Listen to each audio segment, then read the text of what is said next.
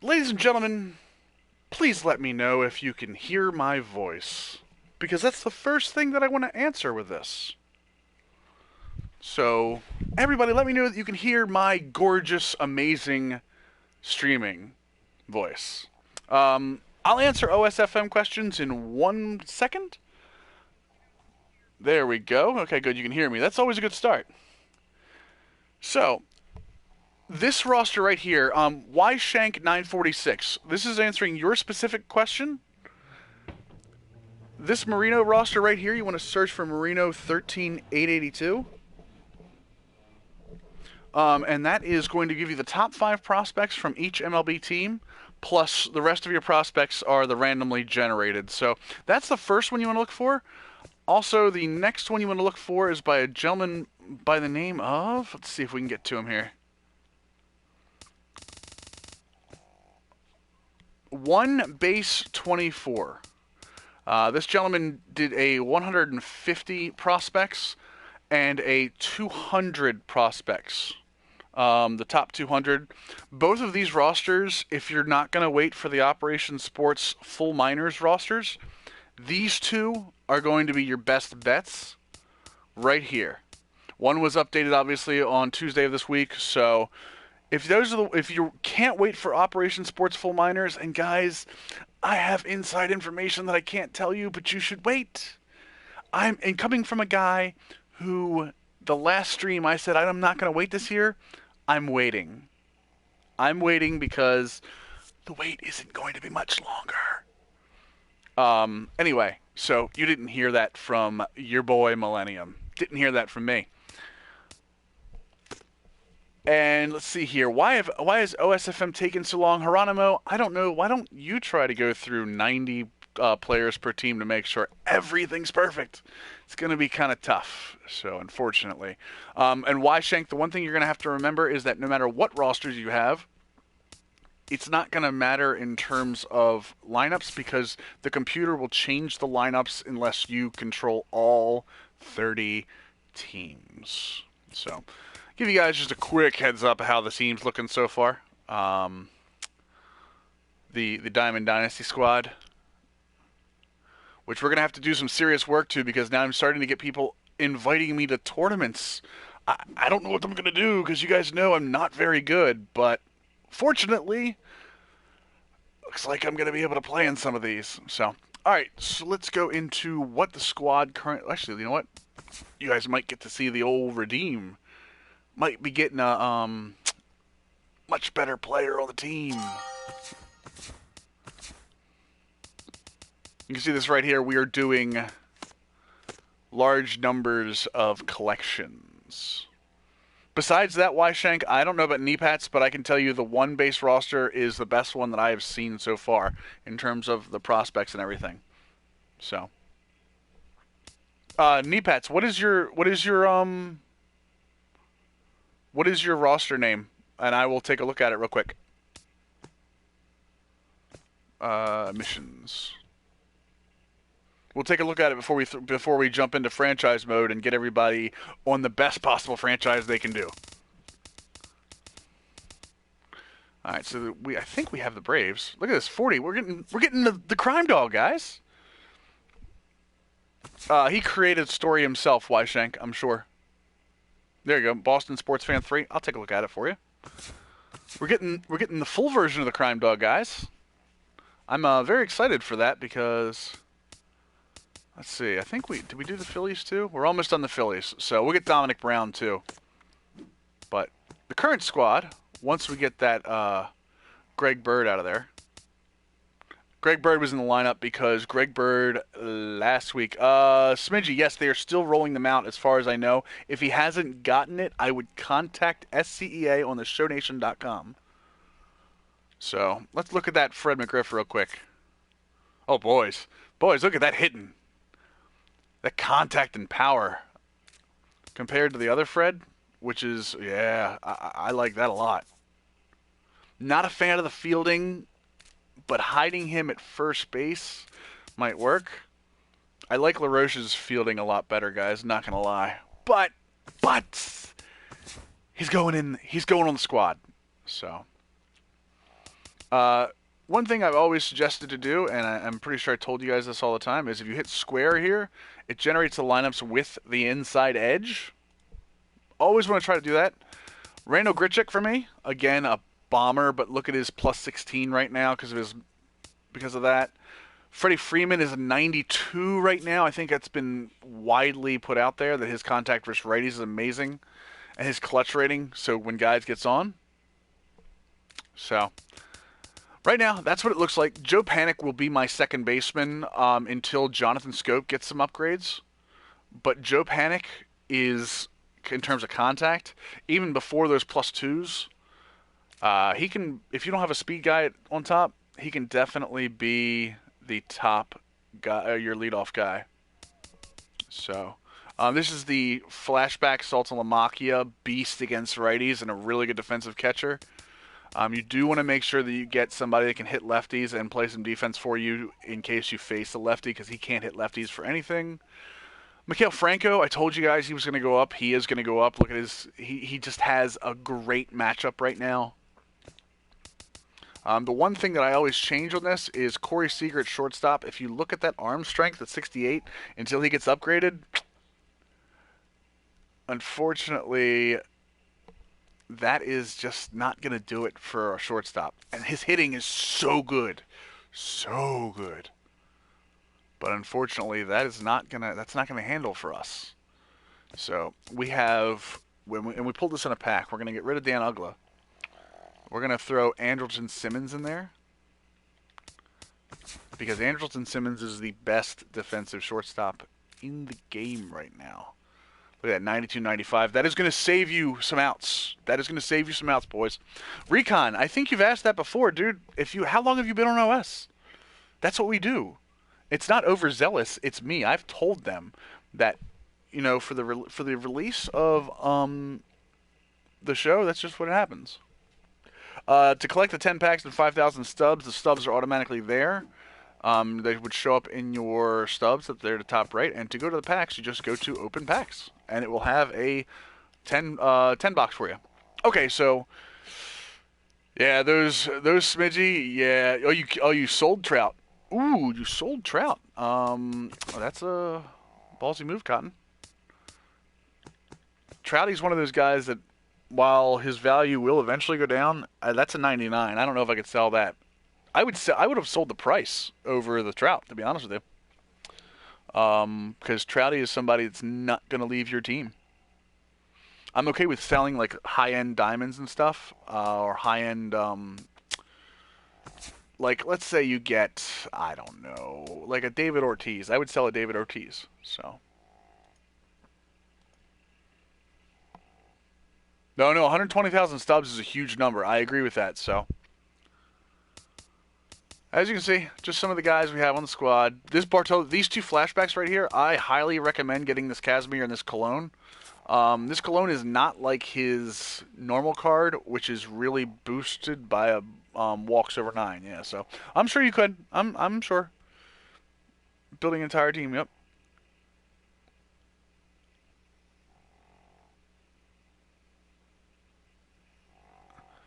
No, you don't have to. He went in there, Recon, because that's not what that thread was for. So, Recon, unfortunately, and we're not going to have that conversation on the stream, but I'm just letting you know, I fully back that mod coming in there and telling people that, because, to be honest, it's getting a little old. So, all right, so boys, let's get into this.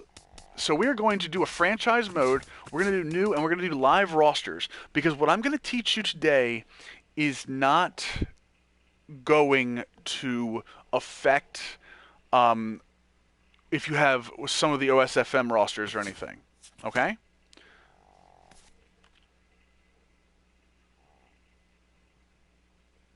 Let's see here. Let's see. So let's go for a team that's kind of middle of the road. Might win, might not.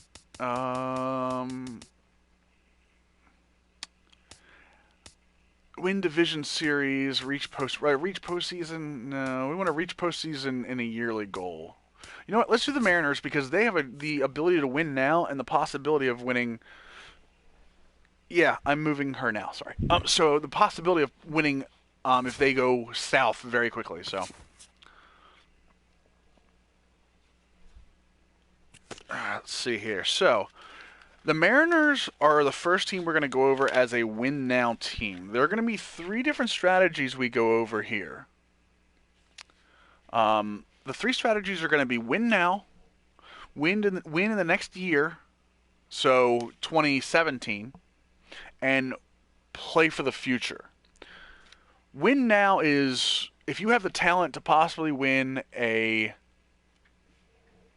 Can't hear what? I can hear me. I like listening to myself, so that's why I have to mute the TV sometimes. So, win now is you have the talent to possibly win a World Series this year. And I'm not talking about maybe just reaching the postseason. You have to have the ability to get to the postseason and the pitching and hitting to win the World Series. Seattle has this because if you look at their lineups, their lineup has top to bottom the ability to get on base, some speed with Leonys Martin and Ketel Marte, and also the hitting with Cruz, Cano, Lind, and Seth Smith, and even Franklin Gutierrez. So they have the ability to win now. Pitching rotation, you get into a 3-game series with Felix Hernandez and Iwakuma in your lineup. Taijuan Walker, who's going to be probably mid-80s by the time you get to the playoffs. And you have a lefty in Wade Miley, a tough lefty in terms of being able to get guys out but not strike them out. So what happens when you get to the middle of the season with the Seattle Mariners? We're going to go ahead and sim through June. Mega Man, you say that, but Felix Hernandez, we're just going to keep active and just, yeah. So the first thing I think of when I get the Seattle Mariners is, and again, this is something you can use to your team, is who do I have in my bullpen? I've got Steve Cishek, who, and this is going to be a huge point that you're going to hear me harp about 2 different things constantly, okay? The 2 things you're going to hear me harp about are the walks over 9 rating and vision for hitters. So this walks over 9 rating right here, the reason Steve Cishek is a 79 and not a mid-80s is because of that walks over 9 rating. And when you're using a pitcher, that doesn't affect anything. All the other ratings have something to do with you manually using a pitcher. That walk over 9's rating has nothing to do with your control over him. So when we're looking for guys, we're looking for pitchers that we're ignoring that rating that might be undervalued because of that. So Cishek will be serviceable for us. Charlie Furbush. Joaquin Benoit should actually be our closer. So we're going to swap that up real quick. Now, is that going to affect Steve Cishek? No, because Steve Cishek, even though he has a closing pitcher, says bullpen. I'm happy with that. And Joaquin Benoit wants to be a bullpen, and he's going to be happy because he's going to be in the closing role. I'm good with that. Furbush is going to be our middle relief. Just so you guys know, your clutch rating is what you want to go for in this setup. So they're both around even for that. And Joaquin Benoit has your highest clutch. That's what we want. So bullpen, we're okay. We have a lefty specialist. We could probably use another lefty when we're looking throughout the year. We don't need another starting pitcher. I mean, if we found one, that'd be great. What we really want to go into is our lineups here. And when we're looking at this radial menu, I want you to look at that vision, because one of the biggest problems the Mariners are going to have is striking out. Now we got a guy like Aoki, who is a guy I love, and if you read the Operation Sports article about players you have the most trouble with, Aoki was mine because you can't strike him out. So definitely want to do that. You definitely want to keep an eye on the guys with the higher vision, because you don't strike out as much. You had extended bats that gets you into your opponent's bullpen. So again, we're gonna go ahead, and again, we're looking at winning this year, so we're probably gonna mortgage the future as we go through here. Yeah, auto utilize, don't worry about that. Keep active. Auto utilize. We're letting the computer GM our team for the first 2 months.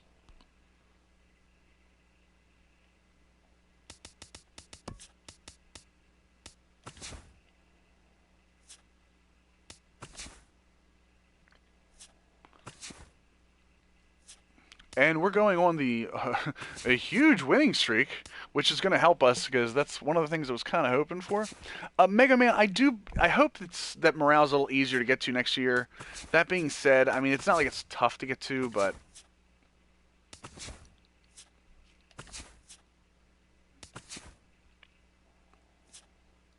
one to 2 months, we'll 15-day him.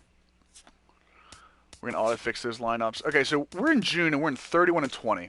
Right now, that puts us right behind the Angels and in really good position to start thinking in the next month or two that we want to go and push for a playoff spot. Totaled 13 hits as a team as they grabbed a walk-off win. You can see that current roster strategies are normal for most teams except for the Atlanta Braves, who immediately go into rebuilding.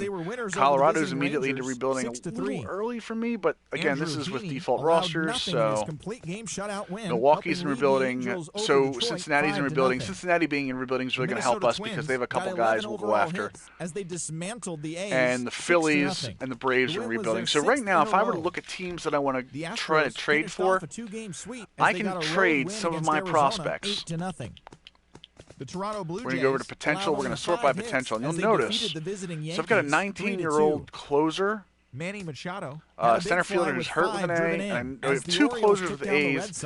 One of these guys, or both are getting traded. Rays combined for 4 total home runs as they we have a relief pitcher with a B we could probably trade away. So we've got a lot of pitching depth that probably will get moved. So you said, okay, Millennium, this is great.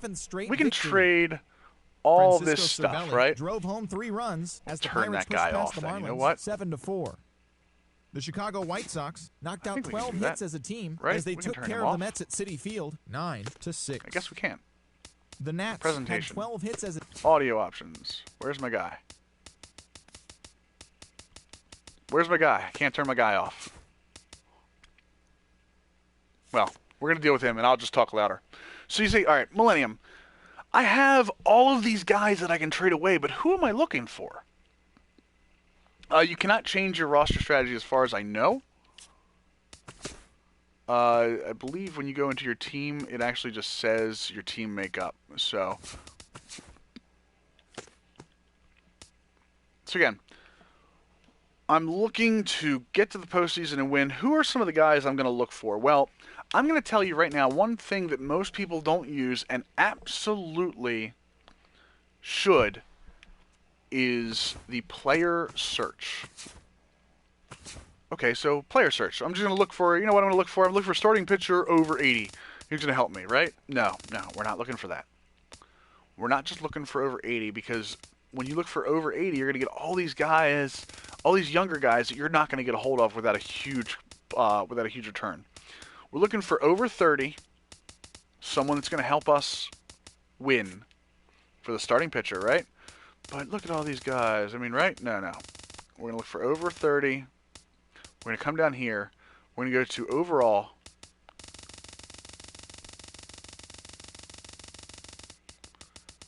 We're going to like 75 to an 85.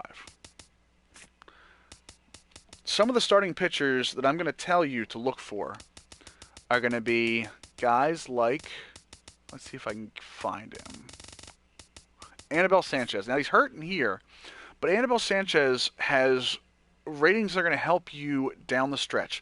He's an 80 overall. He's not automatic or artificially inflated with that 67 walks over 9. That's definitely one of the things you want to look for is don't let them artificially inflate that overall. Matter of fact, just ignore the overall completely. He's got a decent hits over 9, a good Ks over 9. Anything over 70 is good at this point. And his velocity is over 75. You always want to look for velocity or break over 75. Those are going to be very important ratings. The other person I want you to look for, and we will see, you know what, we're just going to go to the manage rosters real quick, is a starting pitcher. Again, he's hurt, but we're going to go after him, is Rich Hill. Again, boys, he's a 75 overall. He's 36 years old. But you know how little it's going to take to get Rich Hill off the Athletics' hands? He has a K over 9 of 80. In franchise mode, that is essentially elite. We're not talking about Diamond Dynasty. He has a break of 91 with that curveball. That huge 12 to 6 curve. Rich Hill is a prime target to help you down the stretch. And then when you get into the playoffs, he can help you come in and get a win. So, Rich Hill, Anibal Sanchez, 2 starting pitchers. Some of the relief pitchers you want to look for down the stretch. Let's see here. From the Milwaukee Brewers, who are they're going to be in rebuilding mode. That's the other thing. You want to keep your guys on these rebuilding modes. Michael Blazek, again, his overall is a 73, but he's being hindered by the fact that his walks over 9 is a 46. Guys, his home runs, look at that hits over 9. Hits over 9 directly affects the power of the hit if somebody gets a bat on the ball. Okay? Ks over 9 affects if guys swing through as well. So this is a guy you can bring in to the back end of your roster, and I say back end because his clutch is a 65. This guy could set up for some teams, especially for playoff teams. Worst case scenario is you have a righty specialist with a really good curveball, above average slider, some velocity, and he can pitch to contact. In October, in this game where your weather and your atmosphere matters, this is a guy. This is one of those guys you want to look for in your franchise mode. Relievers are extremely important, Habab, especially when you bring guys in late in the game. You definitely want a guy you can put in and rely on. So this is a guy that I will put on my team, and I can say, you know what? I'm going to rely on him anytime. I can put him in the game at any time because of his clutch rating. I don't have to hide him in mop-up duties. Schematic. Walks over 9 is not important if you manually control him. If you're simming through games, it becomes more important. But we're looking at getting to the playoffs, and you're not going to sim through playoff games. You're not going to sim towards the end of a season. So just a couple other ones that you might want to look at. I've noticed the Angels in this game have a tendency to fall off quickly. So you want to look at Corey Rasmus, another 72 that's hindered by his walks over 9.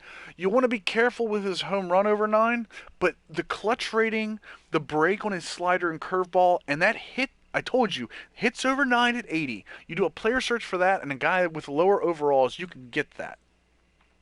So, this is why Shank, trying not to trade away the farm for decent pitching. The Twins are a very... the problem is, Smidgey, and we're going to go into this when we go into teams that are built for next year, the Twins aren't built to win this year. The Twins are built to win in 2017. So I would almost not trade for decent pitching. I'd actually wait till next year and try to go with what you have and try to get as many wins as you can. You want to get that budget. So again, Corey Rasmus. And the last one we'll talk about here is another team that falls off a lot of the times is Steve Geltz. Again, hurt with the walks over 9, but look at that hits over 9, boys. Look at that hits over 9. 95 with a 99 break on his slider and splitter. Boys, this guy right here with a 73 clutch, he can close. He can close for your team at a 72 overall. I'm not kidding about that. And he can close for us. I would close him over Joaquin Benoit. So, those are some relief pitchers we're going to look at. If you really want a closing pitcher, I want to let you guys know that if you look for closing pitchers, they're going to be more expensive. David Robertson, with his cutter, can be a guy that can be had if the White Sox decide to go south because of his age. And he has $8 million a year, so I would absolutely look at this. If you're looking for a closing pitcher, David Robertson is the guy I look for. You're going to have to give them an A prospect for him because he's a closer. So, right now, that is what we look at for pitching. And I've got a whole list of guys for hitting that we'll look at shortly. We're going to start another franchise. But to be honest, hitting-wise, if I were to upgrade anybody, I would upgrade probably catcher. You want to get Zunino some time because Zunino will get his ratings up. But if you need a guy that's going to hit for you right now, Clevenger can hit. Ionetta's going to walk. So, that's another thing when you guys are looking for players, discipline. Discipline rating, discipline rating, discipline rating. And this is for my Twins fan who was just talking about moving up. If you hit with... Where'd he go? Oh, he must be hurt. So, if you hit with Miguel Sano, I've heard a lot of people having issues hitting with him. And I want to tell you why. You're having issues hitting with Miguel Sano. There he is. Because of his discipline rating. A discipline rating is going to cause a CPU pitcher to throw you more balls. Just as a heads up. So Miguel Sano is by default on any set of settings going to see more balls than strikes because of that discipline rating. Guys, you have to remember that when you're hitting. If you don't have patience, don't trade for guys with high discipline ratings because it's not going to help you. So, all right. Brock Holt is another guy. I agree. Brock Holt can be had specifically because, and I'm going to show you this, until the ratings, unless this changes, which I don't believe it's going to, Brock Holt is technically listed as the second baseman behind Dustin Pedroia. Why Brock Holt can be had is because of that, but he can play anywhere. You're going to get a little defensive downgrade when he plays the outfield, just because that's the way the game works, even though Holt's pretty good in the outfield in real life. But yeah, Brock Holt's definitely someone you can throw in, get him on probably your number 2 hitting slot with that, with the vision and the contact and discipline and clutch. Yeah, definitely want to do that one. So Brock Holt was a second baseman. Catchers, if you want to look for some catchers, one of the catchers I look at every time, again because the White Sox normally fall off quickly, is Dioner Navarro. I mean, this guy speaks for himself right here. His contact's high. His vision is high. Again, guys, vision is key if you have problems striking out.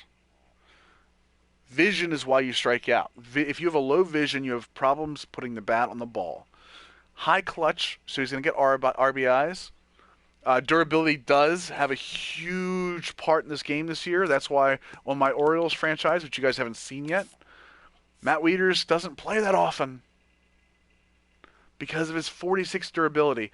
His durability is tied into not only injuries, but his energy. And you see he's hurt in franchise. I'm very careful with my usage of Matt Wieters.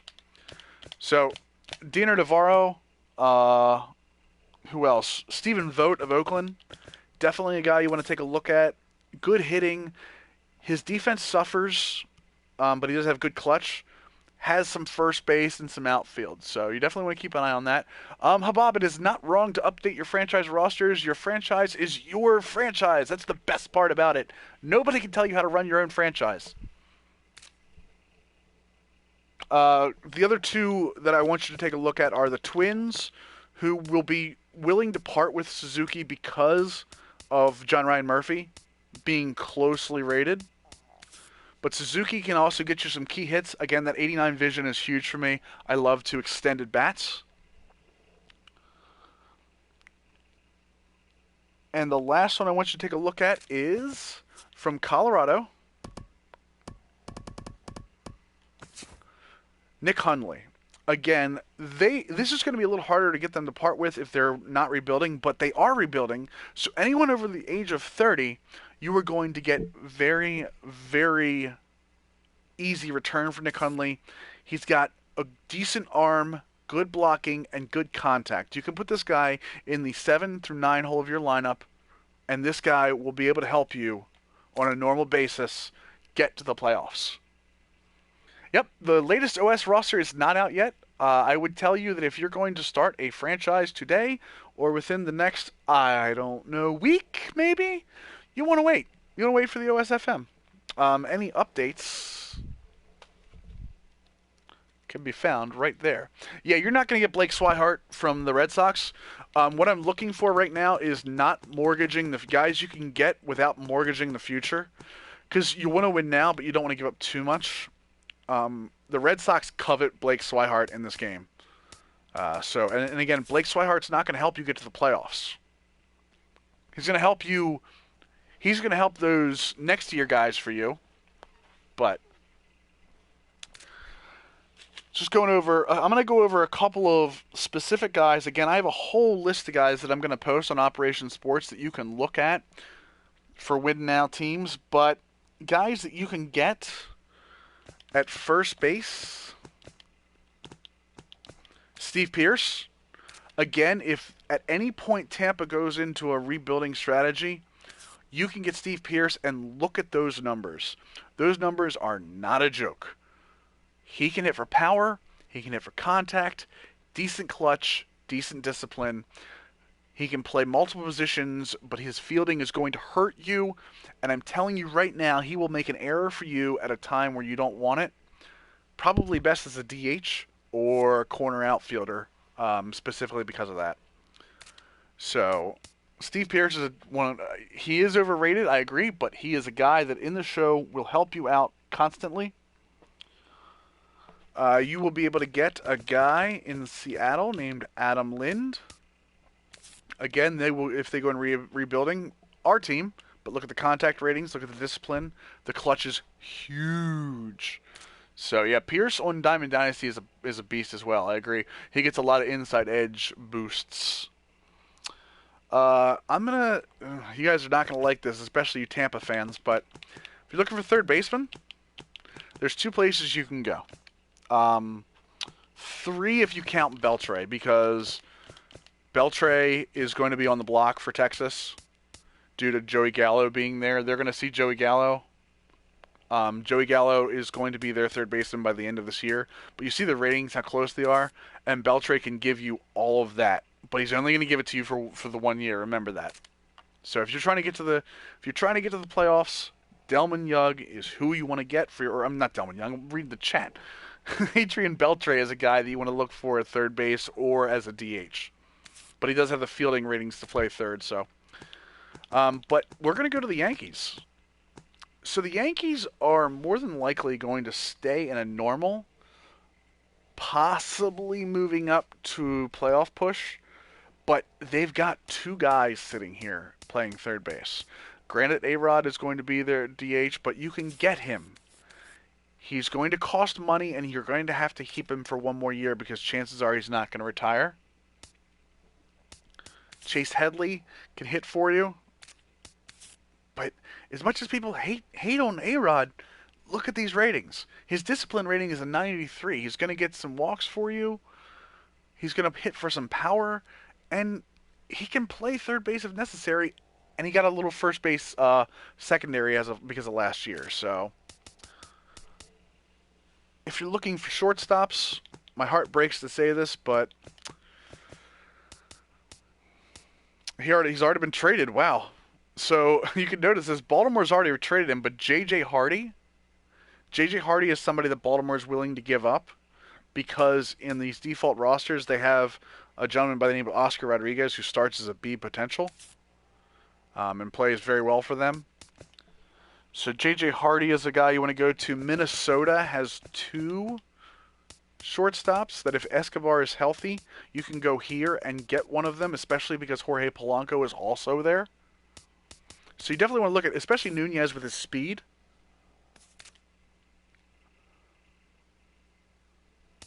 Let's see here. Who is... Oh, third baseman as well, just in case you're looking. Miami, you can get Martin Prado, because they will rebuild at some point this year. Martin Prado can hit for you, and has a decent enough arm to play in the outfield. Definitely would keep an eye on Martin Prado. And just a couple guys for the outfield before we move on here. Again, back to the terrible hole-in-the-ground Tampa Bay. You want to look at a guy like... Well, I guess they already moved him. Oh, there we go, right field. Brandon Geyer can hit for you, play some defense, run a little bit.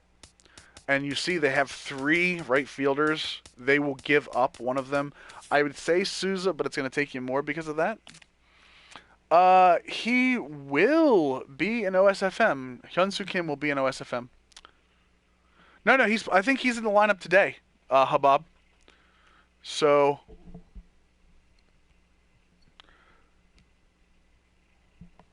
what other outfielders can we look at? Dominic Brown, early in franchise, you're gonna have to, if you're gonna get him, you're gonna have to get him early from Toronto because they trade him early a lot of the time.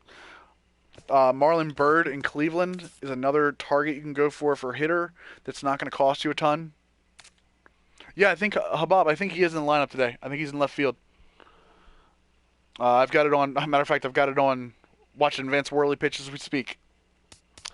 Another guy in Cleveland is Rajay Davis. You can probably get if they go into a rebuilding or if they get away from the playoffs. And last couple of guys I want to just look at real quick are on the Angels. You've got Daniel Nava and Craig Gentry. Again, 2 guys, because being so close, you can probably get one of them off of their hands. Gentry's a speedster, so if you need somebody to come in, see the bunting ratings, the contact ratings, he can lead off for you.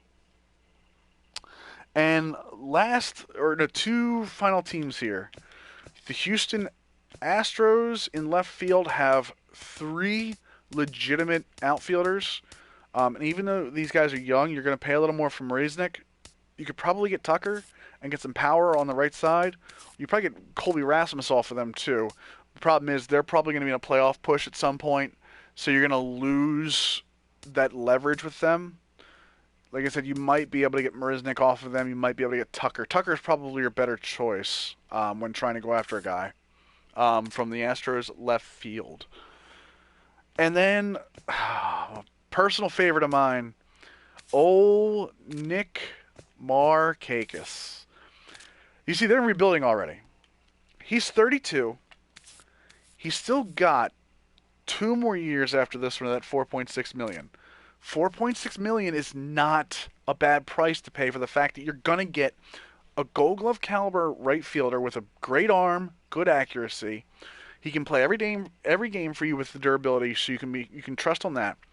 87 vision, he's not going to go down easily. You can see all those hot spots versus left and versus right. And his contact's huge.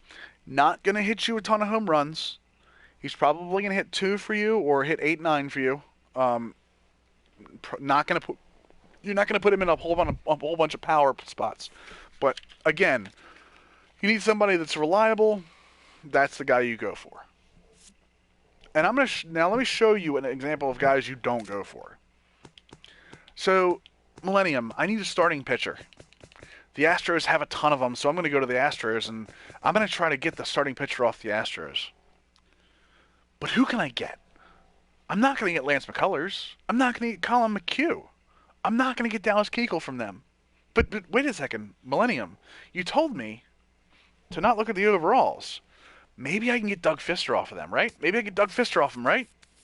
He's at a 1-year deal, right? I'm going to tell you Doug Fister is not the pitcher you want to go for off the Astros, and I don't believe he's going to have... He's not going... When you use him as a user, this guy right here is not going to be a guy that's going to be user-friendly. Again, what have I harped on you guys? Walks over 9. Walks over 9 is not user-friendly for you. This guy will fail you. This guy will, if you put him in a playoff game, he will give up hits. You won't be able to strike people out, and you go, what's happening? He's a sinker baller. He should be pitching to contact. Yeah, well, guess what? Look, terrible. Absolutely terrible to pitch with. You know who the better pitcher to go for in the Astros is? Mike Fierce. Look at this. Look at the even level of ratings. He's got a 74 hits over 9, a 73K over 9, and he's got good break on his curveball. So that's what I'm telling you. You look at guys that you can pitch with. You look at guys that you're good at usering. It's like a good friend of mine, not good friend, a good acquaintance of mine who I watch constantly is Z Farrells. Z Farrells and S Gibbs, the Madden tips guys. I'm sure if you guys are Madden fans, you've at least seen this at some point. They will tell you the best user guys at middle linebacker are good speed, good agility, guys you can move around with. It's the same thing in the show. User guys are guys with low walk over 9, high hit, high K over 9, and good break or velocity. You want one of those two to be good. So, and by the way, guys, in case you didn't know, Joey Rickard just hitting all over the place. So, when the official rosters come out, Joey Rickard, boys, just because he's Joey Rickard. So yeah, just going over roster strategy for win now. Those are some of the guys you want to look at. You could probably, if you really tried, get Gutierrez off of Seattle for a late season run. If you really wanted to take a shot and give up a ton, which you're going to give up a ton for these guys. I know a couple guys said the Cubs. I found it hard to get Hamill off the Cubs for some reason. I don't know why, even though he's a 5 starter for them, but they just, I'm guessing because of the playoffs push when I tried to get him in futures. Javier Baez is a guy they're not going to give up easy. You might be able to get Zobrist off of them. Again, you're going to have to give up a ton for Zobrist, though. You're going to have to give up a ton for Baez. Tommy La Stella is really not going to help you in a playoff run. And the other guy you can look at, again, I don't know, you're going to give up a ton to get to him, but Jorge Soler is a guy that, especially if you go with the current rosters, because they've got a guy named Jason Hilliard in the minors, Soler goes on their trade block a lot. You might be able to get him, but again, you're going to have to pay for him because of the potential. So I hope you guys understand that you're going to have to pay for some of these big guys. Mega Man, if you can, it's better to have break and velocity, but yeah, you want one or the other to be high. But then you have to know that when you're pitching with them, that your breaking pitches are going to have to be thrown out of the zone. Your fastball is what you're going to keep in the zone. We're going to go over that with pitching strategy on our next stream. But one of the things you always want to take care of is when you're looking at a guy that has velocity. He's not going to be a good pick here, but let's see. Somebody that doesn't have good. All right, so Iwakuma, I know, is going to be a pitch to contact guy with his K over 9, right? Like, Iwakuma is another guy with high walks over 9 that's not going to help you. So, but if you look at his break being an 80, so what I know I'm going to do is I'm going to be throwing sinkers low. I'm going to be throwing fastballs just to the edges, to the outer edges. No fastballs down the middle. I don't care what you think. I don't care if it's a 3-0 count. Unless you have a guy that really can't do anything at the plate, you don't throw that fastball over the middle. What you do is you throw your slider early, you throw your curveball early, you throw your splitter out of the zone to make it look good. So that's what I'm talking about, is knowing your guys, knowing what you can pitch with. Again, Iwakuma is decent because of his clutch. His hits over 9 is pretty good. But you can't just throw a fastball high and expect guys to go up to strike out on him. So, let's see here. What's next? We're going to go, okay, so we're going to get out of a Mariners franchise real quick. And we're going to go into, you guys are going to love this. The guys that were here for the pre-release streams are going to love this. We're going to go new with the live rosters. Player import for franchise. Red Eye, I think the reason they don't do that is because, well, I think there is a player import, actually. So just a real quick heads up, we're going to go with the Padres because they're a rebuild team. You can see they have nothing but speed on the team, so.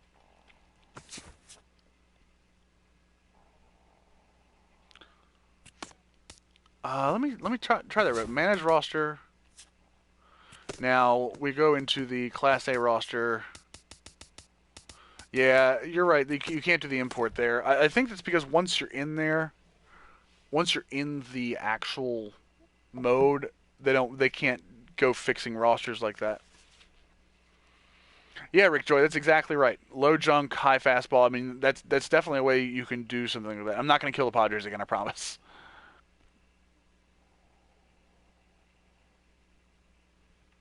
Yeah, you have to have roster. There you go. You have to roster control turned on for the CPU. So, all right. So we have the Padres, guys. Looking at this roster, the Padres are not going to win this year. I'm sorry, they're not going to win next year. Um, you have Tyson Ross, but Shields is on a terrible contract. Alexi Ramirez is trade bait. Another guy that if you're looking for a shortstop, that guy is going to help you in the long run. Guys, there just isn't a whole lot. Nick Vincent and Fernando Rodney are your power in the bullpen, but what is that going to help? Kemp is on again another a 4-year contract, and all he's going to do is go down. Solarte's not bad, Cashner's not bad, but this is not a team that's going to win next year. This is a team that's going to win 2 or 3 years down the road. So the first thing you're going to do when you have a team that you're building for the future is go into your budget. New budget screen. This has been so helpful to building future teams. So you see the player salaries are going to be 77 this year. You're going to get an extra 10 million plus next year. Your payroll with your coaches and your scouts, so 7.5. We may even look at that and see what we can get that to. So, but we're going to go over to the future budget. This is, again, another great screen because we can see where we have our money tied up. Again, looking pretty good for the Padres. They got a bunch of guys that, we're not going to have problems with. We're going to have Kemp and Shields next year to worry about, and a bunch of arbitration guys. Renewable, Corey Spangenberg is going to be an asset for you. So, looking over this roster, our trade targets to get rid of are going to be James Shields, who we can get a if we wait towards, trade deadline, we can probably get a good return for. Alexei Ramirez, again, if we wait towards the trade deadline for the right time for a team looking for a shortstop, we might be able to get a B prospect out of a shortstop for this. And Matt Kemp, I hate to say this, at only 31, Matt Kemp is going to get traded. And so is Fernando Rodney. Fernando Rodney, you're not going to get as much back for because he doesn't have control, and computer teams recognize that this year.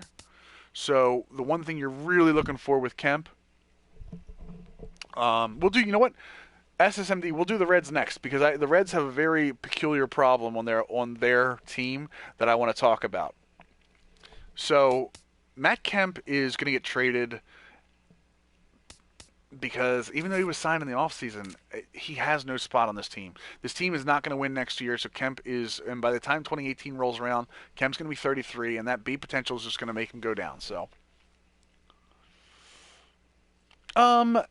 we can look at the Phillies at some point. They're going to be kind of the same idea that the Padres are in terms of, matter of fact, you know what? We can look at the Phillies right now.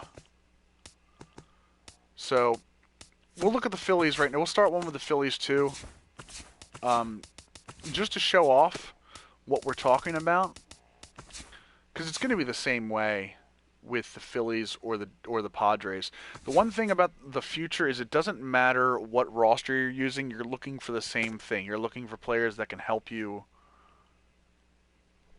down the road, not necessarily guys that are going to help you. You're not looking for fringe MLB guys. If you get them, that's okay. But so again, you're looking at the Phillies guys. I mean, they're a good young team, but they're not going to win next year.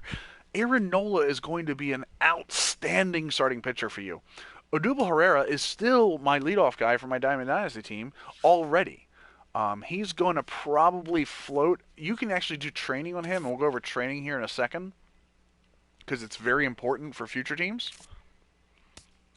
Jeremy Hellickson is going to be a good pitcher for you. Freddie Galvis is okay at shortstop. I worry about long-term about his pop. But, again, you have Miguel Franco for that. Again, Miguel Franco is going to be an 85 in probably a year or two. So, your trade targets, and here's where the real problem comes in. So let's go into the budget. The Phillies are going to have 42.7 on the books and 46 already. 46 in the books, 42.7, and your budget's not going to be high, guys. The Phillies, you're just not going to get budget unless you go to your sponsorships. Again, another big thing is sponsorships. You'll notice that, especially these gold ones, $30,000 per win. Even with if the Phillies win 60 games, that's still going to be another 1.8 million you can put in your budget, which is going to help.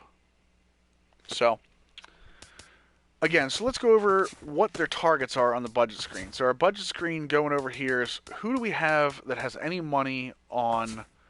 So they have no money next year with the exception of renewable contracts and arbitration guys. Right? So this year, if we're going to trade some guys, Charlie Morton's getting traded, Carlos Ruiz is getting traded, David Hernandez, who is going to be a closing pitcher, if he's a closing pitcher, you can trade him. He's still going to get you a return from the computer, but it's going to be more if he's a closing pitcher, okay? Just as a heads up. I don't think the CPU uses sponsorships, Mega. JPR Arencibia, again, another guy that you can trade, but you want to hold on to some guys so you get some kind of wins. Let's see here. Trying to make sure there's nobody else we're worried about getting. Again, you're not trading guys at this point. I would keep Andres Blanco just because of his. He could be a utility guy for you for the infield. But again, past that, there really isn't too much that. I mean, there's not too much you're going to get much out of with the Phillies. And I think that's the real problem with this is you don't have guys you're going to get a lot back with the Phillies for. You have a bunch of guys already down there. You've got a starting pitcher who's on the again, this is not with OSFM. This is with these live rosters, but very important to realize who you have on your roster. Herschel McManus, a 75 overall starting pitcher. He should be in your pitching rotation to start. Even though you've got Eichhoff, a 25-year-old, and Vince Velasquez, who is going to be, again, another great pitcher for you. This guy should be, if he's not in your starting rotation to start the season, he should be in your starting rotation once you trade Charlie Morton off. So what are we looking for? Let's just say for the time being, I say we're going to trade Carlos Ruiz. Okay? When we hit suggest trade, there's 3 options: MLB ready, prospects, and all. We don't want MLB ready, but we're going to do all just to see what we would get for him. Wait for all the teams. So we don't want a Baldo. Mark Trumbo is not going to help us. Again, look at now this. Do we really want to be a potential relief pitcher? No, we're looking for guys that are going to give us some impact. So again, we're going to go, let's just do prospects. Oh, you just bought the game dues? Nice. That's awesome. Nurai, we're talking about franchise strategy and the different ways that you can make your team a winner and when you should make your team a winner. After that, we're going to do some gameplay, but right now we're talking specifically about, well, the Phillies being a future team, not trading for guys and not wasting your budget on guys right now. Yes, we will go into scouting, and the trading obviously we're looking at right now. So Carlos Ruiz, we have a 61, 23-year-old B potential, which means when he gets to his prime, somewhere around 26, you're looking at a guy that could be, I want to see that guy. Well, I mean, he's already got the contact. His fielding's a little down. He's got the contact and vision, so you know, this is a guy we could definitely look at. I'm going to make a trade, go back to the Ruiz deal here. Not with certain teams. So the GM goals, obviously you're talking about GM goals. So your yearly goal is to finish over 500. With the way I'm showing it, is that your contract goal, which is 3, is to get to the postseason. If you play for your future, for 2-year future, you could get to the postseason in 3 years. With the Philly, it's going to be one of the toughest goals to do. So, because they don't have a lot of people you can trade away and get stuff. B-rated guys are likely to improve to the 80s, to low 80s for the most part. When you go into your managed roster and sort by potential, the one thing to notice is that the guys with the B potential are then listed from their high B to the low B potential. So, like, if I go to the last B here and edit the player, you'll notice that his potential... Wait a second. It's under batting. His potential's an 80, right? But if I sort and look at the top B, which is Ruiz, we're not worried about. If I look at the top B and edit, he's an 88. So that's definitely a thing to remember, is that you don't want to trade your high Bs away. But you can trade some of the low Bs you can definitely look at. So, and again, Maikel Franco, when you're doing your training with these guys, you can do auto training, which if you don't know what you're doing with training, auto training is okay. Okay? Auto training is fine. But when you have a guy like a Dubal Herrera, okay, has an 86, 82 already. I know he's going to be a leadoff type, so what I want him working on, and he's got a good enough durability, I want him working on his vision, his discipline, and his clutch. Specifically because I want my leadoff guy to see a lot of pitches, so I want his vision and his discipline to go up. You could work on his bunting or his power, but to be honest, you're not going to get a lot more power out of a Dubal Herrera. You want to definitely look at vision and clutch. And set this yourself. If you have a guy, let him do auto. Let him do auto for everything else, but find your big guys. Find the guy. Herschel McManus, right now, he has a terrible hits over 9s. You know what I want? I want him to work on that. All right? I want him to work on his pitching coach session. You know, I don't care about his velocity right now. I need to get those ratings. They're going to help me get the home runs and everything up. And they're going to go up really fast with an A. Yeah, this is the live rosters right now, Weishank. Whatever the live roster is right now. So, again, even if you're looking at an Operation Sports full minor roster, which I know a lot of you guys are waiting for, look for your high rate, look for your high potential guys, and you train those. Or look at your high Bs and get them to an A. The training continues to train them until you change it. Weishank, this is literally the live roster that's out right now, the last roster that was put out. So, you can change them back to auto. Obviously, you want to keep an eye on those guys. So once he gets his vision, his discipline up to where I think it's decent, I'll switch him back over to something else that I want him to work on. Maybe his stealing rating, because his speed is an 82. His stealing is going to get him caught sometimes. Maybe his defense. His arm's decent, but if I'm going to have him as an outfielder, he's a center fielder but can play pretty much everywhere. So, but if I want him as an outfielder, I probably want his reaction and his fielding to go up a little bit. So, again, a couple of things you want to look at is training your guys, especially if you're building for the future, and your budget. Look at your future budget. Make sure you get the money off the books, like you saw for the Padres. We want to get Kemp off the books so we can open up some money to maybe bring in some younger free agents. Sponsorships are very important. Whatever you have, you don't have to go buy sponsorships. Whatever you have, you just use. So, $55,000 per save. It's not going to be great for the Phillies. And the wins are not going to be great for the Phillies either. So, per game is probably the way we want to go with that. Or stolen base because they've got some speed.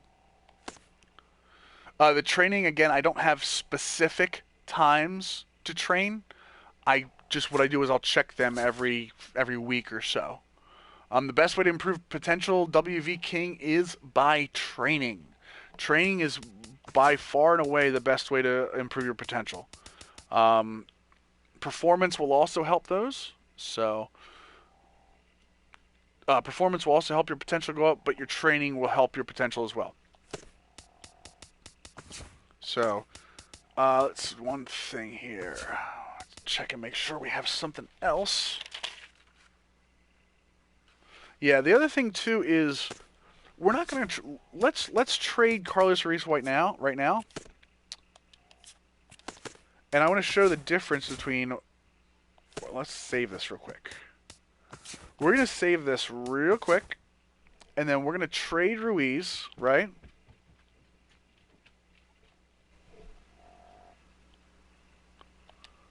Okay, so we're saving that. We might just get back into it. So we're going to end spring training real quick. No, this is just the... Nurai, there's no projection, but I will tell you guys that if you want to start one in the next... Ooh, that's a big injury, so 60-day DL. Just auto-fix that. If you guys are going to start a franchise within the next week or so, I would probably wait. Take of that which you will. Yes, we want to advance the regular season.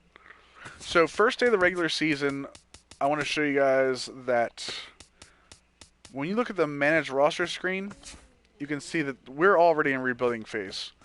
So are the Reds, so are the Brewers. There's nobody on a playoff push, and nobody will be on a playoff push yet. So we're going to go ahead and look to trade. We're going to save real quick. I think it's already saved, but we're going to save this just real quick again.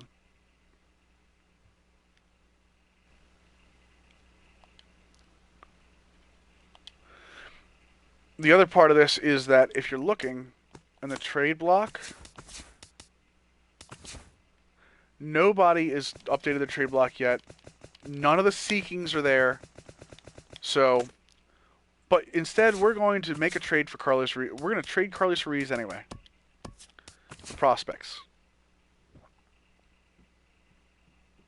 And we're just going to go over these real quick. So we get a starting pitcher with a B. 1B. There's an A, Robbie Vogel, but he's a 40 overall at 23. Again, want to kind of look at those too. Let's see here. A B from the Reds. So, but again, nothing too crazy. An A from the right field, an A right fielder, what we definitely want to look at from the Nationals. So right. So again, nothing too much. We're not getting. These returns are pretty good for Carlos Ruiz. A closing pitcher, which, again, guys, I would never trade for an A closing pitcher. The reason is you can find guys with higher clutch relief pitchers that can be closing pitchers. So, and the game overvalues the position closing pitcher, okay? Relief pitchers can play closing pitcher with no decline in ratings. So definitely want to do that. What's going on? Oh, Spawn! Guys, Spawn on Me podcast. I'm taking a quick break because, you know what? I need 3 seconds to not look at this roster screen. Guys, I say it to you every time they're here. Every time they are here, I say, guys, you know what? There's this really awesome podcast that you guys aren't listening to. I'm a podcast guy. There's this really cool podcast you guys just don't listen to. You know what it is? It's going in the right here. Let's see this. Go there. Oh wait, that's not it. Don't go there. Don't go there. Hold on. That's a Google. Go here. The second link. The second link. See this? Spawn on Me. SpawnOn.me. Guys, just watch it. Just listen to it. It's phenomenal. You guys will be entertained, and you guys really should. So, Khalil, thanks for stopping by, dude. And by the way, Stan doing excellent work at Operation Sports. His first article was posted. It was really, really good, and I was very proud of the fact that he put that out there. It was, dude, you don't understand. The work that's going on in Operation Sports front page is better than it's ever been, and Stan was a huge part of that. So thank you for that. I'm not gonna say thank you for giving him to us, but thank you, because that dude is awesome. So it's not about the show specifically, Red Eye. It is video game centric podcast, but they go over a lot of stuff. It is, you pretty much have to get your mind set to go to Chicago. And if you don't know anything about Chicago, that's why the first reason you should listen is because you don't know about Chicago. I don't know about Chicago. I try to learn as much as I can about Chicago, but it's just, I learn about Chicago as I go. But, like, even on this past episode, they talk about Nintendo's, the whole Nintendo personnel thing that came out about the issues they had with internal emails, I believe it was. And then also, one of the things that most interested me is they have a lot of talk the past episode about the PlayStation 4, 5, 4K, whatever you want to call it. So they do a lot of good work over there. So I would definitely listen to it. Give them a listen. I promise you will not be disappointed. Okay, so going back to this, so you guys see what we're looking at. We're looking at decent returns for Carlos Ruiz. But what happens, right, when we go into, again, we're gonna sim to June. We're just gonna let them auto fix everything in terms of when people are hurt. What's going on, Jose? Welcome to the franchise stream, guys.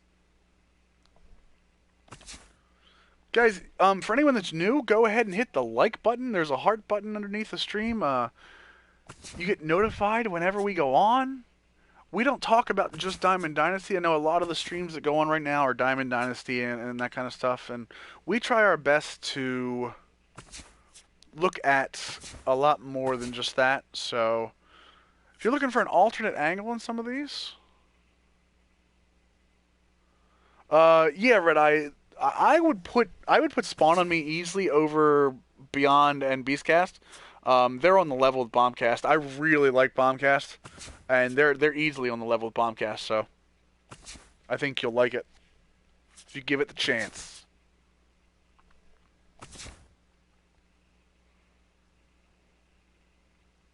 So, all right, come on. Get to June. I know we have no.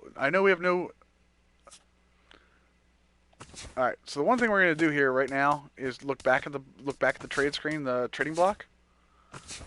So you see all the new guys. Okay, we talked about Brock Holt before. Brock Holt's gonna be on there every time. Brandon Guyer. I told you guys Brandon Guyer was gonna be on there. So let's see here. The Cubs. I told you guys Jorge Soler would be on there. Soler is somebody you could probably get to in terms of if you're looking to win next year or if you're looking to win down the road. Soler is a guy that will help you. So I would absolutely look into him. You're going to have to give up a lot for him. So yeah, follow them at Spawn on Me on Twitter too. Let them know. They're very... Is he really hurt? Did he really hurt? Did I skip over him getting hurt? Oh, he is hurt. Hold on. We can't do that. Oh, well, whatever. We'll trade the other catcher just to see what he gets out of it, but... Actually, you know what? We're going to exit. We're going to go back in. Haha. The greatness of simming. The greatness of saving and then simming without saving. My favorite for president, we're not talking politics here, Habab. Unfortunately, that's one of the things that we're not going to talk about here. You know what? We're going to turn the injuries. Now, we got to leave the injuries on, though. We're going to see if we can make Ruiz... We're going to get Ruiz through June. I don't know why I kept that guy active. Hernandez, Valenzuela, yeah. Come on, no Ruiz injury. No Ruiz injury. Guys, I need all the love I can get out of the chat. I need no Ruiz. Oh, come on. A few days. Okay, that's fine.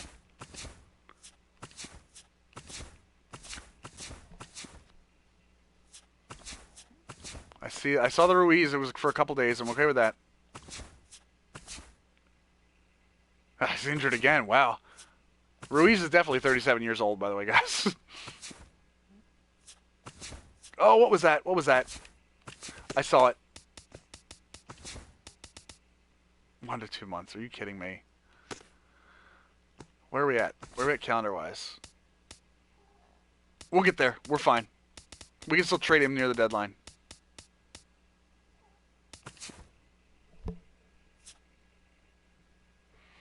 Ooh, there is, hold on, the link to that thread. I got you, Spawn on me. Because those guys are really good. It took me a while to do mine, to be honest with you. And I just did a Natty Boat logo. Come on, no Ruiz, no more Ruiz injuries. Can't be hurt anymore, right? Okay, so we're going to go to the draft. I want you guys to see this. So we have the #1 pick overall.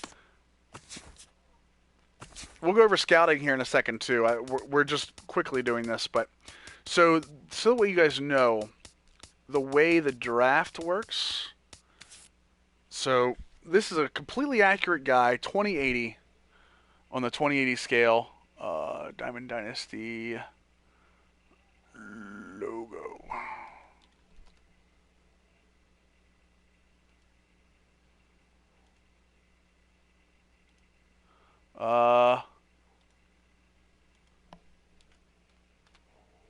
I do manage my minors, Bob. I'm very... Look at our accuracy here. Let's get our accuracy. So this is all auto scouting. Blue chip guys that are right now. Now let's see here. We have a closing pitcher again. I'm not drafting them. One by Memphis on Fire and one by Bama Braves fan. Both of those links you can go to for logo requests. I don't know what their turnaround time is right now. So this guy is an overall 50 with a potential of 80. Again, 80 is your max potential in the 28. Yeah, I'm not a fan. I like his potential, but his potential is all in his contact. And his ETA is so far away. That's not a first round pick for me. So again, one of the things you can do is sort by ETA with a square button. So these guys all have decent ETA, but we have low accuracy because we didn't scout them. Look at our accuracy here. Let's get our accuracy. So this is all auto scouting. Blue chip guys that are right now. Now let's see here. We have a closing pitcher again. I'm not drafting a closing pitcher. It's just, to me, it's a waste. Here we go. Center fielder. Let's see this guy. Potential is 70. He's got a 65 speed already. So that's probably going to be in the 80s. What's going on, Slate Baseball? Let's see. Yeah, the blue chip, I agree. The blue chips are kind of what you want to look away from. Again, we're going to go over all the scouting. But his 60-yard dash is 6.55. Again, that's good. His injury risk, you don't want to go for an injury risk guy because there's a chance that they could get injured in terms of permanently. So, in the world? His contact's good, especially his contact against righties. He's got some power potential. 45 is, I don't know, they're all average. Again, it's just an average guy with decent speed. That kind of works me. Yeah, but remember his accuracy, Nurai. Look at his accuracy in terms of scouting. We're not fully accurate on this guy, so these ratings aren't perfect. That's the other thing you got to remember is that when we're looking at these, the accuracy is going to miss out. Now this guy looks like he could play for my team as a first baseman. He's already close to his contact, but his contact is almost elite for potential. He's already a 60 overall. Guys, I think we're drafting this guy. I worry that our accuracy isn't great with this guy. I don't like his heat charts. I do like that he's a switch hitter. Yeah, you know what? The minor league players will have accurate ratings, Laxtroy. Will have absolutely accurate ratings. You know what? We're drafting this guy because we're not going to waste too much time on it. We're drafting Alex, and then we're going to look at him after we get. Yep, we're going to get the first baseman, and then we're just going to let them draft the rest of them for us. I want to see that guy. Where's my draft picks? There's a way. I know there's a way. They hit it this year, the signing portion.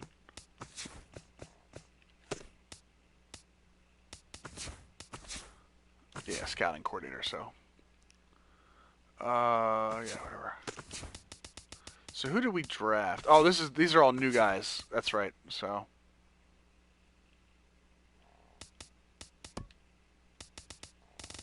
I think. Yeah, these are all new guys, so. Alright. So we'll have to, we'll look at that guy, that Salinas guy in a second.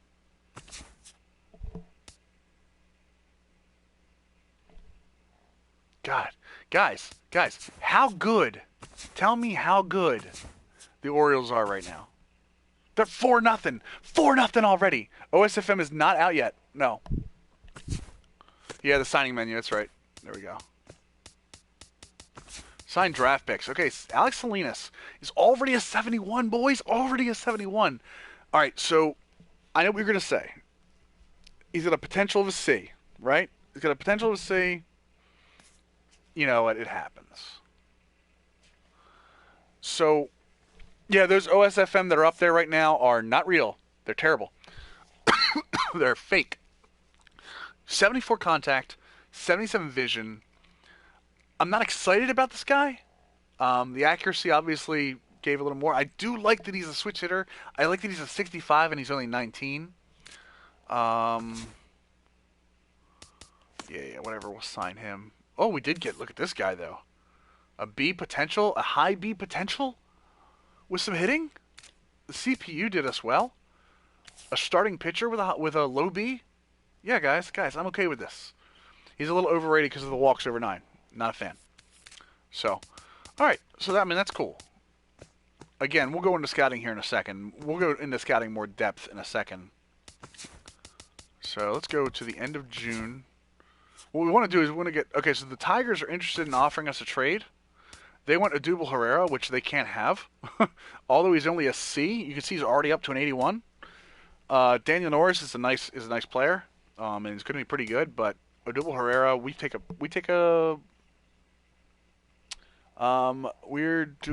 going to take that center fielder with potential everywhere over Daniel Norris every day. So we're going to decline this offer from the Tigers. Why would they try to get Odubel Herrera off of us? It's terrible, guys. Irving Valenzuela. JP Arancibia is back, which means that Carlos Ruiz should be back shortly. We're going to disable list and see what we're looking at with Carlos Ruiz. Okay, so he'll be back by the trade deadline. That's good. Although I will say that their current performance does have an effect on trade value. So I want you guys to remember that. If a guy is having a monster year and he's not rated exactly the way you think he should be, that will have an effect on the CPU's value of him.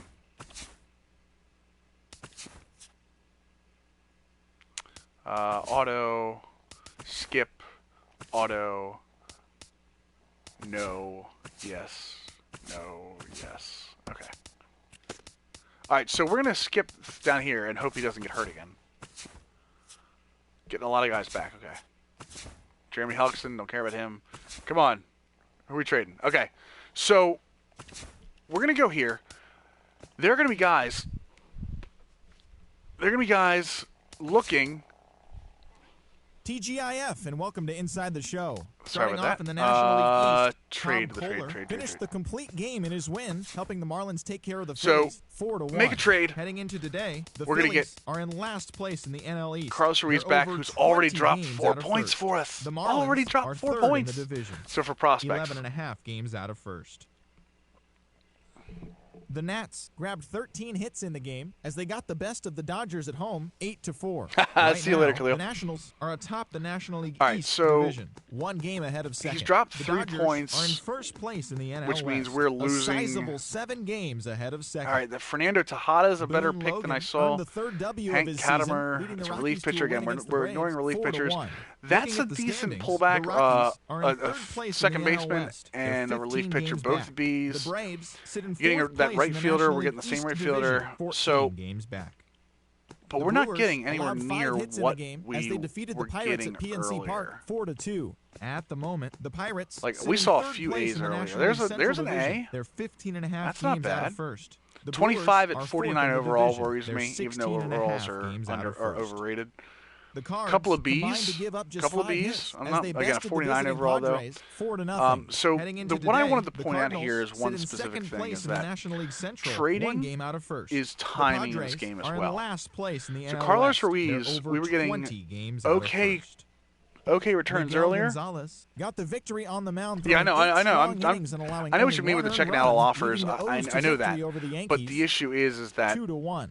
I find normally the your Yankees best offer sit in 3rd place in the American League East Division, is the one that you see. The and again, Orioles are at the bottom of see, the division. like I said, They're your best over offer is normally the first one they offer you. The other ones are just different positional 11 hits as in a terms team of like. as they grab the win over the Okay, we're gonna Twins, get a starting pitcher, as of but today, the Red Sox see are here, in but this 4th guy's a place 63 in the overall AL to 21 already. games So out of first. The Twins sit in first. We're not place getting in the anywhere near American League as Central many Division. 2 offers games up on second place as we did before. The Detroit Tigers sent 3 balls. Oh, that one's into not the bad. seats I don't mind the catcher as they and the first beat the White baseman Sox together. on the south side 6-2. Looking at the standings, the White Sox sit in 4th so place. we in offered the to the League Tigers Central to see Division, if 9 and games they back. took it. The Tigers are second. We are in good the to go division. there. They're 2 games back. Erasmo Ramirez got the win, putting him at double digits this season with 10 as the Rays push past the A's 6-3. Completed. He is currently in the top 5 in the So AL we in acquired shutouts. Jose Calero, Today, Emilio the Tejada, A's and Todd sit in Lamb. 4th place in the American But League West. moreover, They're 18 forget who we games got. out of My first. point The is, Rays trading are in the second show place in the is AL East, unlike 11 trading in and a lot of games other out of games first. where the timing matters. That's all for today's show. If See we would you have back traded here Ruiz tomorrow. Have earlier, a great day. when he was a 77 instead of a 73, we would have gotten a larger return for him. And I should have known that, being that he's 37. You have to. What I was hoping for is that we could find a team that needed a catcher. Again, a lot of times you get a team. Okay, so like there. So you get a team needing a catcher. You kind of hope you're going to find one of those teams looking for catchers. People look for closing pitchers all the time. So like the Dodgers, my catcher becomes more valuable to the Dodgers than it was to anybody else. The one thing I'd like them to add to this screen, by the way, is the ability to see if they're rebuilding or if they are playoff push. That would be nice. Evaldi's being traded. We traded him to the Tigers. So again, and the Tigers only have, I think, Sultan Lamakia and James McCann. So we'll look at the roster. I'm curious as to what the Tigers were, if they're playoff pushing or not. Yeah, see, the Tigers are in a playoff push, so they're looking for a catcher that's going to help them. Which is weird that they would want a 71 overall, but I guess his hitting. No, you know what? His hitting is good, and his vision, and he's got a better arm behind the plate too. So I'm okay with that. So, like I said, one of the things you always want to look for is timing, especially when you're building for the future. It's not so much when you're in a playoff push, you know you're going to trade prospects, and prospects are always going to be valuable. So timing is more important when you're building for the future. Always remember that. If you have your elder statesmen, you want to make sure you get them out before they start lowering back down. We're going to go over one other strategy, and this is going to be one other team that I want you guys to look at, again, because there's a very specific issue that I have, and that's with the Cincinnati Reds. Again, you can see they're ranked 28th. Their yearly goal is only to get to 500, and their contract goal is to reach the postseason. Now, compare that with the Phillies. It's the same contract goals. But look at the team budget of $63 million. You immediately move up to closer to $100 million, okay? Look at those budgets, man. I wish. Guys, look at this Orioles budget. 123. Look at AL East all over the place. I think I'm using Tampa Bay, by the way, when we do our draft stream. But, okay, so Cincinnati. Well, let's do this really quickly. And then we'll get into some gameplay. the reason I say that Cincinnati is an outlier is because of this talent. Votto's aging, Phillips is aging. Mesoraco is a really good offensive catcher. Iglesias is a win-now pitcher that's going to win in the future. Hoover is an excellent closer. Even though he's only an 81, I told you, look at it, he's being held down by walks over 9. Billy Hamilton is your leadoff hitter for the next 6 years at least. Even though he's a little light hitting, the bunting alone makes him tough to defend. Jay Bruce is a power threat right now and a very, very, I'd say above average to even great defensive outfielder. Homer Bailey can play for you right now and win. They have got, here, we're going to go and just sim spring training real quick, okay? So, what I am proposing, I do not use auto base running. I base run on my own. Okay, so we're gonna. It takes a while to get used to red eye, but it will help you in the long run if you know how to do it. Especially when you have to tag up from third and then go back with the guy at first and all kinds of stuff. So, let's see here. Okay, so let's go to the lineups. Dog snoring. All right, as I told you, Homer Bailey. This rotation can win. I'm not a huge fan of Simone. I would actually rather have John Lamb in there. Again, that walks over 9 because look at his Ks over 9. So I would rather have Lamb in there. Although, is that going to affect... So he's depth and he's in the bullpen, so he's happy. I'm okay with that. Disclafini is not really helpful either. Again, he's kind of higher rated because of his walks. But Finnegan is an absolute beast. This guy will help you, and he's left-handed. And velocity and break both over 80, okay? What I normally play, just so you guys know, I normally play the first game, Sim 5, play 1, Sim 5. So when you Sim 5, you play, the first guy in your rotation, then the second guy in your rotation, then the third guy in your rotation as you go. I'll also add some games in there in terms of, like, if I see a really big, like a rivalry, like a Yankees game when I use my Baltimore franchise. So, it is possible, Zalsphere, you can lock on, well, actually, Zalsphere, when you play a game, you can just sim the hitting. The greatest sport ever. I'm a huge baseball fan, Bob. You're not going to get me to change that. Although I'm a huge hockey fan, too. Baseball is my favorite sport ever. But again, getting back to the Reds, Hoover's good. Jumbo Diaz can play. Like, they have a decent bullpen, even though, Matthews has a spot in this bullpen. Cingrani, look at that. I hate when they do this, but the walks over 9 is holding him down. Cingrani can be a setup guy for you guys. So Matthews is your guy you look out for. Villarreal can play. He's got his velocity and break make up for the fact that he's got a walk over 9 guy. But Cingrani is one of the most underrated guys. Guys, he's a lefty. He's a lefty specialist. He is going to kill lefties for you. And Sampson can play too. So you can win if you play your cards right. You can keep this team together this year, possibly get to the postseason, but your goal is next year, okay? Next year, you see this. You see this extra, it goes from 97 to 87 million. You're going to have a 10 million next year, right? What I'm telling you can do is you keep Votto on this team, right? You keep Homer Bailey, you trade Brandon Phillips. Brandon Phillips saves another $7 million. Now, the Votto thing is going to be a personal preference, whether you think this guy is going to be. But look, his fielding's high. All of his contact ratings are high. Huge discipline. What's going on, Scob?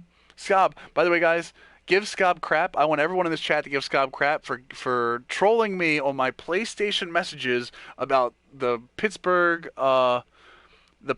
Penguins beating the Caps, even though the Caps are carrying around that President's Trophy. I know about you, Scob. I'm watching you, 1972. So, okay, so Votto's too good to trade, but you might, if I told you you could get MLB guys for Votto, right? I don't know. This team is good enough where if you don't trade, you could trade Simone. Although after this year, you don't have to worry about this anyway.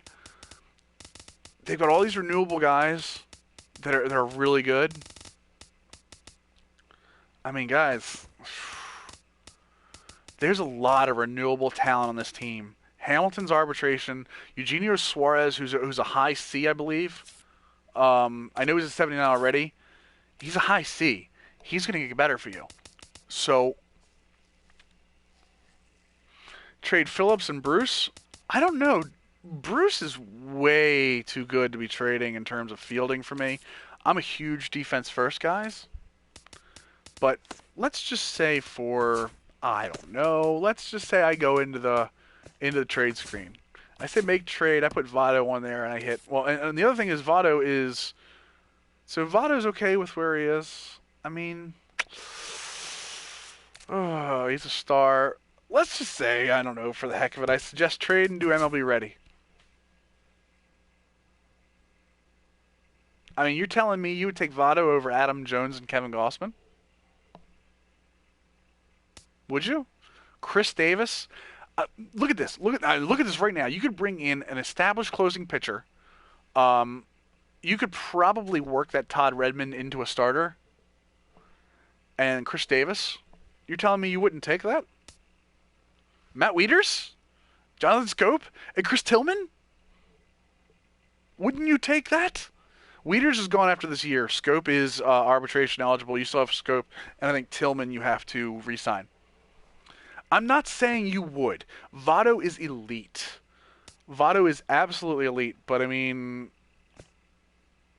Guys... You have to think about trading Votto, and you trade him to the AL so you don't have to worry about him. Souza's a power, Logan Forsythe's good, and Evan Longoria is still good. And you can move Suarez. You can move Suarez to shortstop. Guys, I don't know. You get Archer? Guys, come on. They're going to give you Chris Archer. I don't know, guys. I'm telling you. I think Votto being traded helps you win next year. Your goal with the Reds is to build a team that you can win next year. The team's already good enough. You need a closer, Avisail Garcia, who's already got some pop, and Jose Abreu. You're filling 3 spots and not losing one. You leave Archer alone, Doc. Come on. Brantley with an A has an 89 overall. I mean, oh, guys. Upton and Norris?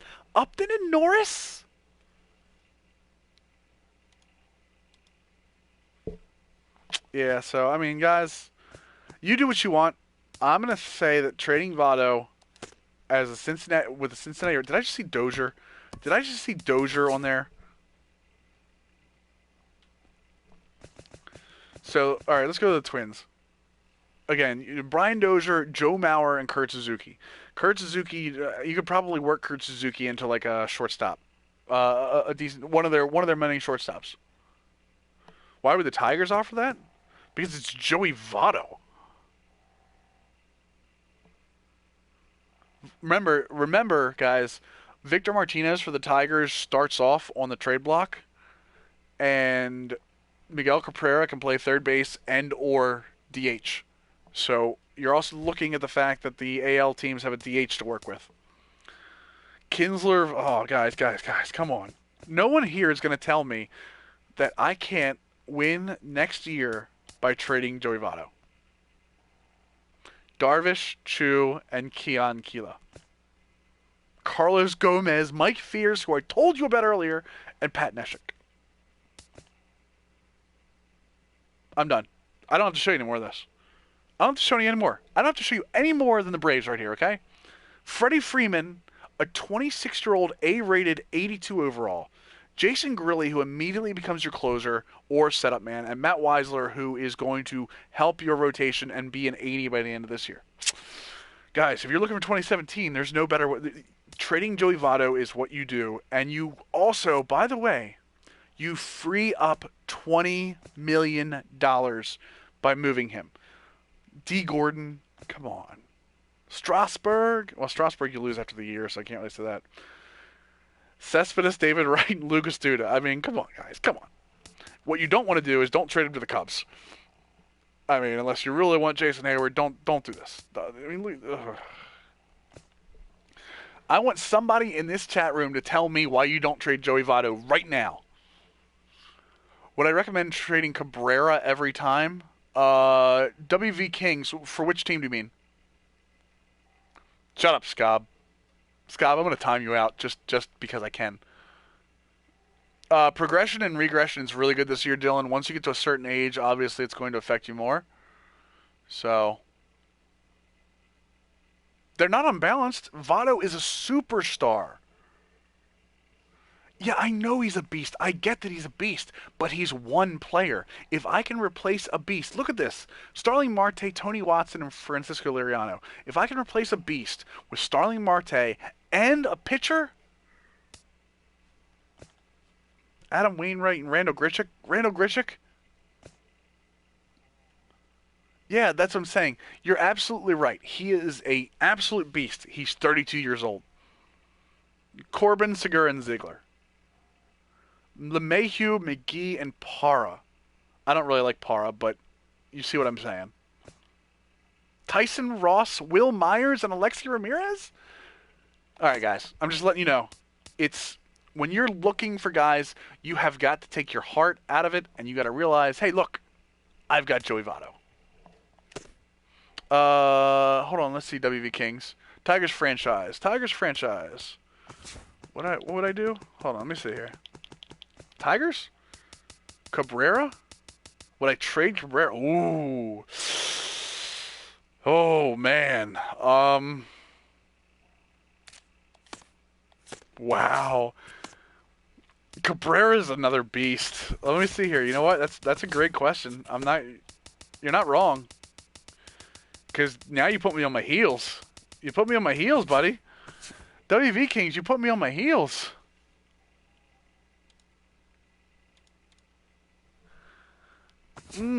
God, guys.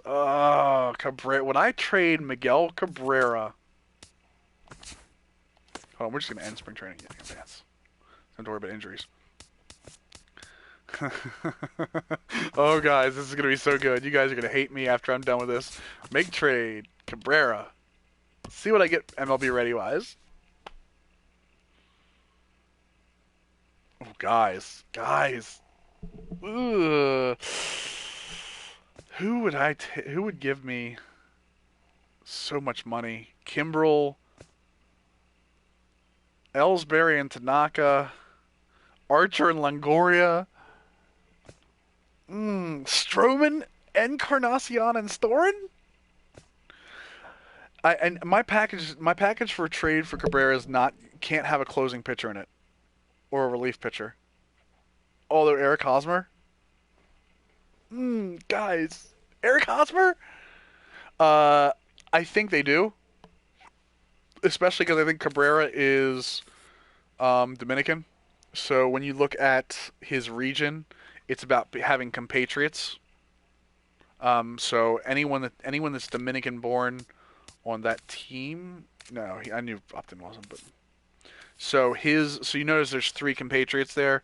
His Francisco Rodriguez's morale would go down. I don't think morale in terms of specific team goes down. But I mean, if you traded Cabrera away and didn't do well, so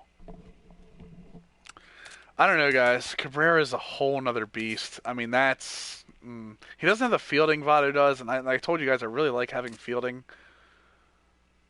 But if I could tell you, you would get. if I get you a package back for Cabrera that had a young first baseman, there's Votto. You get Votto for him. I mean, come on. Look right there. You're going to get Anthony Rizzo. Oh, guys, I don't know. You could set your team up to not only win next year, but you could be set up to win for years to come. Eric Hosmer and Alcides Escobar, even though you already have Iglesias, I mean, Hosmer immediately replaces Cabrera, and he's got better defense, and he's left-handed. He doesn't have the power. You lose your power against lefties. I agree with that, but his bat can replace that over, and he's an A at 26. And then you look at Alcides Escobar, he becomes your starting shortstop because you can play Iglesias at third with that hitting, because I don't think you really want Nick Castellanos there. So, I don't know. Yeah, Alavila. All right, Hulk Hogan, let's not go too far. Come on. So that's what I'm saying is, like, would I trade Kluber, Brantley, and Lindor? But wait a second, Kluber, Brantley, and Lindor. Brantley's 28, Kluber's 29, and Lindor's 22. That's why you don't do that, because you're looking at the age. Once a guy gets to 32, he's gonna start declining soon after that. So.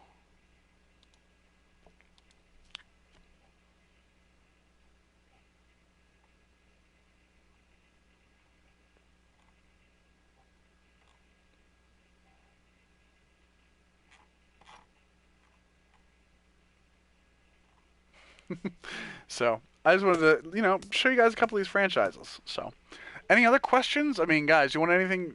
Do Colorado next? Okay, we'll do Colorado real quick. We're not going to do all the teams, guys, especially not when we're using live rosters.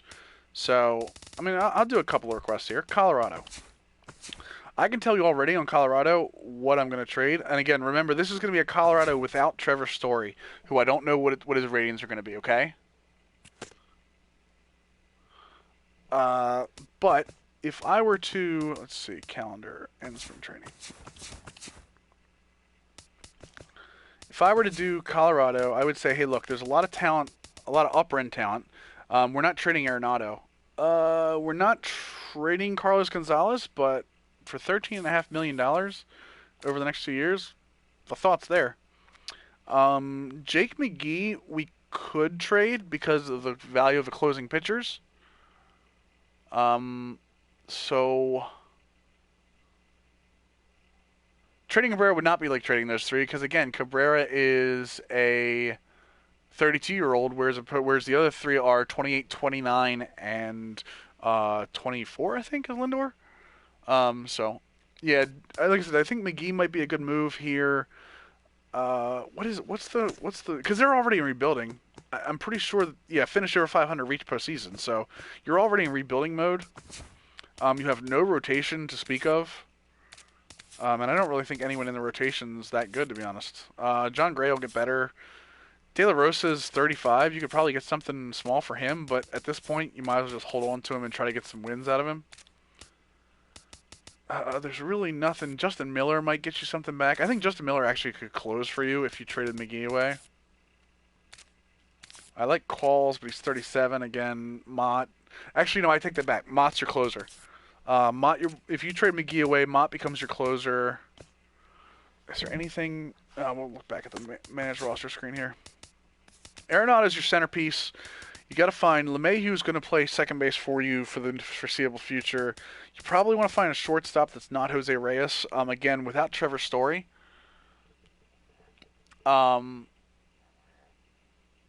So Trevor Story, if you're starting on with Trevor Story, obviously you'll probably have your shortstop of the future sitting there. You want to kind of look at first base. I know they don't have anything. Ben Paulson, but I mean, these rosters have an A-rated, have a bunch of prospects. But again, if you're looking for first baseman, I would suggest somebody like... You know who I would probably go after if I were them? Let's see if I can find him. This is going to sound crazy. I think you could get Mitch Moreland off of the Rangers, even though he's 30, and win next year with him. Because they have Fielder, and because they have Ike Davis not too far behind. You might want to go after Mitch Moreland. So, John Singleton, maybe... Well, this Luis Feliz guy is not going to be in a roster you guys are probably going to use. This isn't live rosters, but he could be somebody you go after if you're using these rosters. Again, you just want to go through and see... Canha's a good prospect in terms of he's going to get better, and he's already a good hitter. I like Yonder Alonso, but I don't know if that's a guy you go after as Colorado. I'm trying to think about who else you could go after. Kenny Vargas, maybe. You're not going to get Haas. You're not going to get him. I think the other problem with Colorado is who are you going to trade outside of McGee? McGee will get you some guys back, absolutely. But past that, Cargo could get you some guys back. What would Reyes fetch in a trade? Let's see.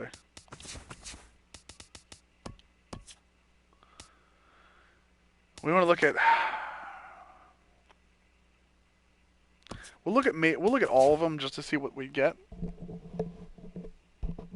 Yeah. They actually, if they put a roster update out tomorrow, Doc, Story will be in it. SCEA, but OSFM will definitely have it. I mean, Ramon Zamora, I don't know. JJ Hardy, this might be a trade. Again, but you're looking at closing pitchers. Trumbo at.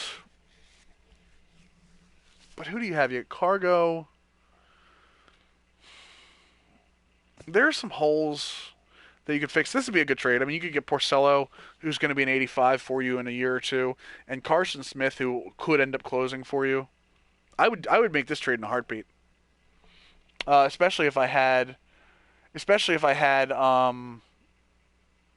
Trevor Story.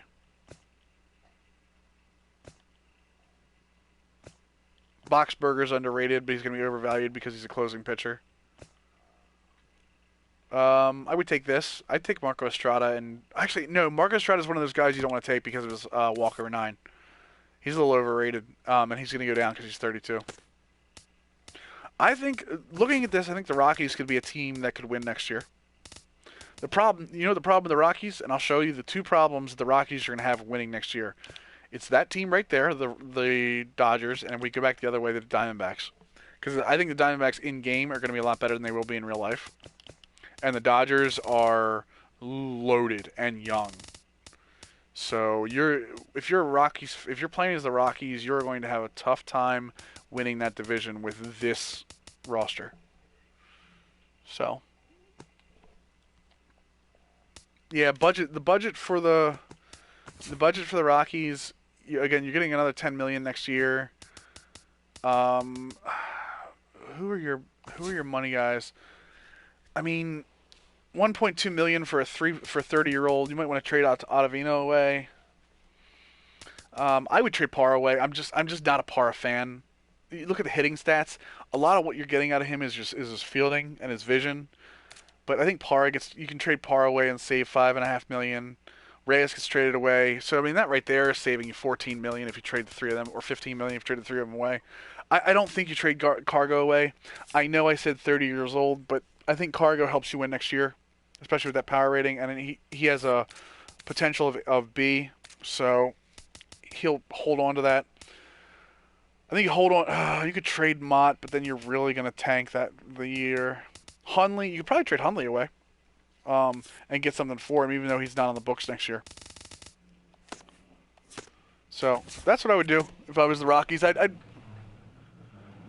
I agree. But for me, Parra just doesn't do anything for me. But again, I'm a biased Orioles fan. OSFM does not change any guys that are already in the game rating wise. So. Let's do Cleveland real quick, because I said I would. Again, not doing all the teams, just going to couple of A couple of outliers. What I want to show with Cleveland is Cleveland, you see this is 11th overall with no speed and terrible defense. Be very, very careful when you have a terrible defensive team. A terrible defensive team will hurt you in the playoffs. It's almost like the playoffs have like a, what's the word I'm looking for? Almost like a clutch rating on themselves. So you definitely want to keep an eye out on that. So Cleveland, let's look at their budget real quick. The thing you like about Cleveland is you're going to get $116 million to work with, and you're losing some guys next year. Here's what you don't like about Cleveland. Right there. Is you have a bunch of guys with some money on them. Kipnis is a guy you hold on to, obviously. Kipnis is a superstar, especially because he's at second base. Carrasco and Kluber are your rotation. With Salazar. Salazar is a guy you don't want to trade away either, although you do want to... Salazar is renewable for next year, so you're fine with that. I was going to say, that's a big one. Yan Gomes is your catcher for the most part. Brantley is a guy you hold on to even at $12 million because he's going to go up with an A rating. Matter of fact, I would try to sign him to even further.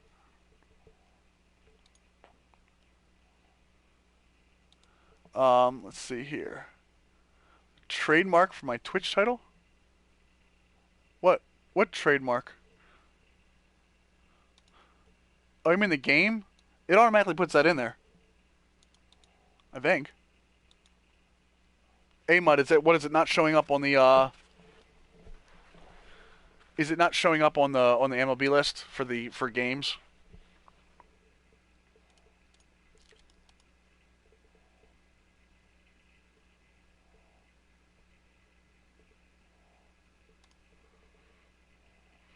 Give me 1 second, guys. I just want to double check that real quick.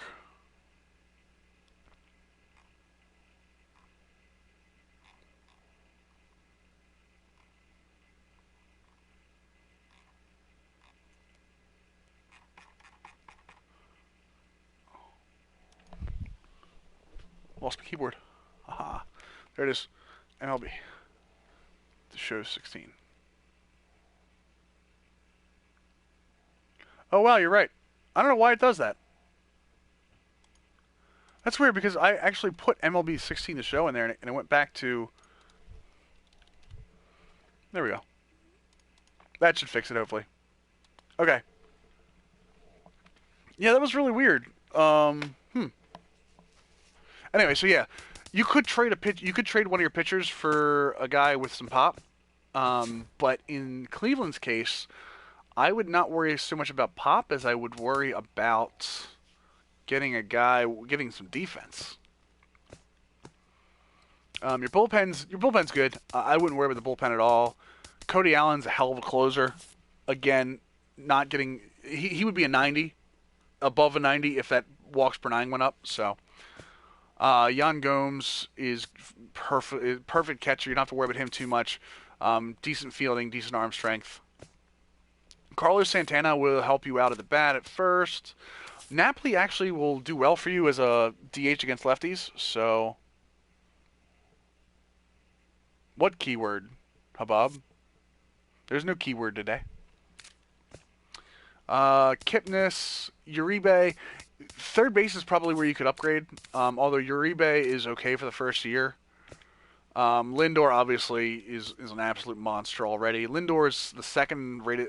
Is my second wanted shortstop behind Carlos Correa. So, Brantley is your left fielder of the future. Venable is your fourth outfielder.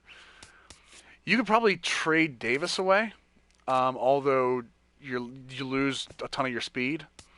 I would absolutely trade Marlon Byrd away by the end of the year because Chisenhall I think is better and on the outfield for you over the long haul. So I would trade Byrd away. So that's what I would do. I would trade Byrd and try to get yourself. Let's see here. I would trade Byrd and think about trading Davis. If you're in the playoff hunt, I wouldn't trade Davis. I would trade Byrd either way. And I would trade Byrd early before he starts going down.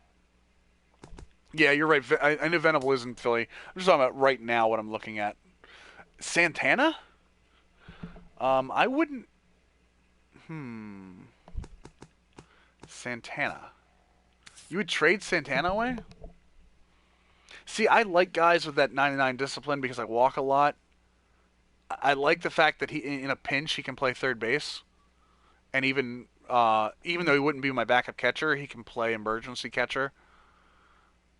I don't know. I like his contact and power ratings. I'm okay with that.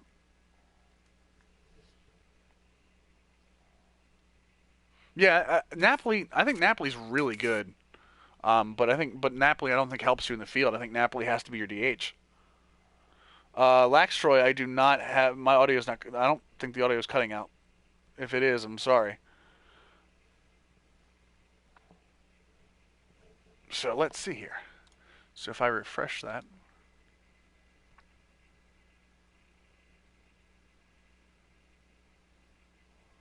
Hey, you're right. Look at that. We're the number 2 stream now because I'm stupid and don't put the right thing there. Yeah, I was gonna say his DHing against that would work. So that's what I would do. I would trade. I would look for a team to trade Bird away for and put Chisenhall on right. I would keep Almonte. I would trade Davis at the deadline if you are not in the playoff push. And I would trade. No, I wouldn't trade away Brantley. I would look to move Uribe if you're not in the if you're not in the playoffs. I would trade targets. I would look for a third baseman, and possibly no, not a catcher. Maybe some bullpen in terms of back end bullpen help. Not closer, but I think you're gonna need a. I'm trying to remember who their matchup lefty is. Yeah, I would get a matchup lefty too. That's gonna hurt Cleveland in the long run. Joe Thatcher's on that team, but no, I don't really like Joe Thatcher. Yeah, I would get a matchup lefty if you can find one if you're in a playoff push. So, like Tommy Hunter, Scott, always have been. Let's see here. Just got a platoon. Yeah, I would definitely platoon Napoli. I saw someone say they wanted to see the Mets. The Mets are going to be one of those tough teams to play with because you have the Nationals in the same division. And the Nationals are going to be really, really good in this game. But the cool thing you get about the Mets is you get a decent budget to work with, $108 million, and they lose a lot of guys. So Harvey and their starting pitch is really good. So let's see here. Cespedes you keep around. David Wright. Oh God, I don't want to say this because I really like him. You think about trading David Wright. He's 33 already.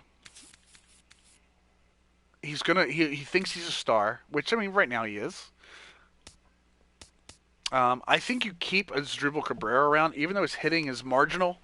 I think he still can play a role for this team. I keep Bastardo. Bastardo is a hell of a lefty. Again, look at his. The reason Bastardo is another guy in franchise you want to look for. But look at that. I mean, his walks over 9 is the only thing keeping him down. So I keep Bastardo. Bastardo's your setup guy for that matter. Lagares, I think you keep around. He's only going to get better, I believe. I think he's a high C too. Oh, Cologne. You hold Cologne for this year because you're trying to win. Even though a lot of you know what? I'm disillusioned by the flashback Cologne and Diamond Dynasty. Oh man, how many compatriots does he have? 5 compatriots. I still think you hold on to him. I mean, if you wanna make him younger, then you make him younger, or then you trade Bartolo Colon. Neil Walker you hold on to, I think. Well, especially because he's gone after this year, so you're not really worried about anybody else. You can probably get something for Granderson if you trade him early. But again, if you're going into a playoff move, you don't want to trade these guys. So let's see here. Harvey, you've got arbitration-wise. DeGrom, you have control of until through 2020. Harvey, you have through 2018. Syndergaard, you have through 2020. So keeping that starting rotation is not going to matter. Yeah, I would say Granderson. I would definitely get Granderson out of there. Familia, I keep on. Again, Familia's a really good closer. Wright's a trade, Clone's a trade, Bastardo's a keep. Even at $3 million a year, Bastardo's a keep. Steven Matz is a hold on to because he's going to get better, and he's renewable. Again, 4/5 of your starting rotation are renewable, or you have control of through 2018. Yeah, you could look at Harvey's going to get an upgrade in salary in 2017. So if I was looking to trade anybody, it would be Harvey. But again, you're looking at your best player too. So Granderson gets. Yeah, I'll check out what Granderson gets. What would I do with them in terms of what I'm looking for? We're not learning DH. I would look at an upgrade at first base, even though I like Lucas Duda. I would look at an upgraded catcher, even though I like Darno. But catcher's going to be a weak point for this team. You can use Diazza in place of Granderson. You can see they're not that far off, except for like the power against righties. Fielding's a little worse with Diazza too. Although you can also use Lagares. I would use Lagares, and to be honest, I use Lagares in center, and then use Cespedes in left or right. Actually, I would probably use Cespedes in right because of his arm. So you can put Lagares in center, Cespedes in right, and then put who am I missing? I'm missing somebody. No, I'm not. I'm good. So yeah, that Mets rotation is flat out sick. Harvey, DeGrom, Syndergaard, and Matz are all under control, and you have Wheeler to replace on Cologne, who is also amazing. I think Wheeler's also under control for a while too. So, yep, Wheeler's under control for the same amount. So, your rotation, you could trade one if you wanted to, but I'd actually hold on to him since pitching is your specialty. I'd maybe try to get some speed. Unfortunately, you don't have a ton of that, even with Lagares. So maybe you get a leadoff hitter, some guy that can play center field for you with Lagares, or a guy that can play left field for you with some speed. Although, no, you know what? I take that back. I forgot about Conforto. That's who I thought I was missing. So, Lagares in center, Conforto in left, and Cespedes in right. How does that feel? I like that. So, trades. We're going to make a trade. We're going to see what Granderson gets us. Let's look for all just to see what he gets in general. I think as the Mets, you're going to want to get MLB ready guys, because that rotation is going to keep you involved. Yeah, you see, you could get a catcher. There's a couple of decent. You know what? I want. I want to see what he gets in terms of MLB ready, and see if any catchers pop up. Caleb Joseph, guys. Caleb Joseph is a guy that you can get on your team right now, and he will go up. He's 29, but he will be closer to the upper 70s by the end of the season. So I would absolutely make that trade. And the Orioles will be willing to make it because they've got Weeders this year. So that's one of those guys you can kind of get under the radar. Is Caleb Joseph. Yep. Red Eye. I got. You don't have to say it, dude. When I do gameplay, I promise you I will go over the base running. Let's see here. Pablo. Yeah, Jordan Schaefer is a guy. A-Mud's absolutely right. You can bring a guy in like Jordan Schaefer if you need speed.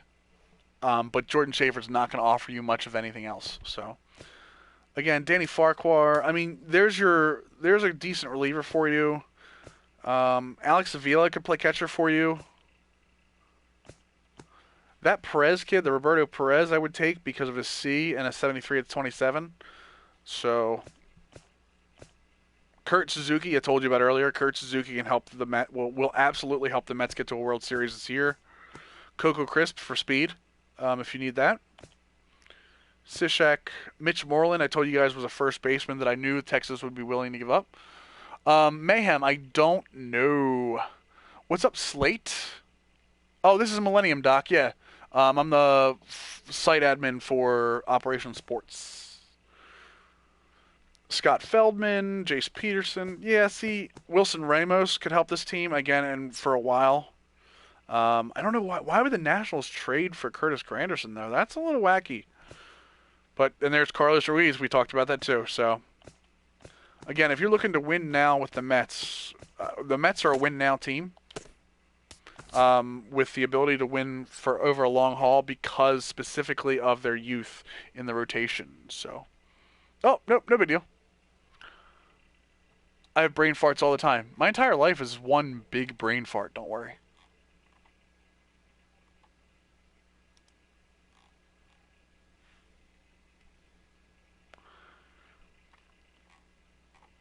So, let's see what else we have here. You guys don't want me to do the Braves because the Braves are just monstrously hard to do without having OSFM. Specifically because of the lack of minors. You can see this right. I'll show you right here. Sort. They have a bunch of A's, but it's Freeman. So you know what? I take that back. They got 2 top 50s and a couple guys in AAA. You could build with this team, but they're a future. They're definitely a future build.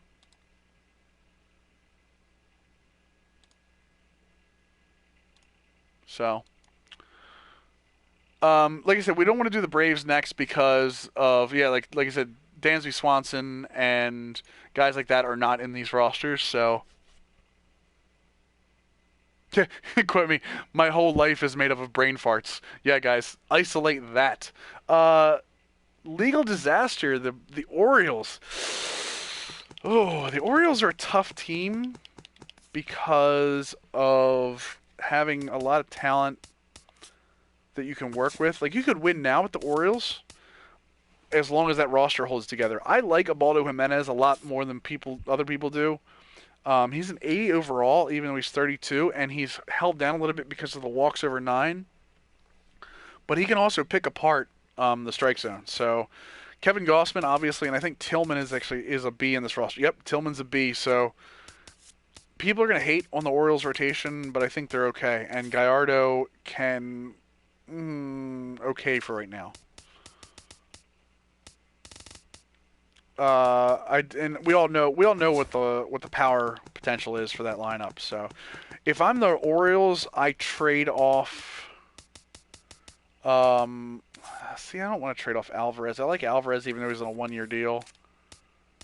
Scope's going to be a monster for you. Scope is already a monster. And one of the guys that I tell you guys to pick up in Diamond Dynasty all the time is Jonathan Scope. That 67 power against righties and the fielding alone. That arm turns double plays without question. In OSFM, you're going to have, or actually in the first roster update, you're going to have a left fielder by the name of Joey Rickard. And if you are an Oriole fan, you know who Joey Rickard is. Ender Inciarte. What do I think about him? Let me see. I wasn't a fan of him with the Diamondbacks, but in the game,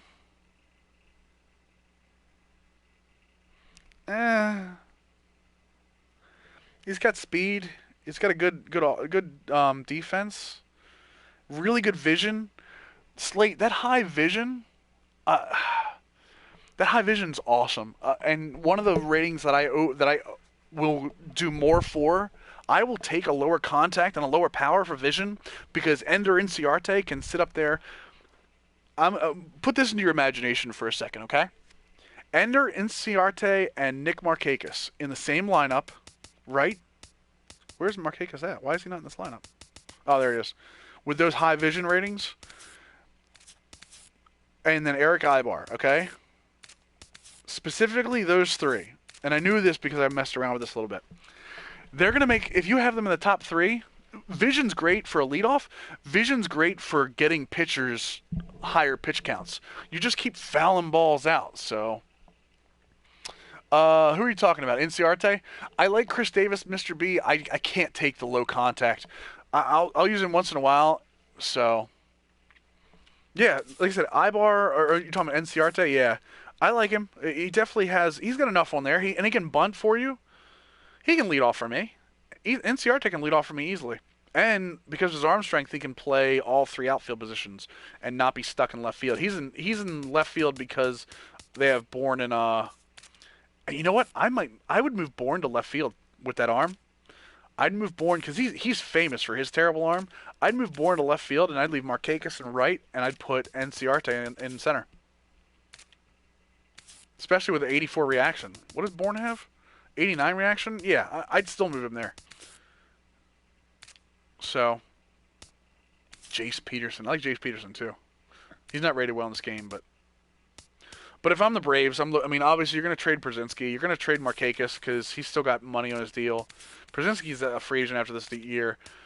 You're going to trade Markakis, Brzezinski. Do I trade Adonis Garcia? Yeah, you probably trade Garcia. You definitely trade Kelly Johnson. I mean, you're I don't even know why they signed Swisher.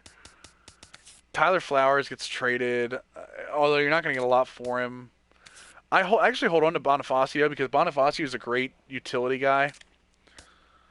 So, I mean, yeah, there's a lot of... I keep Enciarte for the build. I actually keep Ibar, so... Who is my favorite? Chris Young. Reggie Jackson, nice. Run the bases, yeah. Switch hitter and Vision, yeah, definitely. I like that. I like Vision up and down my lineup. Even though I'm an Orioles fan and Vision is at a premium on that lineup, I just like annoying teams. I love annoying lineups. Guys that, you get 1 and 2, and then you get 8 pitches out of a 1 and 2 count. So... It's because they don't have Bobby Cox anymore. Bobby Cox isn't getting thrown out of the game. I have no use for the Braves anymore. I love Bobby Cox.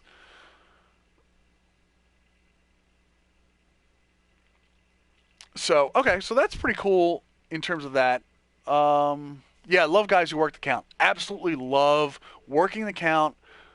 I hate the Yankees. They're such a bitch to pitch to. I really don't. The Red Sox are good at it too. Their vision isn't what it was in past years, but Pedroia, Sandoval's such a bitch to get out. Mookie Betts, even guys like Hanley Ramirez. So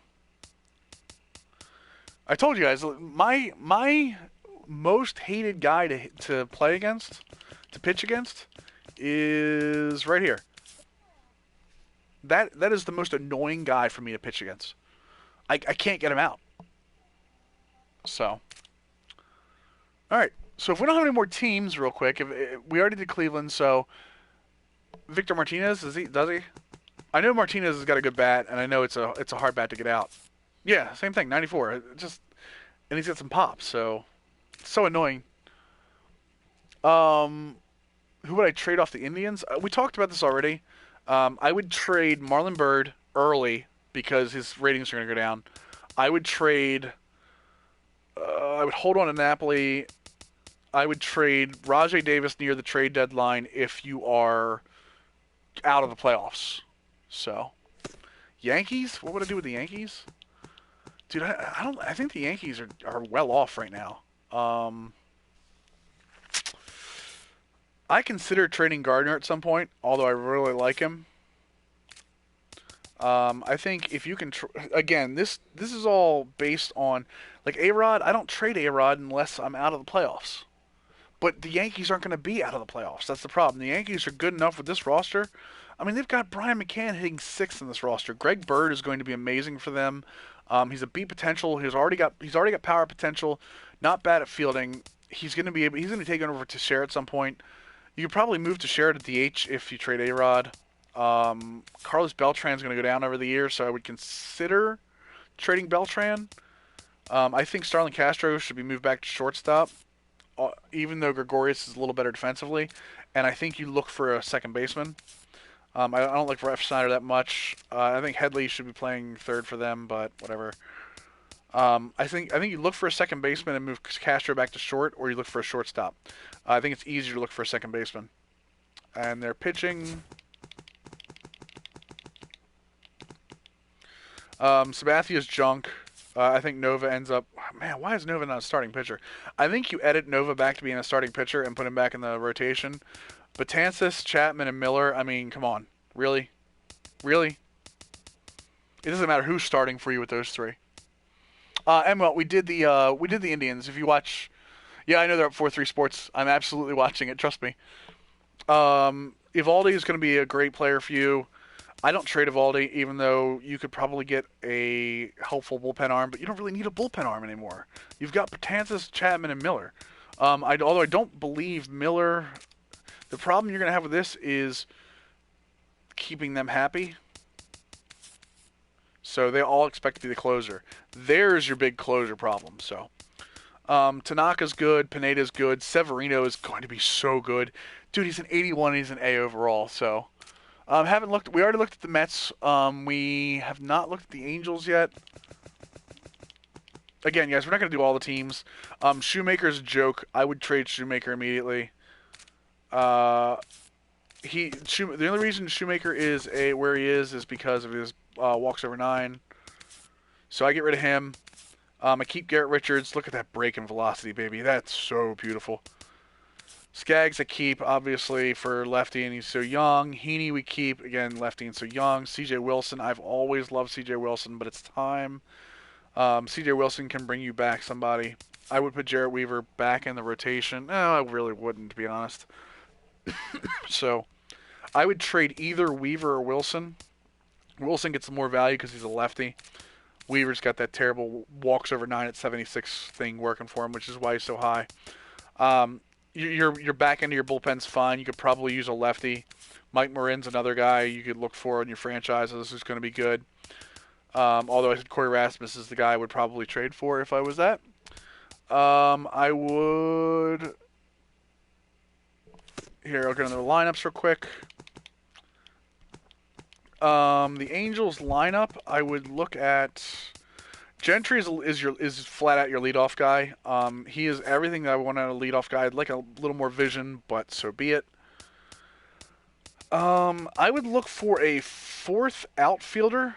I like Cron. I would start to look at trading Pujols if you fall out of the playoff race around the playoff deadline because he's going to lose some points on you. I like Escobar at third base. I like that he has some, again, if you fall out of the playoffs, though, you're looking to trade Escobar.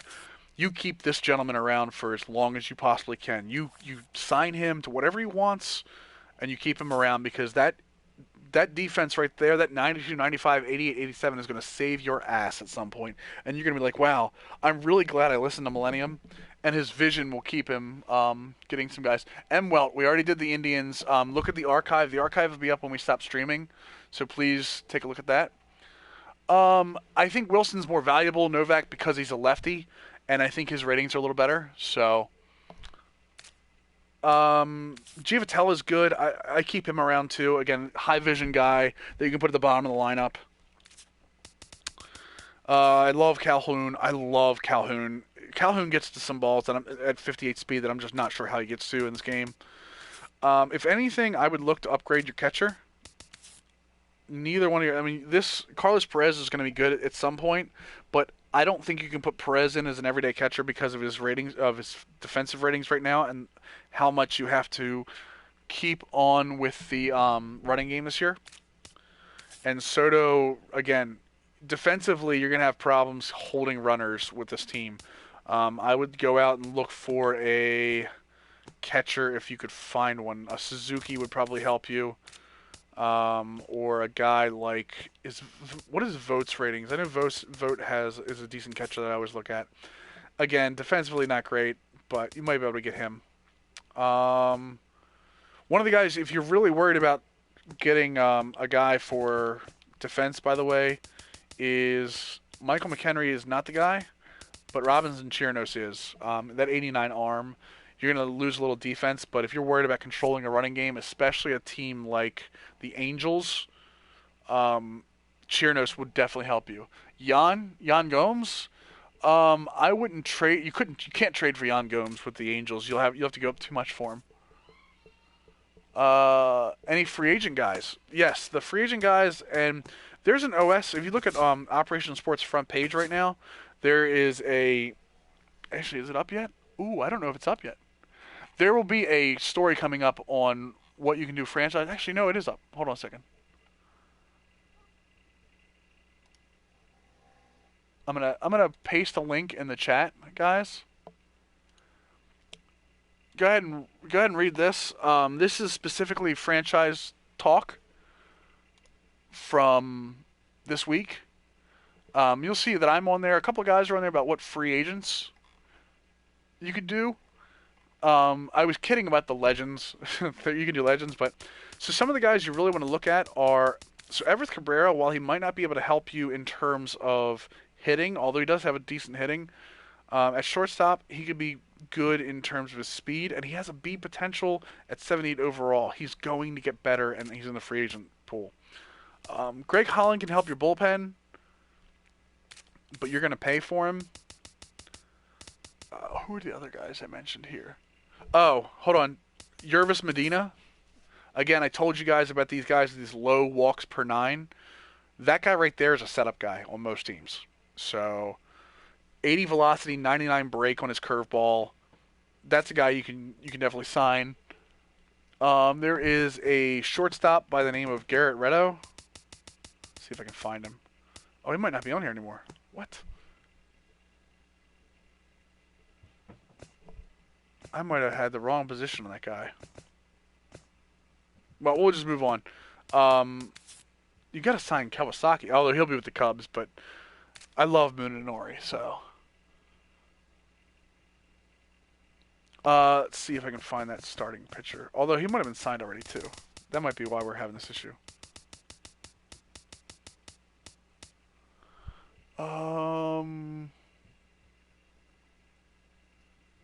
Felix Meja?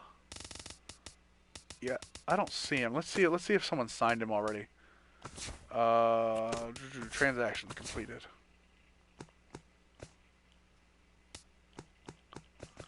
So no one signed him. So I don't know where they went. A couple of guys that I was looking at. But free agent wise, outside of those guys,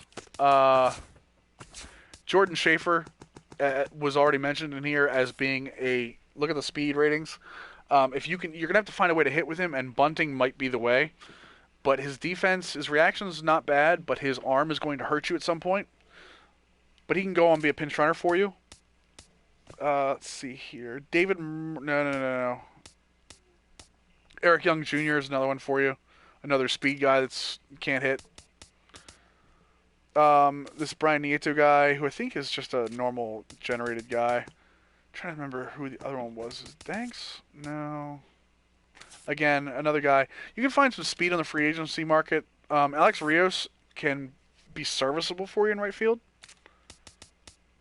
Frank Gore, who I think is actually on a team now. So.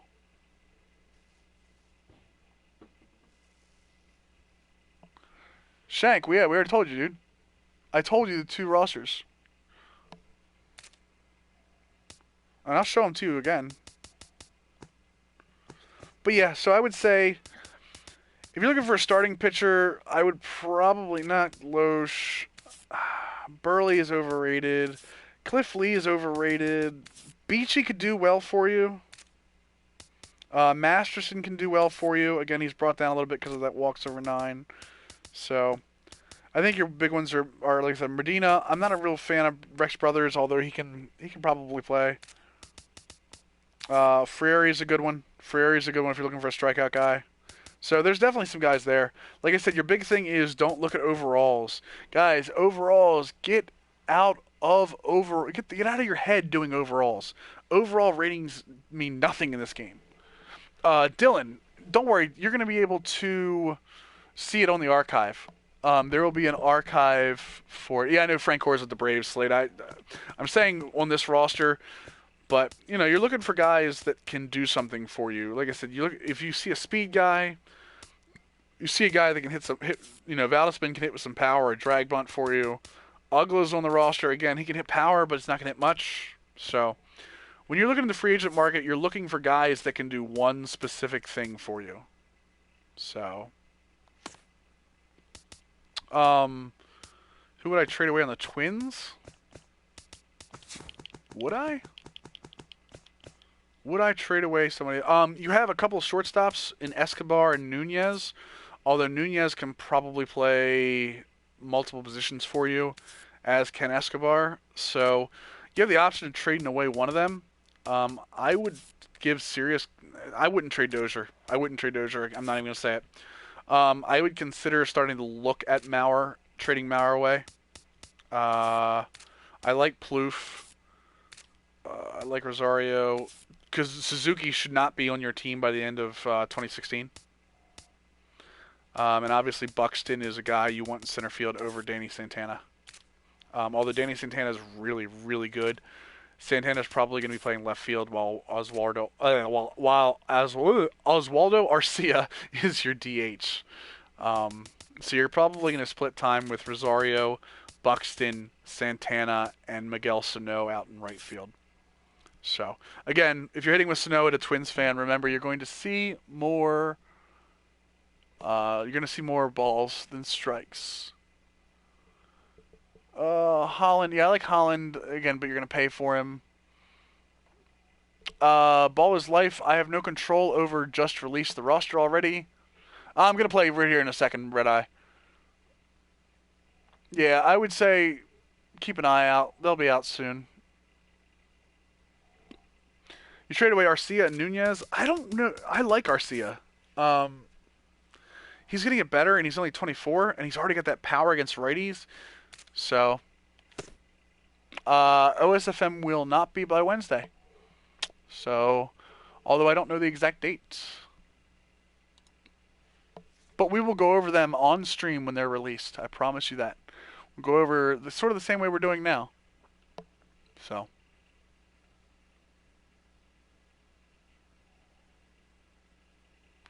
Let's do us all a favor. Let's go some out of here. We're gonna do some gameplay because there are a couple things I want to go over. We're gonna do a live. I love doing the show live, by the way. In terms of playing games that are going on right now. Yeah, ball is life. It's unfortunately it's 90 players on each team, so. Yeah, Smidgy. Like I said, it depends on the deal, obviously. So, what game should we play, guys?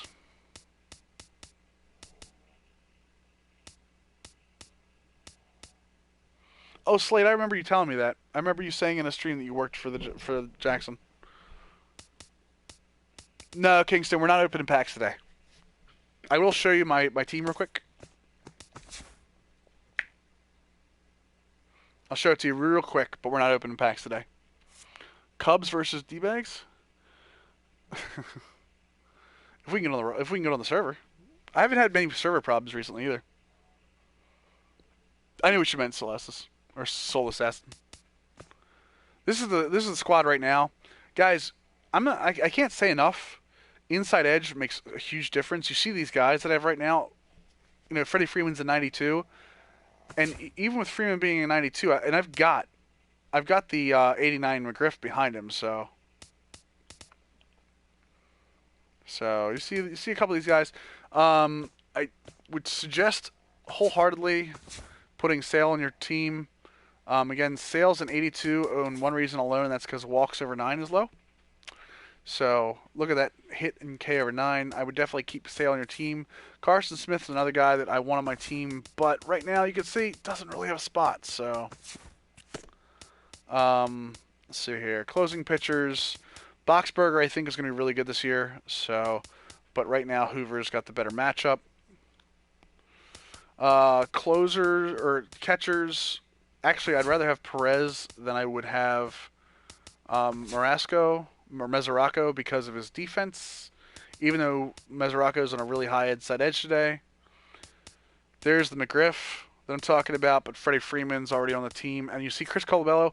This is another one. Chris Colabello is a guy I get every time because of inside edge. Inside edge, for some reason, he gets really, really good matchups. So,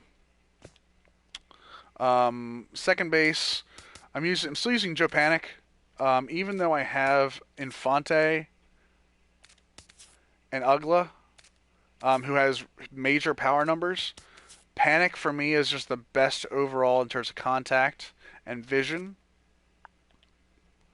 Third base, you can see I'm using Maikel Franco right now, although I will swap back and forth between Franco, Moustakas, Suarez, and Donaldson, depending who's best.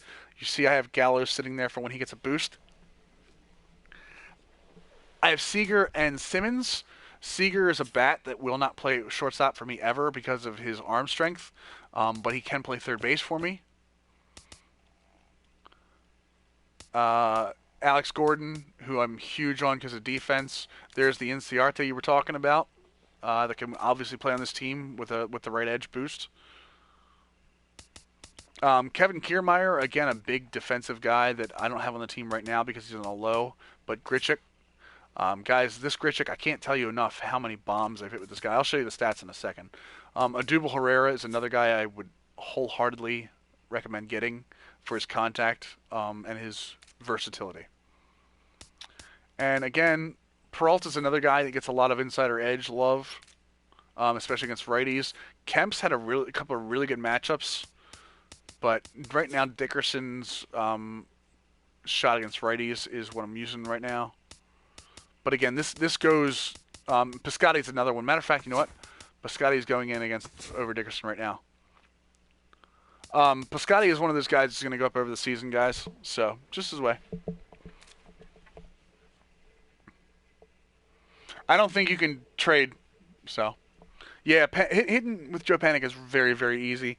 I use him as a two-hitter, so. But as you see, my team is an overall 87 right now. I'm lacking on speed, but what I lack on speed, I make up for in excellent contact. And just so you guys see the rotation, it's Strasburg, Stroman, Bartolo Colon, and Casimir are the flashbacks. And then Cliff Lee is right now. Over the past week, I don't know if you guys saw it or not, but Julio Terran had a huge 88 boost yesterday. So you definitely want to keep an eye out for boosts, guys. I think Gosman's going to get a boost when he comes back, but the insider edge boosts are huge and go directly onto, let's see if I can show it, onto the hits, Ks, walks, and home runs over 9. Oh, you mean changing the, no, Doc, I think he means changing what shifts they use for each player. So let's go into a game. I mean, come on, this is a game, right? We got to play gameplay.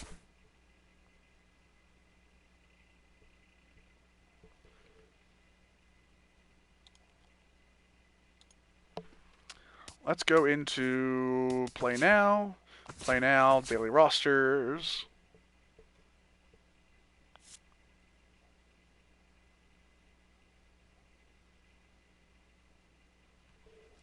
Yeah, I don't know if they actually change what defensive adjustments they do, though, is the thing. So, I saw somebody say Diamondbacks and what? I thought you said somebody said Diamondbacks. No, we're doing one of the live games today. Let's see. Let's do.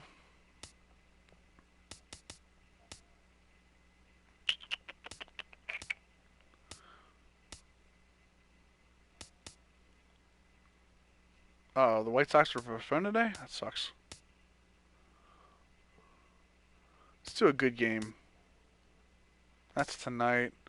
We do Marlins Nationals. Let's see who's on the Let's see who's on the bump for the Marlins and the Nationals today. So we Joe Ross against Tom Kohler. This is gonna be fun. I love playing with lower end guys. Let's just double check real quick. I want to double check, make sure the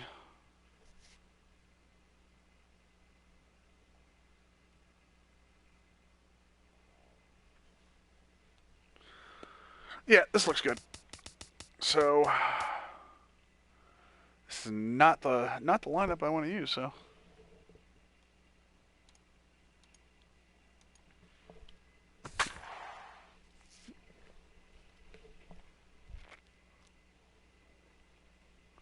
Now, what we're going to do in this gameplay is I'm going to go over a couple of just, strategies gameplay-wise you can use, specifically against the...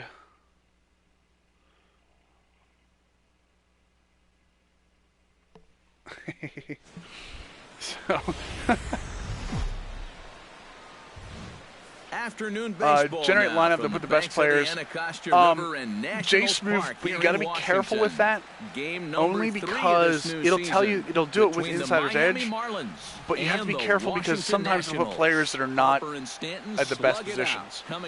You definitely want to keep an eye out on things like defense with that. And lefty-righty matchups because they do it without a lefty-righty matchup. In front of these hometown fans. What's your take on him, EK? Remember, guys. Yeah, sorry, Doc. Unfortunately, we gotta. When we're looking at specific things, you know, it takes a while. Down, the break on the pitches makes it a real challenge for a hitter. D. Gordon. Guys, I want to go ahead and tell you again. Go ahead and hit the like button to give us a follow, so you get notified whenever we come online. A little bit on pitching strategy. I use what's called the lean. In terms of thinking how to pitch. So every pitch I pitch outside, I imagine the batter leaning a little that way. And every pitch I pitch inside, I imagine the batter leaning a little that way. So if I pitch too many inside, the batter will be ready for it. If I pitch too many outside, the batter will be ready for it. The way I do it is I try to get them off balance.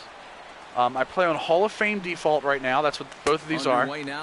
I will tell you that if you are not walking guys, you need to go up in difficulty.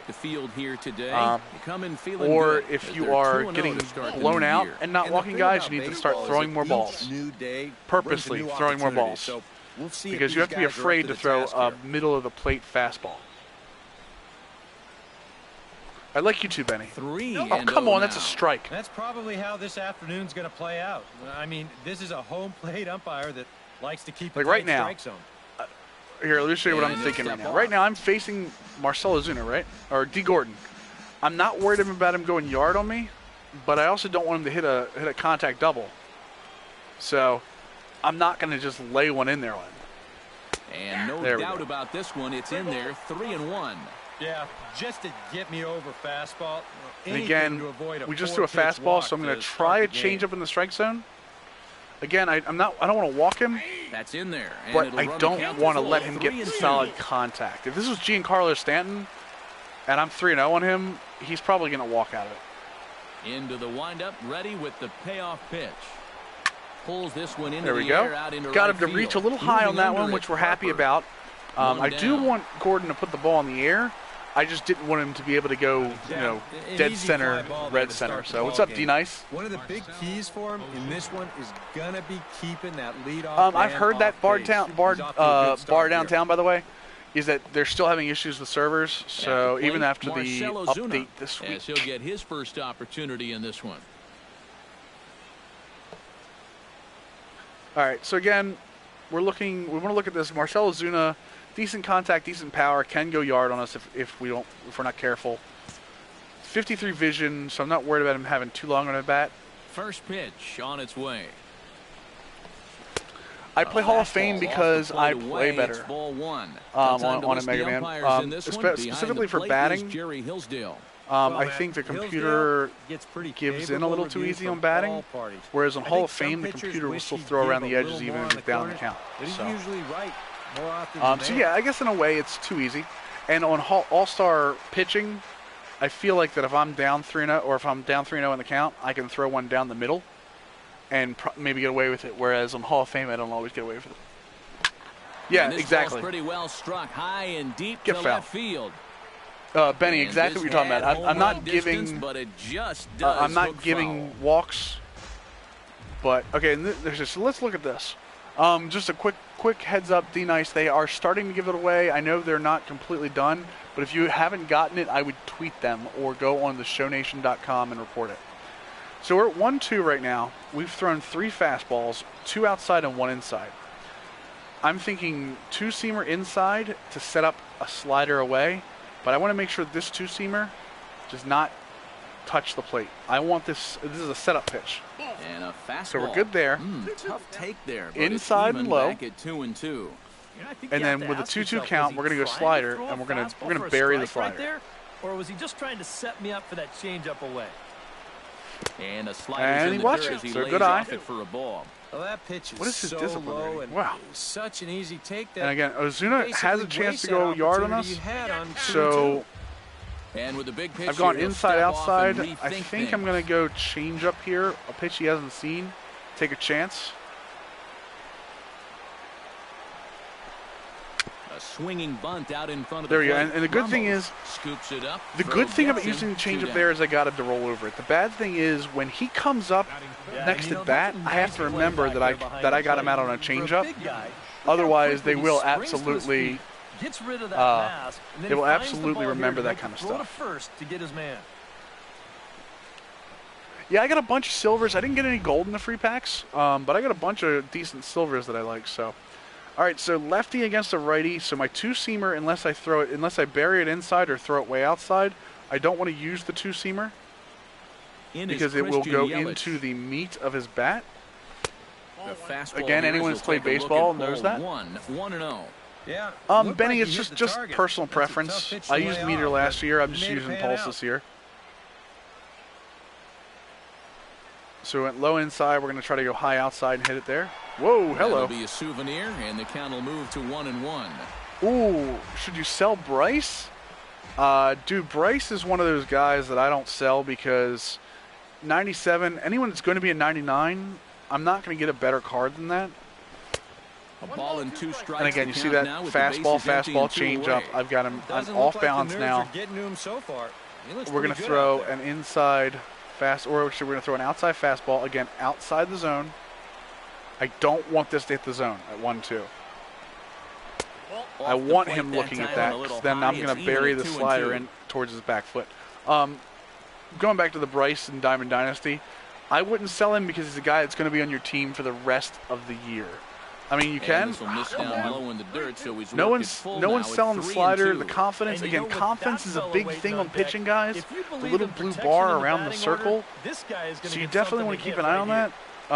If I have a high confidence slider, they're more likely to swing at that.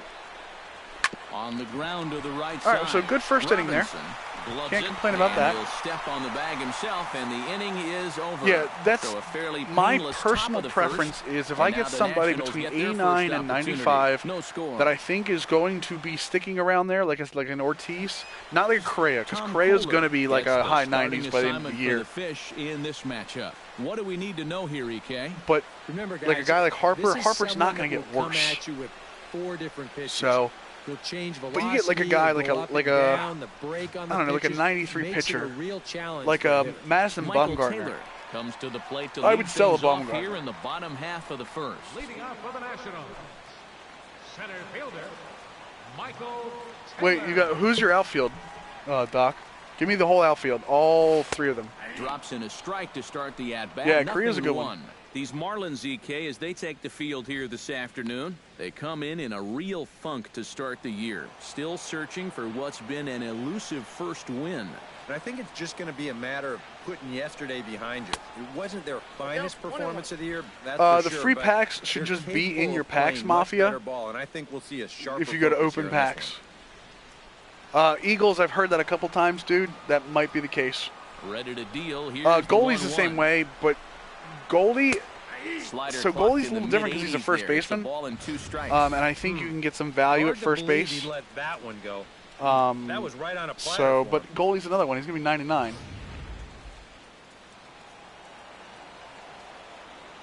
The 1-2 pitch.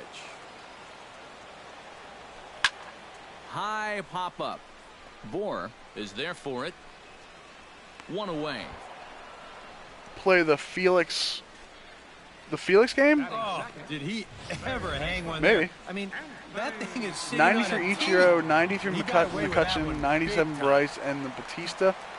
I'm letting you know right now, I'd sell the Batista, and I'd sell the Holiday.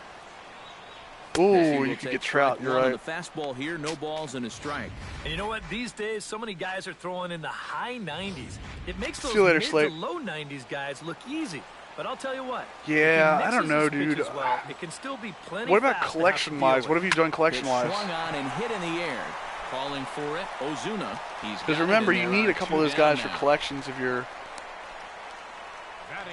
Oh, they're unsellable. Damn.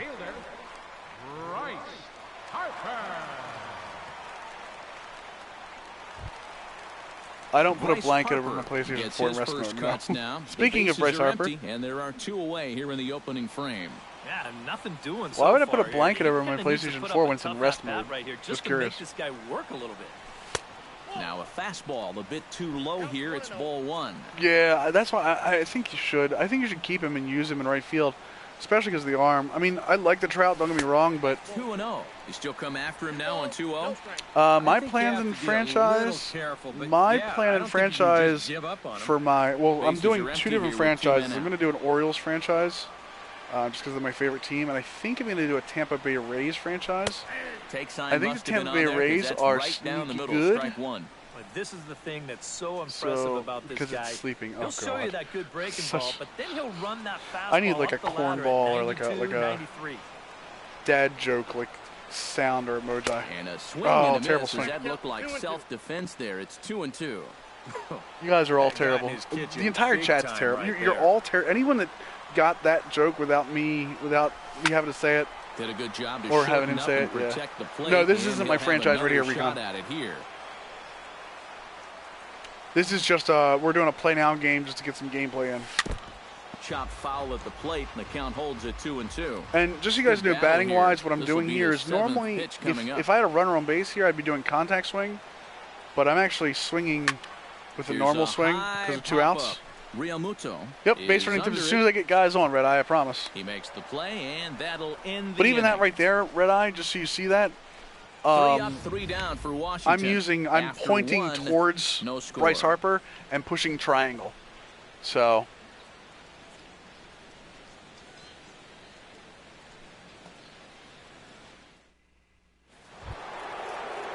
Oh, no problem, dude. No problem at all. Okay, so here's where we get frightened. I'm legitimately scared that Giancarlo Stanton is going to put one into the stands. So my first pitch to him on this first at bat, I'm going to change him up and I'm going to give him just on the outside edge and hope it stays out there. What's up, King Pop? And he'll start the inning with a pitch that misses off the plate. It's ball 1. So Giancarlo Stanton is not going to be the guy that beats me this game. I've already made that choice. We're going to go low on him here. That evens it up 1-1. Yeah, sends him to second, Red Eye. Whenever you pick a guy on the bases, you push your left stick to him, and then you push the base that you want him to go to. So triangle is second, square is third, circle is back to Here first. it comes on 1-1. No offer on that one. 2 balls and a strike. Kingbot, play what? I mean, you can play the show anytime you want. All right, we've gone low a couple times, so we're going to go high here. I'm afraid to go high and inside on him, so... Mafia, if you didn't get your free pack, I would contact... 2-2. I would contact SCEA, theshownation.com. They have a support forum. Into the windup. Here comes the 2-2 pitch. Full count now. I used Meter last 3-2. year, Recon. But yeah, I like the Pulse because I get to watch the animations and stuff. That's big for me. I do it on fielding now too. I turn the meter off on fielding because I got so tired of having to watch the blessed meter. Ball 4, so it's a leadoff walk here to start the second. Perdimus Mafia, it's theshownation.com, and then go to their forums. They should have a support. Actually, they may have a support link as well. All right, so Prado, again, high contact, low speed, low power. So this is the guy I want to hit. Even though the contact's good, I want him to. I'm hoping he gets a double play. That should have been a freaking strike, by the way. 1-0. We're gonna try to pitch the contact to him. 1-0 pitch on the way. And did he go around? Man. No, he did not. Ball 2. Yeah, I saw that. Yeah, Thing, multiple runners, Rai. What I do there to is try I to worry hold about the up. lead runner first. I get ready for the lead runner. Like if there's a fly ball, let's say there's a fly ball with a guy on third and a guy on first, okay? I will make sure that they both go back, or I let the computer control the guy on first. I push left on the stick to control the guy on third. I send the guy on third home, and then I worry about the guy, and then I go back and control the guy on first, so that way I can send him if they on the move for second. On the ground to third. Rendon is there. Throw on to first, and so that way I can third control baseman him just in grounds out case. to the other, 1 away. Like if they miss the cutoff man, I can send the guy to second. With the runner moving, No shot at second base to get him, so they're going to move a guy into scoring position here. Yeah, I'm using Hall of Fame, just so you guys know, and Hall of Fame and pulse pitching. So that was a good play by them, hit and run. The computer, if you don't throw balls outside on the first pitch, stepping in now, or if you throw too many strikes, the computer will kill you with hit and runs. Always remember that you have to throw balls at some point. Especially in certain counts. Like the computer will remember what counts you throw strikes on. Strike 92 on the radar gun that time. Recon, I don't know. I do hold it after the pitch, but I'm not sure if that mechanic is part of pulse pitching or not. Even at a ball and a strike, here's the pitch. Like, I'll hold it for more. Swing and a miss on the fastball, and it's 1-2. Brooke the man, what's up, dude? What am I missing? I didn't see your question. I see an upset face. All I see is you coming in here with an upset face, Brooke the man. Let me know. Oh, how to record on PS3? Oh, I'm not sure. I don't think you can, to be honest. I think it's specifically PS4 thing. Able to protect the plate with 2 strikes, and he'll see another one. No score here. Yeah, I don't think you can, dude. Just so you guys know, L2 to look, R2 to deke. That's me controlling the shortstop there. And again. And this year you can throw slide step from looking back too. Whoa! Out in front of that one, may have been Kyle, this is just a show live game using the show live rosters right now. Fed down from MLB.com. Here it is. Hit out towards second. Murphy's got it. Throw on to first. Yep, Burris has it. You can do an Elgato if you're looking to stream, Brooke, or record your computer. But there's nothing on board. But with 1 out, you got to try to drive that guy in. That was there is a out, even though the guy moves Benny on PS4 you can, on PS3 you can't.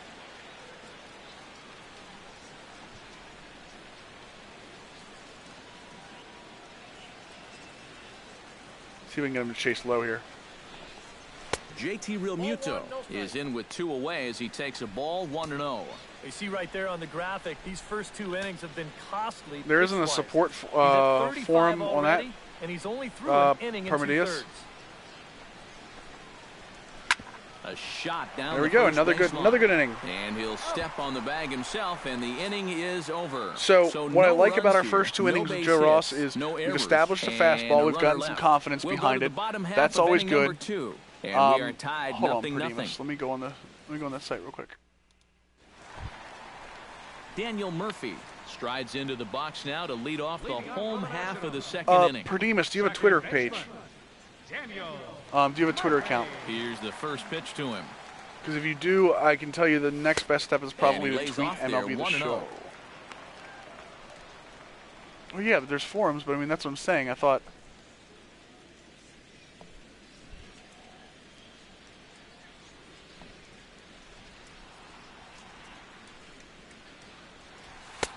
And a strike to even the count. 1-1. I was fairly certain that if you go on their forums, there is somewhere for like bugs and stuff. Ripped down the line. Oh, almost put it down the line. But a foul ball. 1-2 now.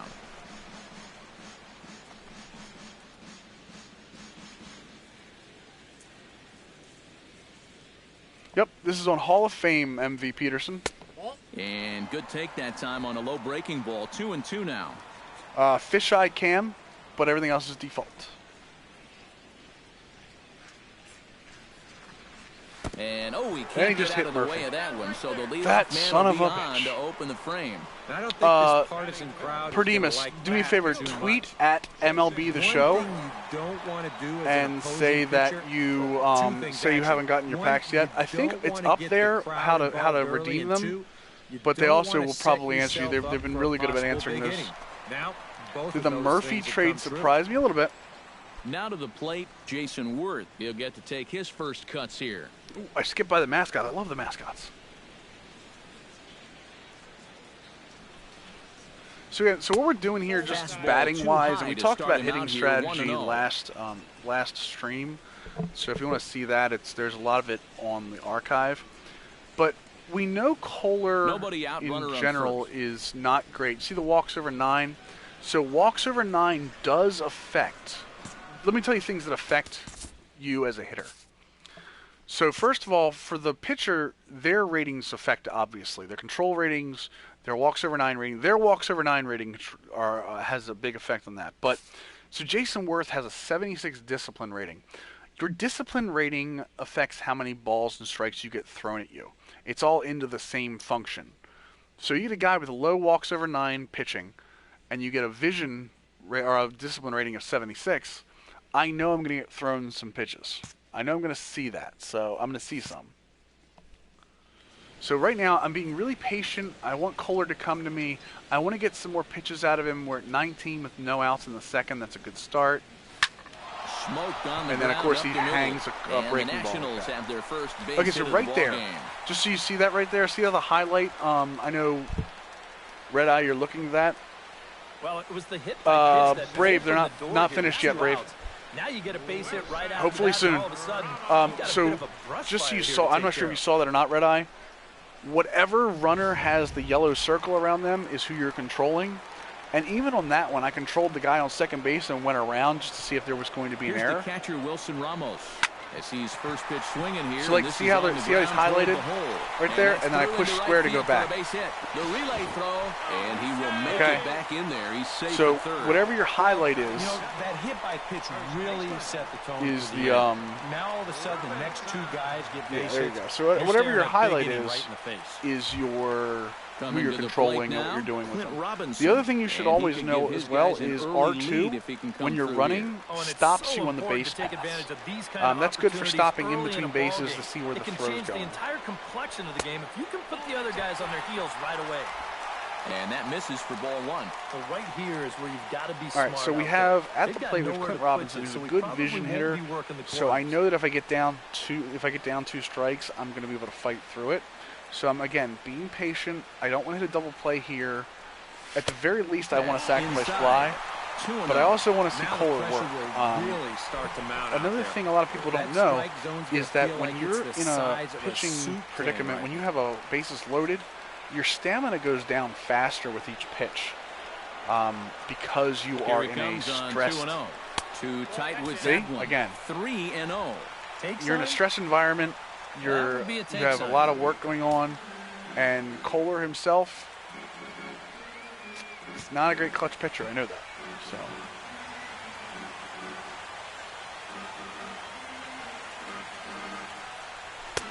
There you go. We're going to let him get that strike in because, again, we want to see something out over the plate. I say take another one. I was looking, and my hitting ratings 64 and 58 are good for Clint Robinson, but I was looking for something like that. I'm going to pop that up or roll over that on the inside corner. I'm looking for something the 3-1. Like right there. Now a swing and a fly ball. I swung under Stanton sprinting after it. But and he's retired here, 1 away. Terrible. They will not try anything here, so the bases remain. But yeah, Red Eye, even on that one, that just didn't get enough of that one. Even on that one, I controlled all the runners with R1 to get them back on that one, Red Eye. Just so I know you're talking, you're like seeing about the manual control of runners. So he stands in with 3 men aboard. Perdemus, I think they're having issues with matchmaking right now. It doesn't matter when you score your runs, just that you score more in the end. And it's a good pitch, but again, something low like that, when you have a runner on, at least a runner on first and less than 1 out, the computer is going to try to get you to roll over something ground ball wise. So you definitely want to watch out for those low pitches. He has a high confidence in his fastball and slider, so I'm also looking fastball and slider right now. Barely able to make contact. Down 0-2 Brave, now. this is just a play now game. This is not a franchise game. We went over a franchise for the first 2 hours of the stream, or actually almost 2.5 hours of the stream. So in the archive, it'll go over some strategies you can use for win now, win in the future, or win next year. Even with the bases loaded, this is still a strikeout situation, remember.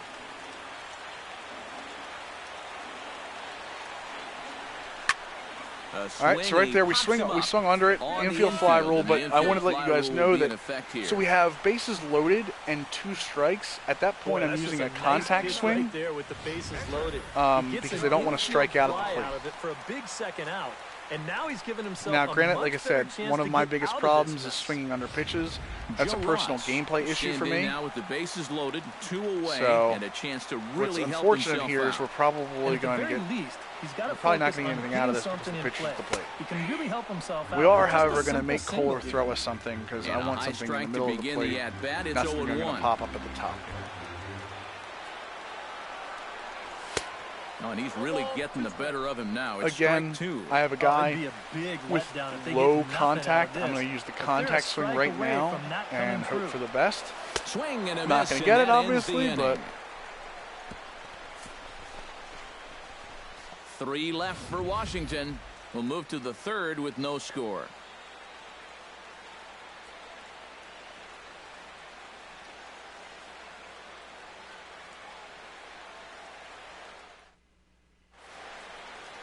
A look there at the Washington Monument, not far from Nationals Park, on a great day for baseball in D.C. Adeiny Echeverria is into the box let's as see we are here. all So, set to begin the 3rd. all right, we have Adeiny Echeverria, again, not a guy I'm worried about going yard on us, but a guy that's going to fight us in terms of the bat pitches. We want to keep our pitches down. We're at 36 through 2, which is a little First high. pitch coming. It's really Here it high, to is. be honest with you. So we want to get him to just kind of hit Sends the ball, that one out of play get it in for play as strike quickly as 1. we can make it. So,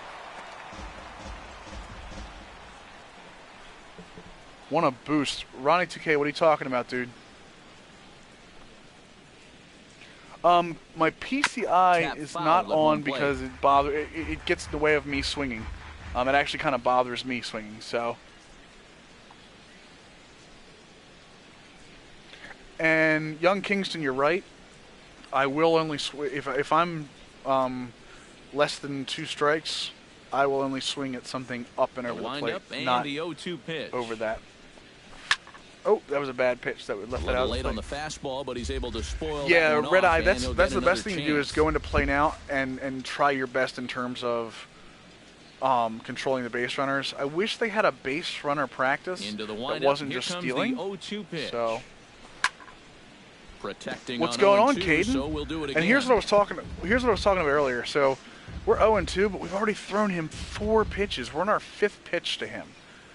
We want him to put it into play. We don't want him because he's going to Nothing be in able 2 to count, and fight the his pitch. way around. Swing and a miss There we on the go, slider, see? and that's out number 1. Worked up a little bit, but we're good. Welcome back, Doc. Give that guy some credit up there. Fought off a See you few later, Red tough Eye. pitches there, 0-2, but in the end, just had no answer for that one. So we set him up with some fastballs, set him up with some heat. All right, pitcher. We want the pitcher to get contact on the ball as Into the quickly as we box, could possibly Tom can. Kohler.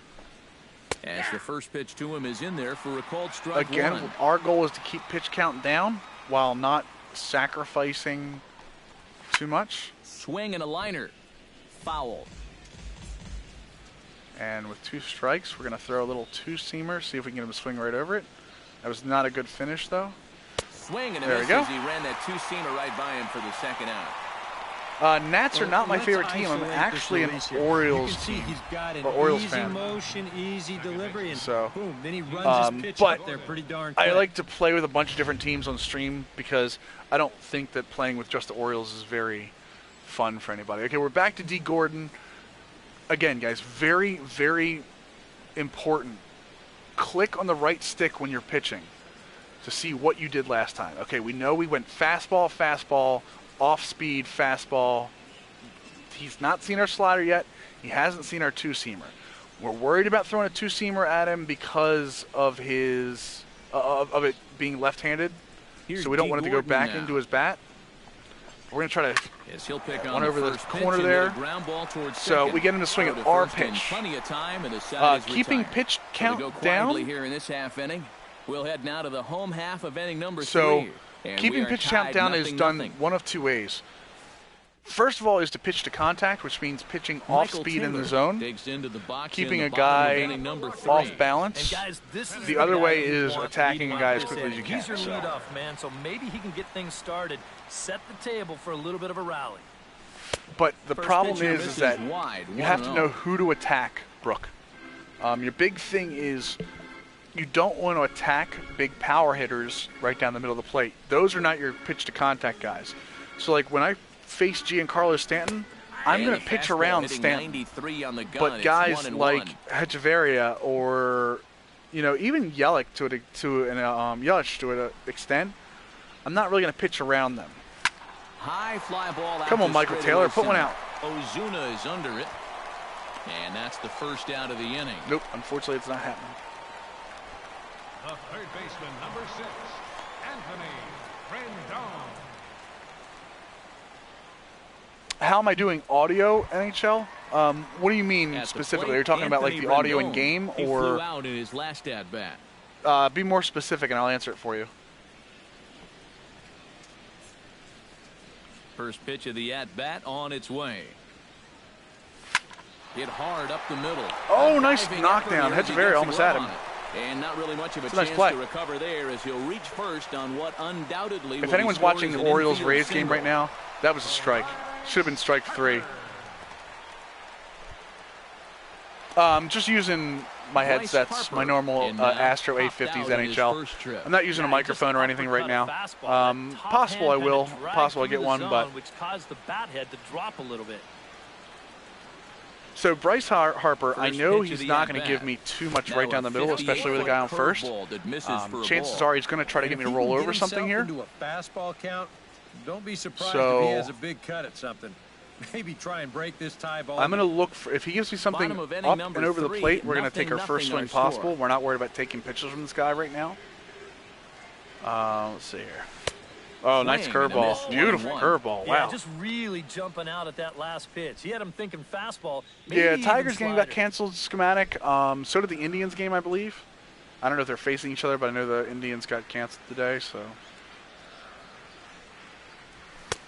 Fastball close, again, but he just didn't being get patient. We're not at 2 strikes, so we want to. The main thing to remember is you want to hit your pitch, and you want to be able to make them hit your pitch. Oh, I swung under it.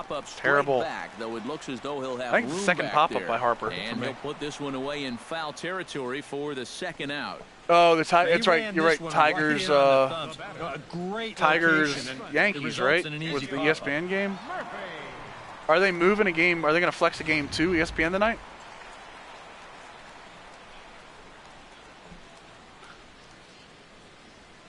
It's always postponed this early in the year, Doc. They wouldn't cancel something like that. High strike that time. It's 0-1. Again, 2 outs. We're still being patient. We're looking to jump on anything. I mean, if he throws in the middle of the plate like that, just a bit late. We'll jump behind 0-2.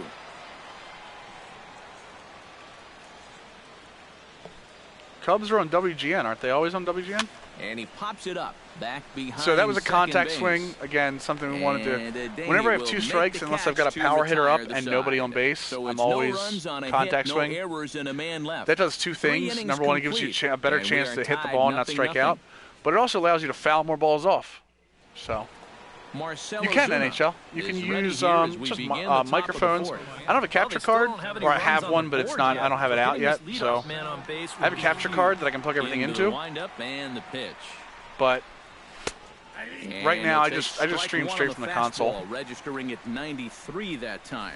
But any kind of USB mic, you can plug any kind of USB mic into the PlayStation. It'll recognize it. And yet he's still pitching well, and we're in the middle of this ball game. That's over, but low. It's a ball and a strike.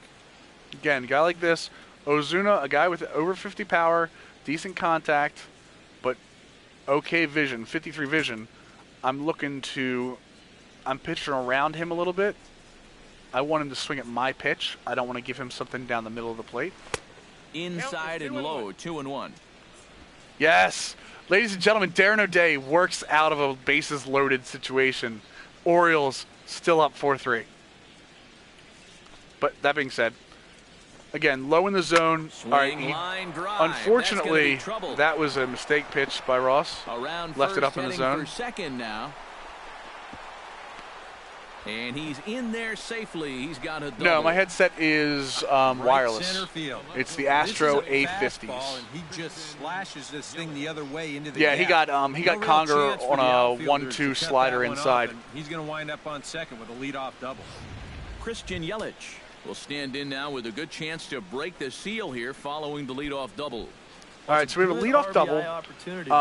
We want to try to get Yelich to hit it to the left side of the infield. We want to keep it on the third base and shortstop side. Yelich is normally a balanced hitter, so we're okay with part of that. So we're going to try to keep it outside on him. Or up. We definitely want to, if he can pop it up, we can definitely do that. Ozuna's a 57 speed, so there's a good chance that we could have it in the game for the Marlins. Oh, come on. Give me that corner. It's danger any way you look at it right here. You've got a base Again, we're going to go open, up and outside on him. Now, the other problem is what I told you earlier. I go in the lean prophecy. I've already thrown 2 outside. Ready with the 2-0 So that means Yelich is already leaning outside on me. In there, 2-1. So if I continue to go outside, at some point I'm going to have to come back inside in order to even that out.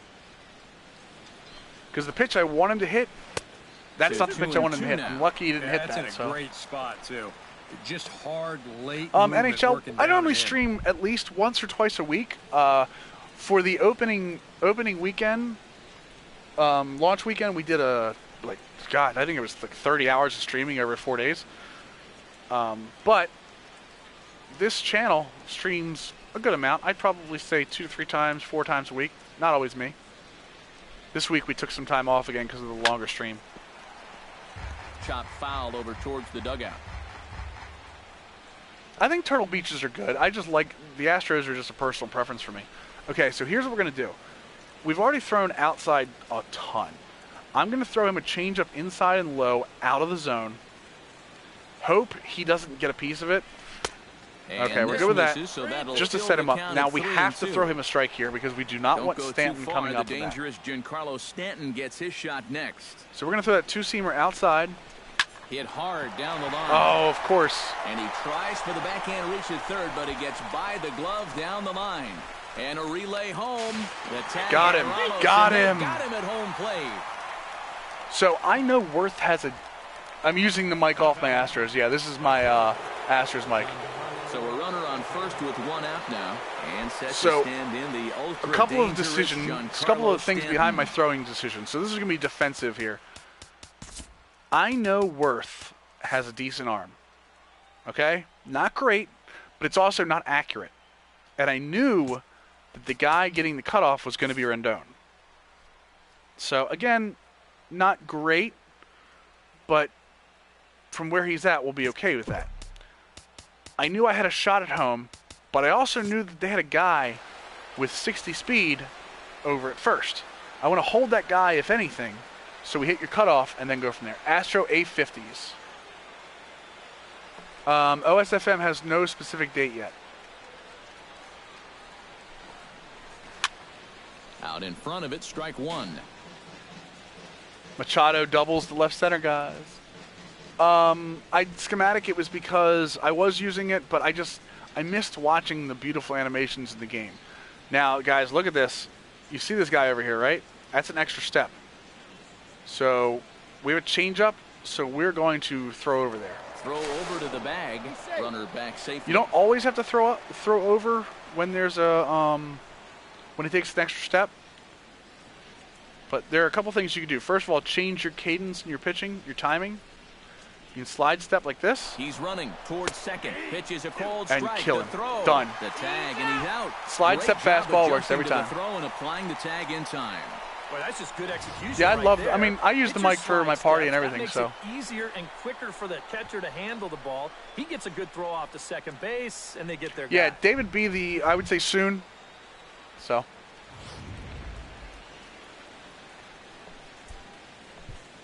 And now we've got an 0-2 on Giancarlo Stanton. We're going to bury slider. See if he takes a swing at it. Oh, he went for the knockout pitch that time, but a good eye. 1-2. Got him swinging an inside one early, so let's see if he'll swing at that. Oh, Whoa, that was a mistake pitch. Sends it out to deep left field. And this is what I'm talking about, guys. You got to be real careful about these big hitters. A home run. Yeah, you hold the L2, MV Peterson. The same way you look over this time. Home run here off the bat of Giancarlo Stanton, as the Marlins will take a 1-0 lead. And you'll notice when we go back and look at this, where this pitch is. The only way you're going to tie this guy up. I want it off the plate. If you go up and you see where that is. That's not off the plate. Belt high, he can handle that pitch, and he handled that one all right. That's where we're standing right now. You got if you're gonna pitch these big guys, you've got to pitch off the plate. You got to pitch, you got to pitch your pitch. That is not my pitch. Now, as he'll go after the first pitch and bounce one but foul solo for the home first run. Strike. Got lucky for that. That's why I love Hall of Fame pitching, Doc. The windup and the 0-1. Missed it just enough. Can you record PS3 using HDMI cord and a computer monitor? So no, you cannot. NHL. Have that man right you have to have a capture card. His options. 3 straight 2-out hits too. That makes any move a little more complicated. Now a swing and a chopper foul. Just whatever you do, don't get into the ball game. Thing that I get into sometimes, where you're just throwing pitches. Don't ever just throw a pitch. Like, okay, I'm going to throw fastball, fastball, fastball. Okay, fastball in, fastball out. That's when you get into patterns, and patterns get picked up by the CPU. But we are going to throw a slider outside here. See if we can get him. I do play Diamond Dynasty. And he'll try to hold up in time, but to no avail as he went around, and the inning is over. Marlins are on the board first thanks to the solo home run. Bottom of the 4th coming up. It's now 1-0 Grind Miami. some innings. Real MVP. What are we grinding innings in? That's such a beautiful pass. Leading off the inning, Jason Worth, as they'll look to get something going here and even this game up. And right here is an important time for them to climb back into this one. They definitely want to even this one up sooner rather than later. Oh, I swung at the first pitch. Yeah, I need me some Giancarlo Stanton too. Stanton was my for all of these I guys. my only diamond that I got in a just like a reward last year. I got it in like I'm trying to remember when I got it exactly. It was like August, I think it was. I got a Stanton. And he's behind in the count 0-2. He might have thought he'd be getting another dose of that curveball because he was way behind that one. 0-2, here it comes. So now we're on no outs. We're in a contact swing. Even though Worth's got some power, yeah, capture card NHL. You need a capture card. So even with no outs and Worth, we're looking at if it was 2 outs, I'd go with the regular swing. But we're doing contact swing just to get some more pitches out of him. I'm not happy with where his pitch count is right now. When I'm hitting, I look for at least 15 pitches per inning from the opposing pitcher. Another one sent foul. That way we're looking at 90-ish around the 6th inning, and we're looking at getting him out of there. And if you get some hitting with that, it'll be good. High inside fastball schematic. A little secret I use is I have my whenever I start, high inside is my worst position, so I actually hold my stick up there. So my PCI is technically starting up in the zone. Try and tempt him with one in the dirt, but he'll hold and then I move from there. 1-2. Well, he might have just said, "Look, you're gonna have to Tim is one. I'm gonna break fouling this to that you the one way off." you don't want to be broken. It's not a code in the game. It's just real life. Ready on 1-2. Grounded to Again, short. contact. There. I'm not And the issue. That's the issue you're going to get. So I had a contact swing right there again. I was just trying to foul it off a little bit, and I did. That's a borderline strike, but he can only manage to get this one. Oh, Manny Machado just got home. What a wild pitch, baby! Little ground out. I love it. And then he took the umpire out with him. Love it. So again, I like to get the pitch counts up Wilson Ramos. with the contact swing. As the first pitch misses to him, it's ball 1. I have not seen that yet. Tim is one. So bases are empty, 1 man out. In terms of the free agents, I can see the Oriole game looking at it right now. Taken low. Yeah, Dylan, there are a couple of really good rosters. If you go to a user by the name of OneBase24, it is Fisheye, by the way. If you go to a user by OneBase24, the word one, not the number. Come on. Get in the gap. Looks up. There we go. That's patience, baby. So anyway, OneBase24, spelled out ONEBASE and then the number 24. There are two rosters. One's called Smoke Show or Smoke Shadow. That's a good one with about 200 prospects in it. If you look for that. Well, this was the perfect storm out there. 2-0 count to a dead red fastball hitter. Nope, yep, and see, that's what I'm talking about. 2-0 count. That was too easy. Do I ever use power swing? Diablo, I do. If I'm up 3-0 or 3-1 in a count with a power hitter. That was an X swing. That was just a normal. That was just a normal contact or normal regular swing, no contact. As he'll take a called strike here on a borderline pitch. It's strike one. Actually, for some reason, I find on that last home run, and it came I find easier hitting on Hall of Fame because I'm more of a patient hitter, and on All Star, they throw a little bit more strikes. That gets to me a little bit. Oh, terrible swing.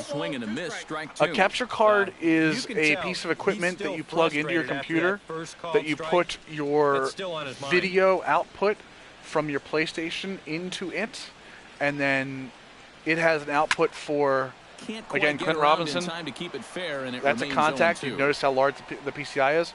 And then it goes out to the TV, so that way you can record the computer while you're playing. Oh, and he dusted him off the plate that time. Some mind games being played now. It's 1-2. Mayhem, you can't search for them. I just sort by username. Yeah, NHL guy, the contact swing. Okay, so if I were to regular swing that, let's look at what the PCI, what the feedback says. So yeah, so that's pretty strong. If I had a regular that, I probably would have been better. But again, I'm looking to. It's just a philosophy with me. Stand in for the second time now as he looks at a called strike. It's 0-1. Well, he's thrown a first pitch strike to about 60% I'm not going to do any Diamond Dynasty today, guys. So that's a pretty good just because, like I said, this is more based on franchise, and I kind of want to do more of these strategy/franchise videos for you guys that play offline, and even some team building with Diamond Dynasty. So. And we've seen guys swing at that four-seam riding fastball up Bry guy, I would say Hall of Fame or All-Star. I would start with All-Star and go from there. But Hall of Fame for me produces the most amount. But he holds up in time. Ball one. Yeah, you could tell right there. Roster vault, he's just Brave. About protecting the plate, and he nearly chased a bad one there, but he caught himself at the last possible instant. Just know that if you're playing on Hall of Fame, you will get many more balls thrown at you, even when it's 0-2 or 3-0.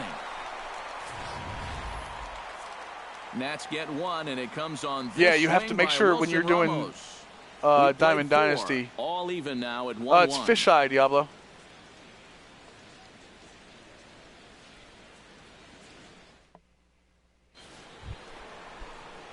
Justin Bohr heads for the box. Justin Bohr is one of those guys. So you see that 71-81 combo. Again, I'm worried about him. I don't mind pitching up to him, but I don't want to give him anything. It's 1-0. Well, one thing we've seen SVW, from this guy on the mound so far, Germany. When he makes bad pitches, they my heritage is miss German. SVW, I'm very proud. They don't miss in the zone where they can be crushed. Of course, my dog snoring is like Germany too, I guess. And a fastball that's about off the radar screen there. It's 2-0. You don't have to give it a like, Dylan. Just make sure you follow the channel. Put a heart on the channel, and tweet. Here, you want to give them a like. You ready for this? If you have a Twitter, at Steve_OS or at Operation Sports, go to them and be like, listen, Millennium is the best streamer I've ever seen. You don't have to really mean it. I'm just kidding. But you know what I mean.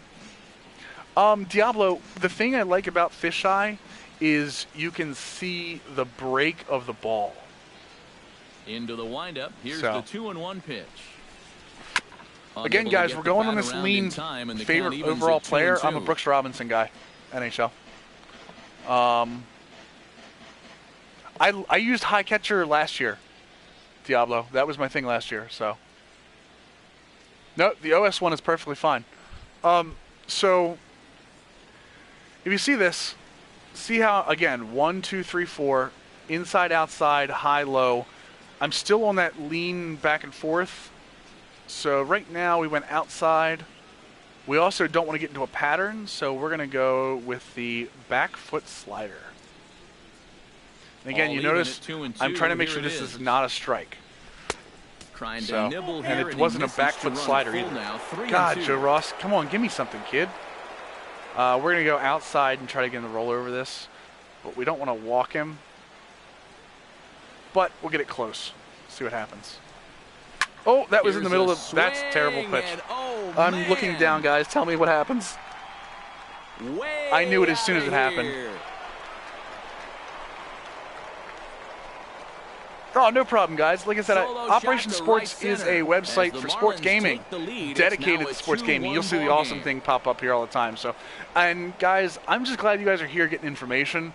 That's kind of what I like doing. I like getting information out to you guys, strategy, stuff you guys don't think of sometimes.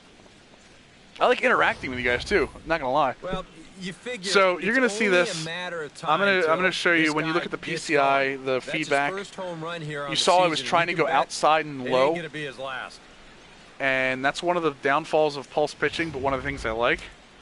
You're gonna see where that ball ended up, and that ball ended up at a bad spot. It was not a good spot. So. Unfortunately, that's what happens. As he'll take a look at his Franchise Hockey Manager. I own it, or no, I don't own it yet, Bry Guy, but I'm going to buy it. I do. I don't like tech sims a lot, but I love hockey, so.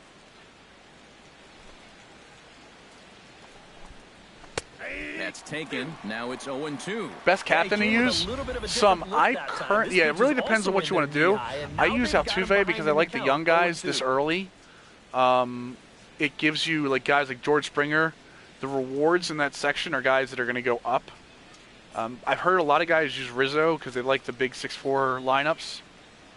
I've also heard a lot of guys like the Donaldson default one because of the clutch rating, the high clutch rating. He got caught in a situation where he had to protect with 2 strikes. He's probably fortunate he even got wood on this one, but it didn't matter much as this turns into an easy little soft liner.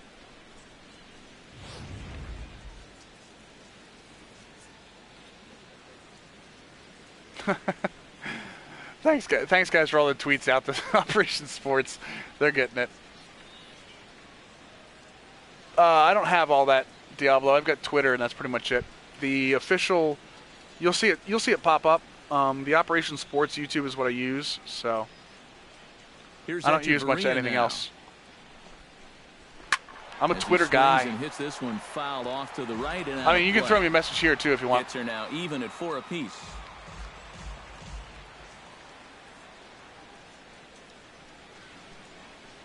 Oh, damn. Nice, Bry Guy. That's especially tough this late in the year because you got a lot of teams that aren't playing for a lot. So.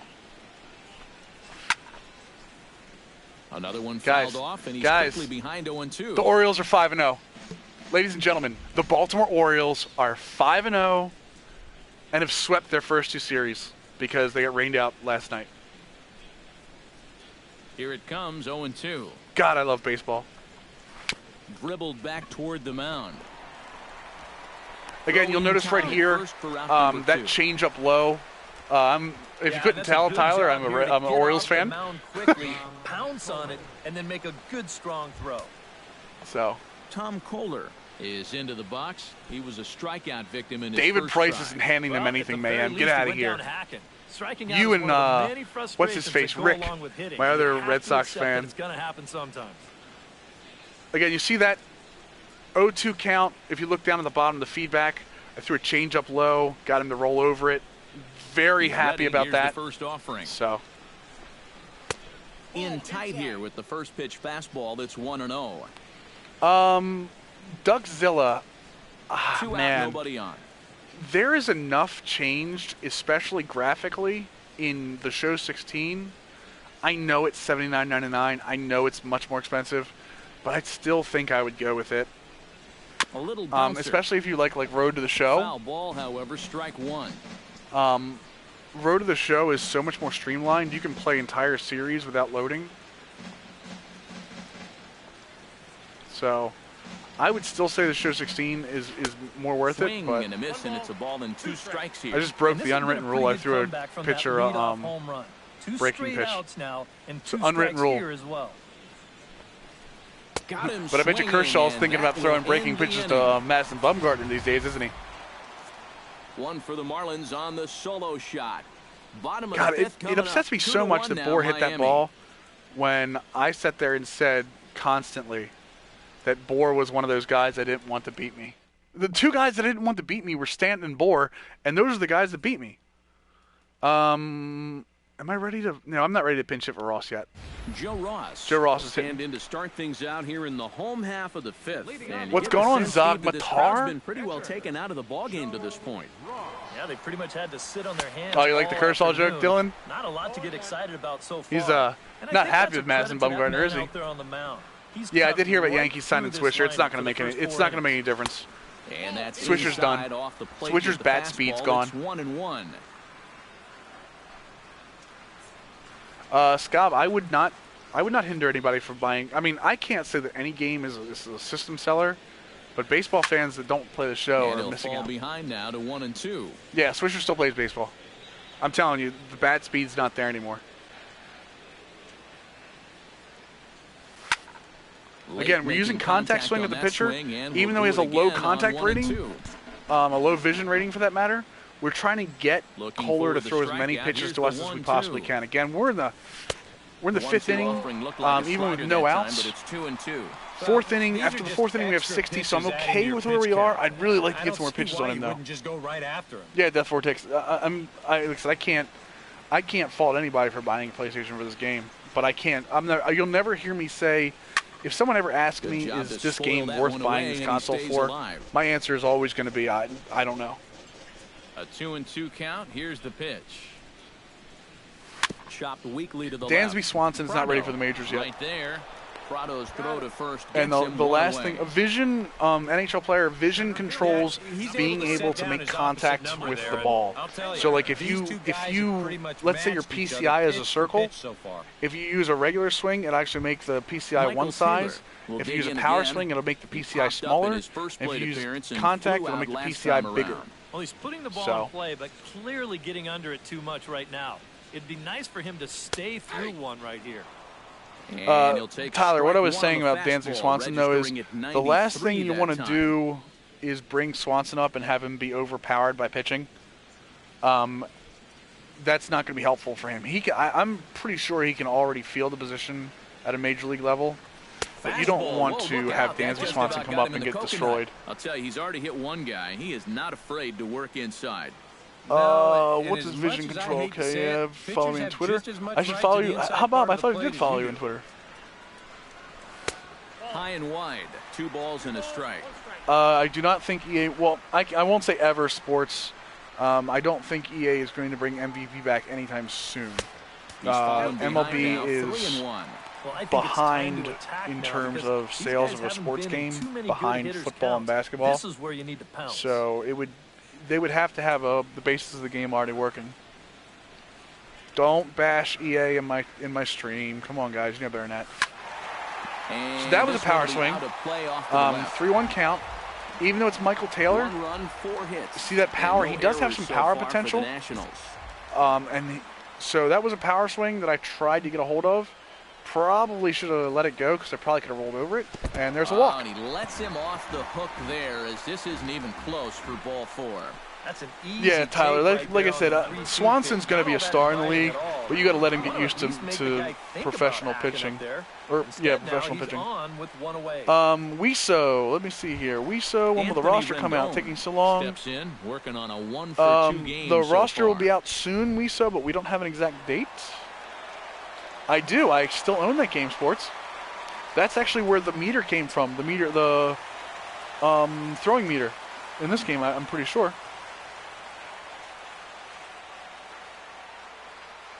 It's okay, guys. Guys, I don't mind people asking about the roster. Looks like that's not a big deal for me. Step on that last pitch. Well, Matt, I still play NCAA football on the 360 on a semi-normal basis. I love the whoa, must have hit that one hard. I loved NCAA football. I love the recruiting. The recruiting in it was one of the best team building aspects of any game I've played. Looking for the strikeout. Here's the 0-2 pitch. This one's blooped. Okay, so just so you see, center field. I'm going to R2 here and then back off. So that's all me manually controlling that. First, but he's safe at first as he gets back in time. Right fielder number 34.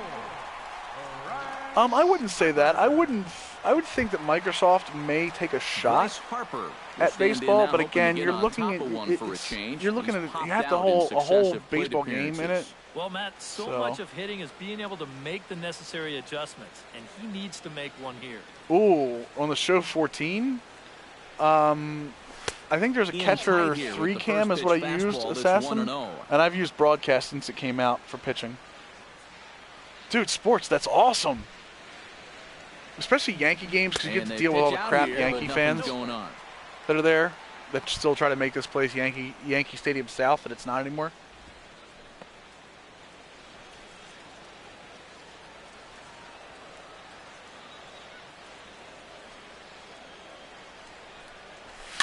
Oh, terrible swing. I can't believe that. Weso answered the question for you.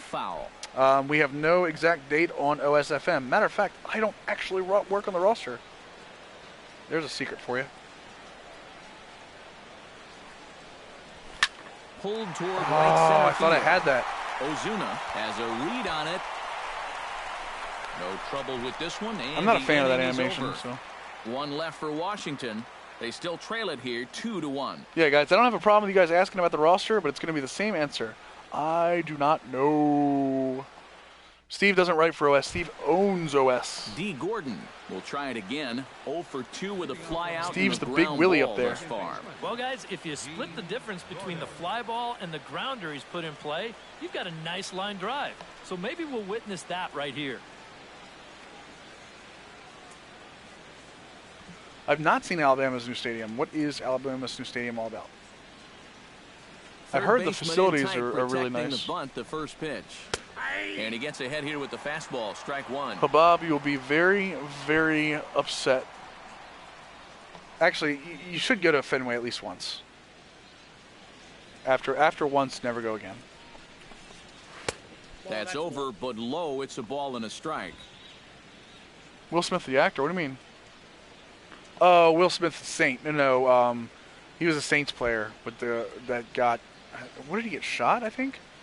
I don't know the exact story, so I don't want to put out what I don't know. Too short, hit hard. Espinosa's there. Throw won't be in time as he reaches it first. So hold on here. We're gonna look at this real quick, but I want to go over something about defensive routing on this too. Very close, safe call might be challenged. And we're gonna do a replay on this. I'm going to show you something about. He is not the leader of North Korea, although I've had my questions. Right here. All right, so he's out. We're going to challenge this. He's out. For sure from that replay, and we're going to have to see what the word from the dugout is. Remember, the ruling on the field is safe. So here's the now this is something that gets brought up to me on a normal basis. I don't. Cat, I don't know. I've heard people to get a definitive answer on this play. I've heard people say that there's issues with the auto base running, so I can't answer. I use manual. Is there enough video evidence to overturn Yes, there's enough call? video evidence. Yeah, I think that shot right there makes it look so a lot like of people, I've heard a lot of people talk about how it's challenge. harder to, so it looks like on routine plays, guys aren't getting out, like they're getting people safe at first. He's out. So the original call is overturned, and instead what I want to show you here is why this play worked. First of all, Danny Espinosa has a 70 arm strength and a 72 reaction, so he is middle of the road to say best. Okay?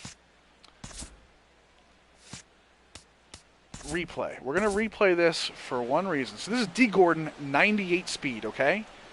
I want you to see how many hops this takes first, okay? 1, 2, 3 hopper. Okay, so it's a 3 hopper. Not that slow, but not that fast. Now, I've seen so many people go straight left with this. Okay? I'm not talking about preloading, so straight left would be here. What you have to do is you have to go diagonal. And even I didn't take the best route to this ball. I should have gone straight at second base from where I was. So because I did that, now D. Gordon is good, but because I did that, that's why this play is close.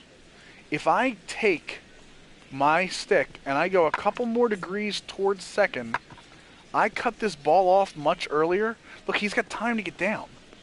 He should not be doing this on a D. Gordon play, on D. Gordon running. And this is my fault for taking the wrong angle. I should be taking an angle to here. This is where I should have cut this ball off, like right here. A lot of people don't see that, but that is exactly what you should be doing when you're fielding. You should be taking shorter angles, especially against faster guys. That's why that play was close, and I'm lucky for the fact that he was safe, or that he was out. NHL, the call automatic. You can only challenge calls at first, and it automatically comes up on close plays. Hit sharply toward the right All right, side. Ross is losing it for me. Grass, it's a base hit. NHL again, it's automatically comes up. You can push square to challenge it once it comes up. Head stays down, ball gets deep in the zone, and he lets those hands lead the way, and he drives it to right field. That's as good an approach as you're going to see. Sports, I have a test franchise with the Orioles that's only a couple weeks in that I'm not doing bad in, but honestly right now I'm waiting for either the first official roster update or waiting for the OSFM, because that shouldn't be too long either. No, it's okay, Wiso. It's not a big deal. I have no problem with you asking the question. Just don't answer it a bunch of times. Okay, so you see that guy is on a 2-step lead right now. So we're going to look over at him real quick.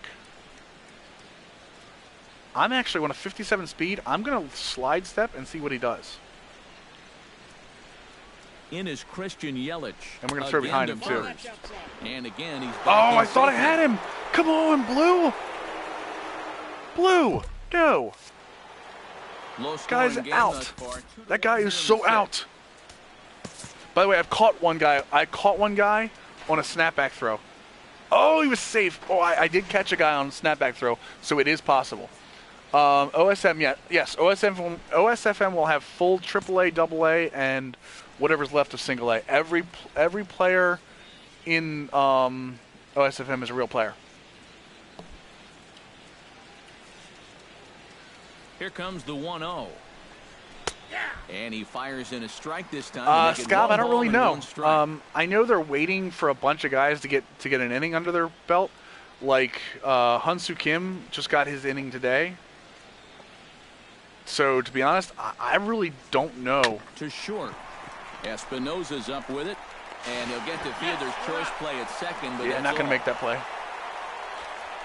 King, actually, it's not a dumb question, dude. I'll get back to your question 1 second. Yeah, snapbacks definitely worked this year, Doc. And I've got one guy with them. Not a ton. Well, last year was lollipop throws to first base, too. King, what do you want to do in terms of playing? You want to rebuild a team? Are you looking for the best overall team? For strike one. Dylan, you don't want to know my thoughts on Kim. I'm going to be honest, because I'm pissed that he's on the team, to be honest. Chopped foul right at home plate. A runner on first with 2 away. Yeah, so King, answer the question for me. Are you looking for the best team to use, a good rebuilding team? Now look at this. I'm throwing inside again. Woo! Got lucky on that one. Oh my God, I got lucky on that one. So I wanted to throw inside off the plate. That pitch is still not there. Lead it 2-1. What would I do to help the Pirates? So after this game, you know what? I'll take a look at them real quick. I think the Pirates are in pretty Daniel good position Murphy already. Will stand in to lead off the inning. I think you could probably use third base is good. Shortstop's good. Maybe. And this whole lineup's been pretty quiet all game long. I would probably move Kang back to shortstop and split time with Mercer. I think Josh Harrison's good where he is. Curveball looked at here for strike one. I would leave. For that man right there, just the one run allowed. Maybe some the question pitching. is, can he make that lead stand up? Well, he hasn't shown too many signs. Yeah, run back to the KBO. So that was me. I definitely said that. The look of someone right now who's ready to go the distance. That's a ball. Tyler, not yet. Not by default. The Operation Sports Full Minors puts all of the players in, so. 1-2 now as that one's fouled off. Guys, can anyone look up for me? What did Kim do today? I know he was in the lineup. Can anyone give me his box from today? Gets a small piece near the plate. Oh, it was foul. That goes Foul. foul, Contact so swing. he stays alive with 2 strikes. Yeah, Red Eye. It's definitely a comfort thing. You have to have a feeling for it. So practice is unfortunately the only way to do it. This is hit the other way. I swung at a bad pitch. Yelich moves over, looks it into his glove, and there's one gone. Yeah, wait, he was in the game, right, Bob? He got at bats though, right? Really That's what I'm only asking. One bad pitch the entire game. That was the the Phillies are a tough run. rebuild. Other The than toughest rebuild is the Brewers, in my opinion. Not much to speak of at all. Just because of the combination of Jason Worth lack dig in of. here. 1 for 2. Kim was 2 for 3. There you go. Grounded out so far. Yeah, putting the ball. That's what I'm in play, talking about, baby. Sometimes that's half the battle. First delivery to him on the way. Don't get me wrong. I'm gonna cheer that guy because he's an Oriole. Right there for strike but I still one. think he should have taken it's the. not showing in his slider. That pitch is still. No, as he didn't hit a tight as home it run. was in the second inning. I watched the game. Machado was the only home run, I thought.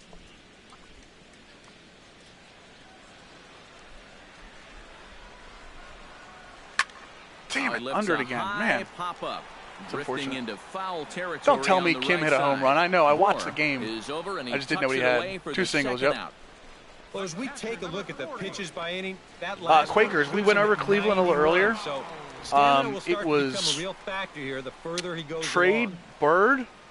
See if I can remember this. Trade Bird as early as you can Wilson because he's going to Ramos go down. leans in, looking to Trade replicate his last Rajay at-bat Davis when he if you launched are a not in the solo playoffs home run. by Well, I think he proved that he can trade turn on deadline. a pretty good fastball and hit it out of the ballpark. So you need. Oh, a Blue different Dragonas. That means he had approach in this 3 at-bat. at-bats, and he he'll try got to on crowd base him 2 there of to them. start the at-bat. It's 1-0. The best rebuilding team, the hardest rebuilding team is the Brewers, in my opinion. That's your hardest rebuild due to the budget and high in the air over toward foul ground. the budget and the lack of And young he'll talent. get under it to put it away in foul territory, and that ends the inning. All right, I gotta bring in a reliever. Joe Ross is done. Martin Prado will stand in here to start the 7th. EK, it's been a pitching and defense afternoon all throughout. Yeah, neither starter looking like he's ready to blink. Neither one of them looking all that tired. What did I do for the Rays, Mike? I didn't go over the Rays yet. Or did I? No, I actually looked at the Rays because they're going to be a team I probably use in a franchise.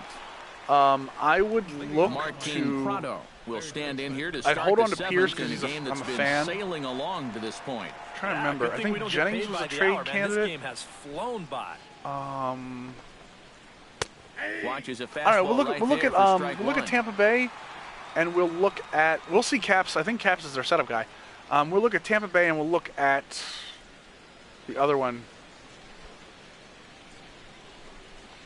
When we get done High here. in the air out to center field. Taylor has a beat on it. One Who was out. the other one? We were just talking about somebody else. Cleveland.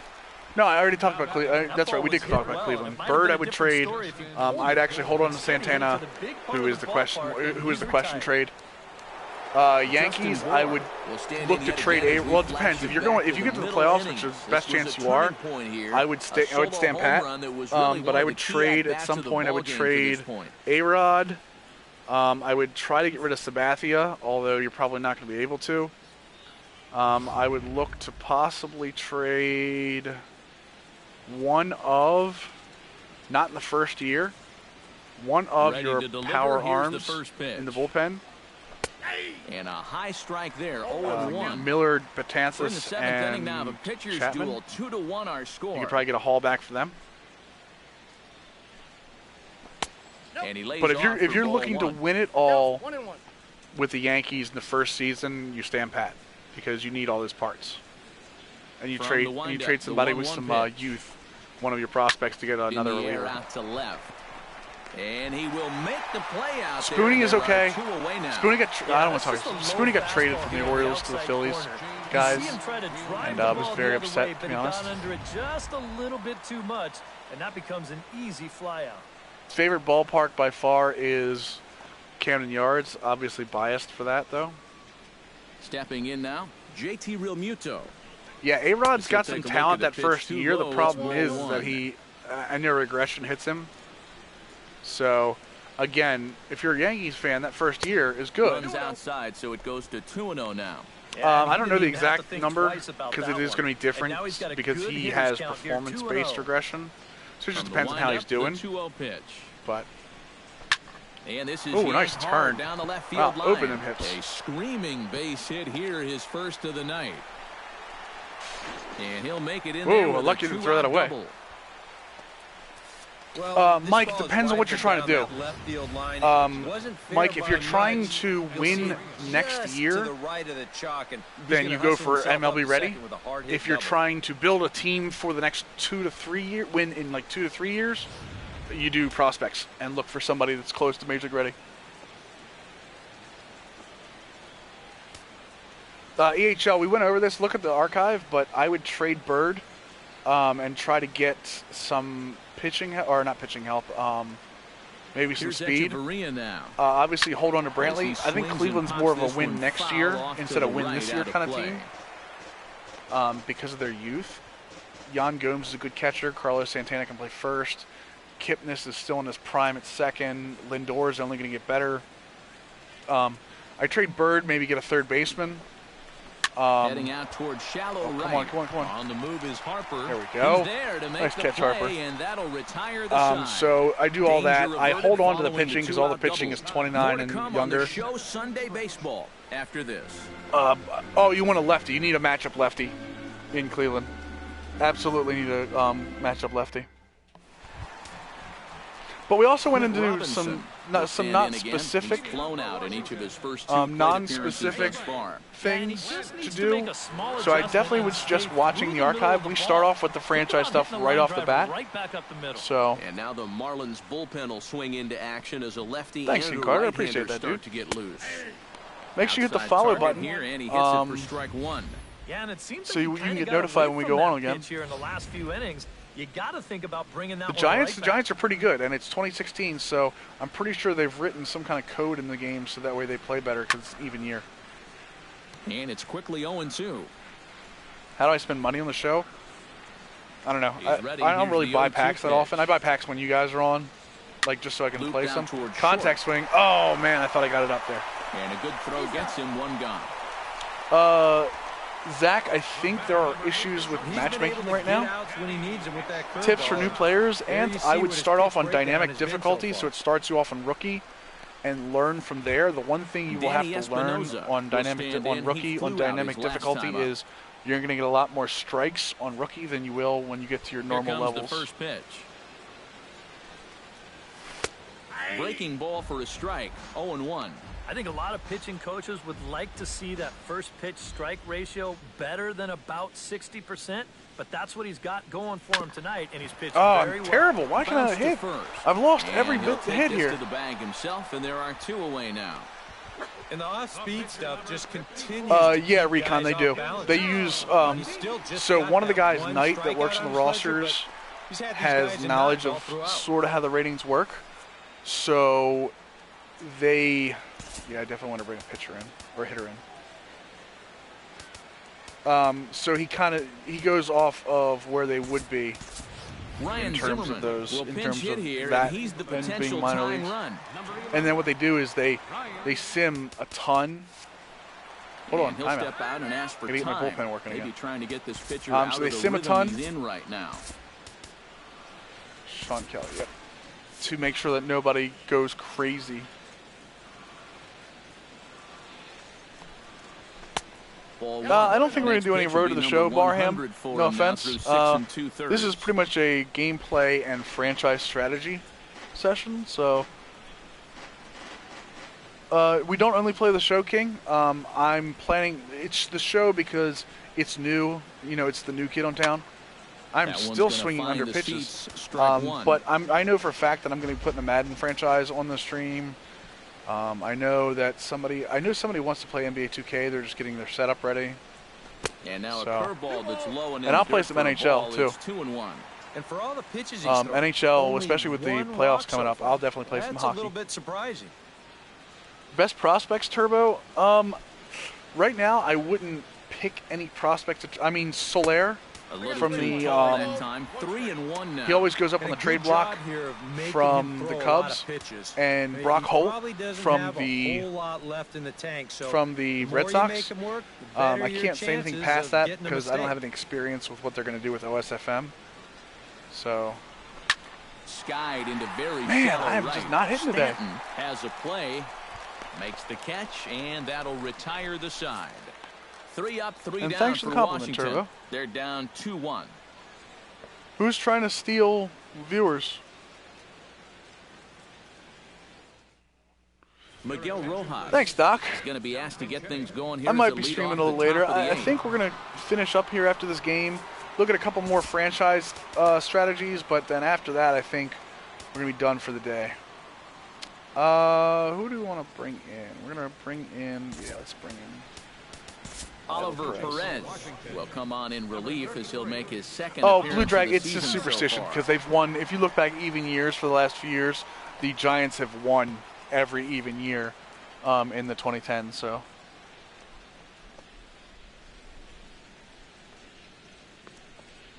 Sorry about that. Bulldog?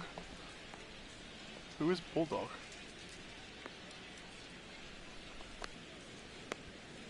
I don't even see that.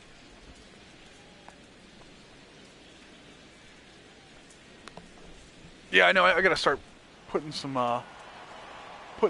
balls into the friggin' stands. Shortstop, Miguel Rojas. Wait, is he going into? Is he whispering to people, guys? Trout's better than McCutcheon. On to the 8th now as the first pitch is a fastball that's looked at for ball 1. Oh, really? Well, that's nice of you, Bulldog Nation. Appreciate that. Bye.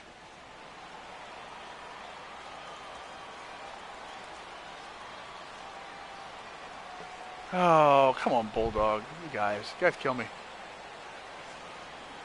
Now the I mean, pitch. you guys know that. How many people have been in here when I've promoted other people's streams? Like, because I legitimately like their stuff. I don't understand. I just don't get it why people try to do that. And stuff. a slider gets Come to away me. from him here as it just about got him in the ankle. That's a pitch you have to lay off right there. It's unfortunate, that guys, right? Slider right? busting down and out of the zone. All that can do is tie Oh well, you up. whatever. He's gone. He gone. A little Hawk Harrelson, baby. He gone.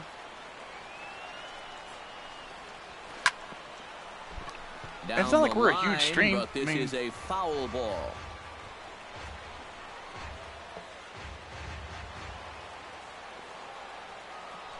Let's see here. Slider. We'll try to back foot slider here.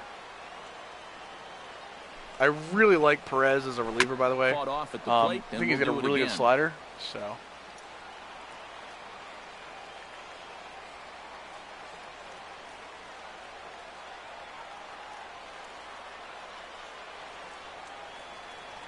Sorry, guys. It's fixing something in the stream.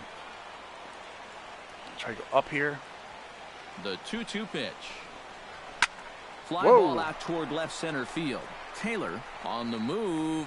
He's got it. Almost got beat. Oh, you leave Hawk Harrison alone. Dirt rally? Well, someone told me about that. Who? Yeah, yes. It'll be archived as soon as it goes down. But it's still an easy Guys, I'm not really worried about field. it. So let's see here. Buy D. first Gordon option. Will stand in. Oh, you're talking They've about the done a packs? good job keeping him You off get a base at the player top of pack the that lineup. has He's 0 the for guys 3 in thus it far. are guys that Yeah, match not up really with that providing player. the So like the spark that they Donaldson, usually hope to get out of him. all the Maybe guys he in the can make pack something have happen plus right 70, 75 plus clutch rating. Runs up Or to like bunt here, Altuve but he will be missed it for all strike one. Guys under The 26. pitcher's duel So continues here. 2-1 I heard scores about with play Ariad to hitting the bomb. Recon, I play the Division. I haven't played anything since the show came out, but I normally play the Division. I play a little Witcher once in a while, kind of my thing. I play some Rainbow Six Siege. Slider, and he can't pull the trigger. But mostly recently it's been the Division. Two great sliders. He's got his work cut out for him now. Ooh, almost got him. See him jump. But again, guys, look at this. We're moving the ball around, not pitching to the same place, not getting into a pattern. That's all important stuff when pitching. So here's the pitch. To 2 balls and 2 strikes now. I heard about Far Cry Primal. I'm waiting for Far Cry Primal to go on sale because of all the games that came out at the same time. Far Cry 4 was one of my favorite single-player experiences. I really liked it. And I heard really good things about Primal. So as that misses, it's 3-2 now. I like Division. I've gotten past the whole bullet sponge thing. So it's a full count like it is here. That doesn't bother me as much. And he looks at ball. I missed him. I lost him. So how did I lose him? Oh, this is bad, guys. This is bad. He's on base. That is just a great new morale system is very important, so if you do not pay attention to it, there are guys that can take large, massive hits if you don't pay attention. Especially if you offer a guy a star roll and you're not giving it to him. Star roll, and just depending on what they want. All right, so hold on, hold on one second. A bluff move here to first, but let's see. I know we got Stanton up after him. Oh, Ozuna's really good against righties or lefties. Yeah, so let's go ahead. We're gonna go ahead and bring Kelly in. We'll get a trip to the we're gonna put Rivero at warming and bring in Kelly. Sean Kelly will come on out of the bullpen as he'll be appearing in his 3rd Guys, game always this remember season. matchups are imperative. Marcell Ozuna will be the first to greet him here as he'll stand in with a runner at baseball first rules aren't really that hard. Now the Nats are you'll get them as they go. The franchise rules are a little tough in terms of what you're allowed to do and what you're not allowed to do. But the game walks you through them, and to be honest, you can have the game automatically handle your roster if you just want to worry about gameplay. And it wouldn't be a bad idea to hold the ball a little longer out there on the mound. Really, he took an extra step. You guys saw that, right? You can't be predictable out there, or he'll take advantage. There is morale in Road to Show, Bob, but it doesn't affect your player. But there is morale to other players. Looked like a slider, perhaps, but it missed badly, and it's 2-0. With as crappy as I've been hitting, I got to keep this to a 1-run lead. That base stealer over there at first base. Sometimes just the threat of a steal can really mess with your head. Come on!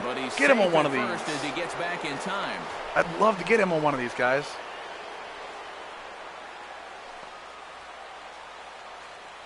Runners off for second. Pitch is a cold strike. Yeah, not going to get him. Didn't slide step, threw a changeup. Easily at second. That's dead to rights in terms of not going to get him. Game.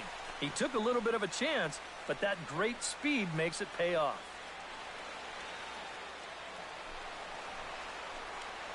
As in your player, I don't know. I don't know if there's really a point to it. Is there? Looking to keep this a 1-run game, and that's a swinging strike 3 in the dirt. There we go. I like the strikeout because now we can set Stanton up to walk him. Play there behind the plate. Because I'm not letting Stanton beat us. But then he's got to get the out over there at first base and make sure. Guys, you know what game I'm watching right now on the old MLB.TV? Miami at Washington. Oh, this is Yelich. I don't want to walk him. I want to hold on to him. In is Christian Yelich. As he'll take a look at a slider here that finds the zone for strike 1. I don't know. I don't know if morale really, because you don't have any control over it. Your morale is just, I don't know why.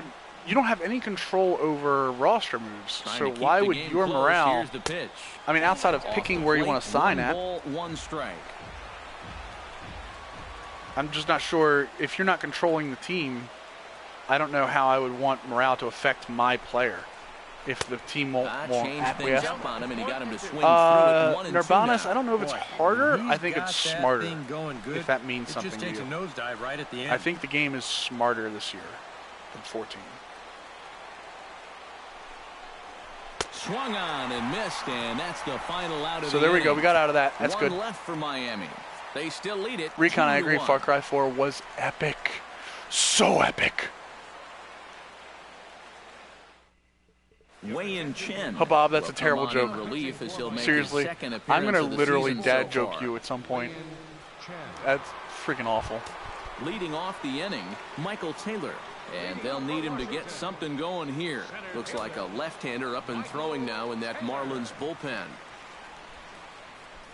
All right, come on, Michael Taylor. A fastball off the plate away. It's ball one.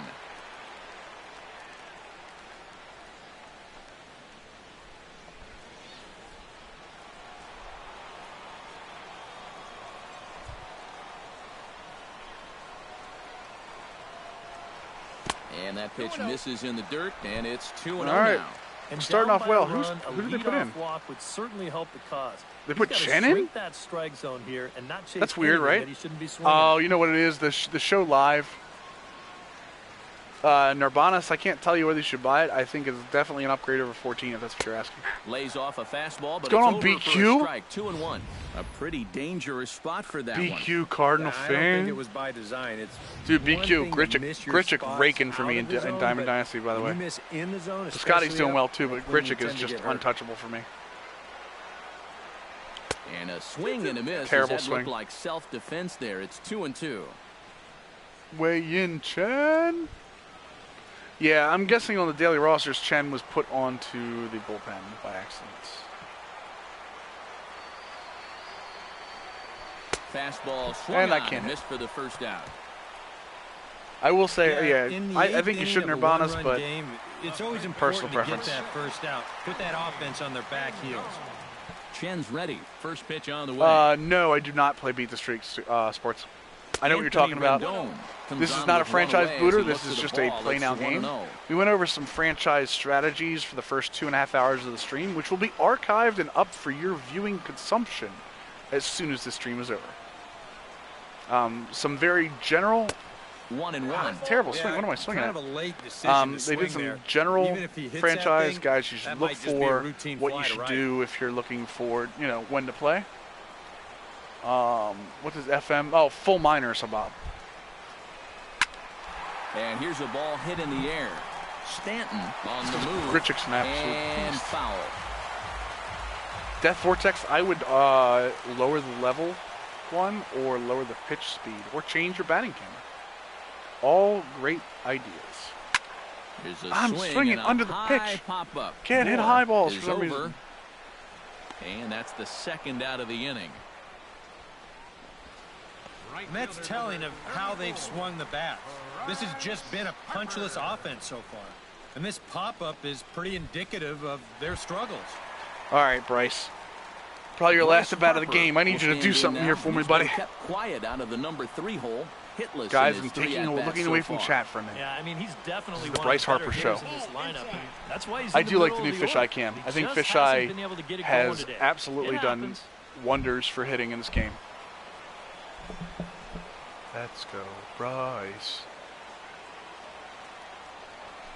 And he comes back with one in there for a high strike.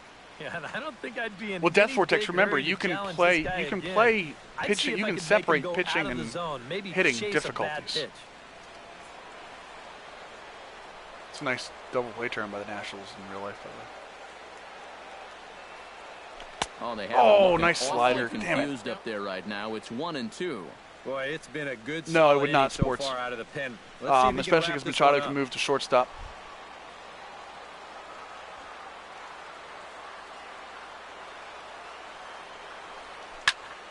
Shortstop is more of a. Benny, I'll tell you. Hold on, Benny. I'll comment that on a second. Machado at shortstop is a much more valuable. Oh, I swung at that slider. Terrible swing.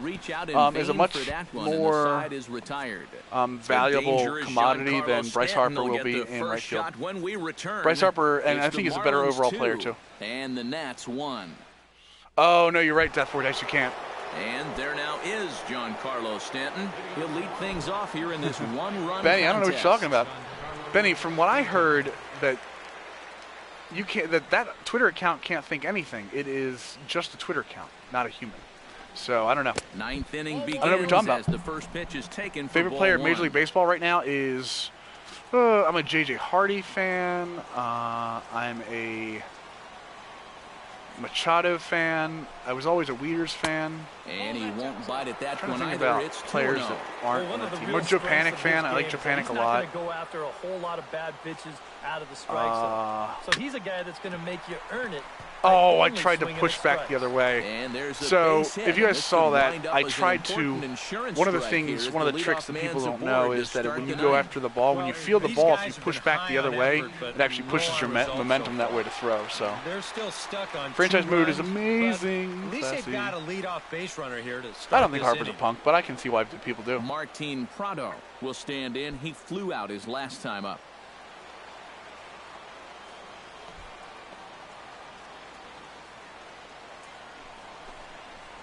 And the slider's in the dirt as he lays off it for a Salvador ball. Perez, I like Salvador Perez a lot. No, he's actually one of the 2 catchers on my Diamond Dynasty team.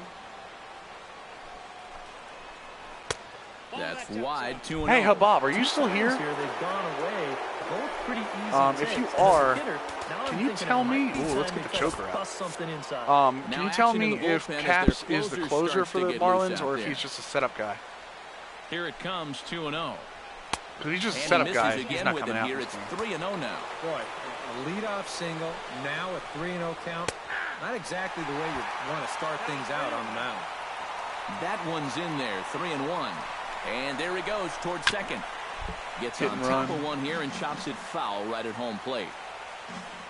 Oh, I really like it. I think they've tuned the trading logic to a good point.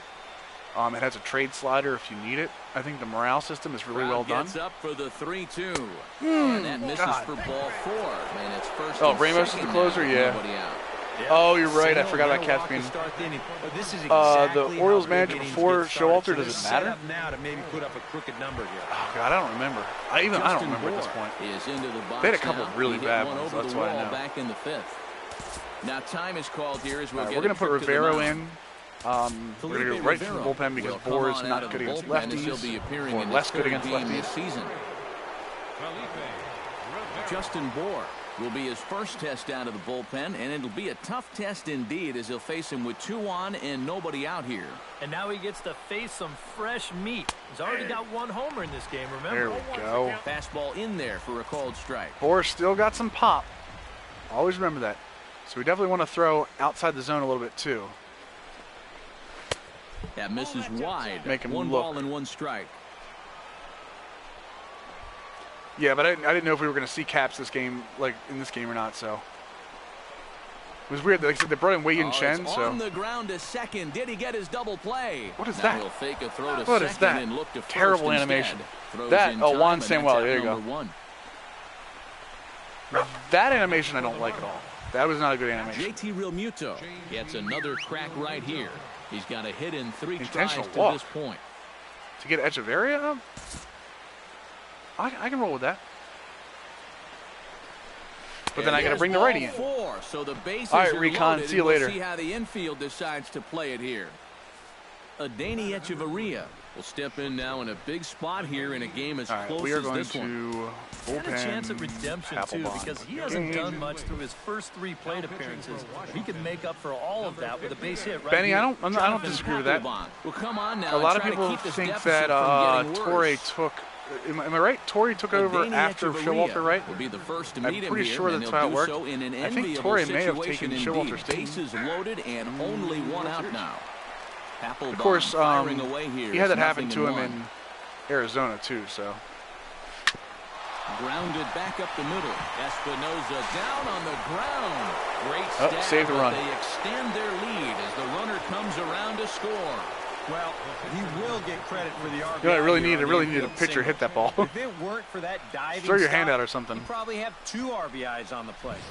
Even though they don't get the out, that's a great Who is this, effort. Chris Johnson? Really pay off if they could get out of the inning. Chris Johnson. I really wish Espinosa would have gotten that out second, for though. The ground ball here as this misses It would have been very helpful.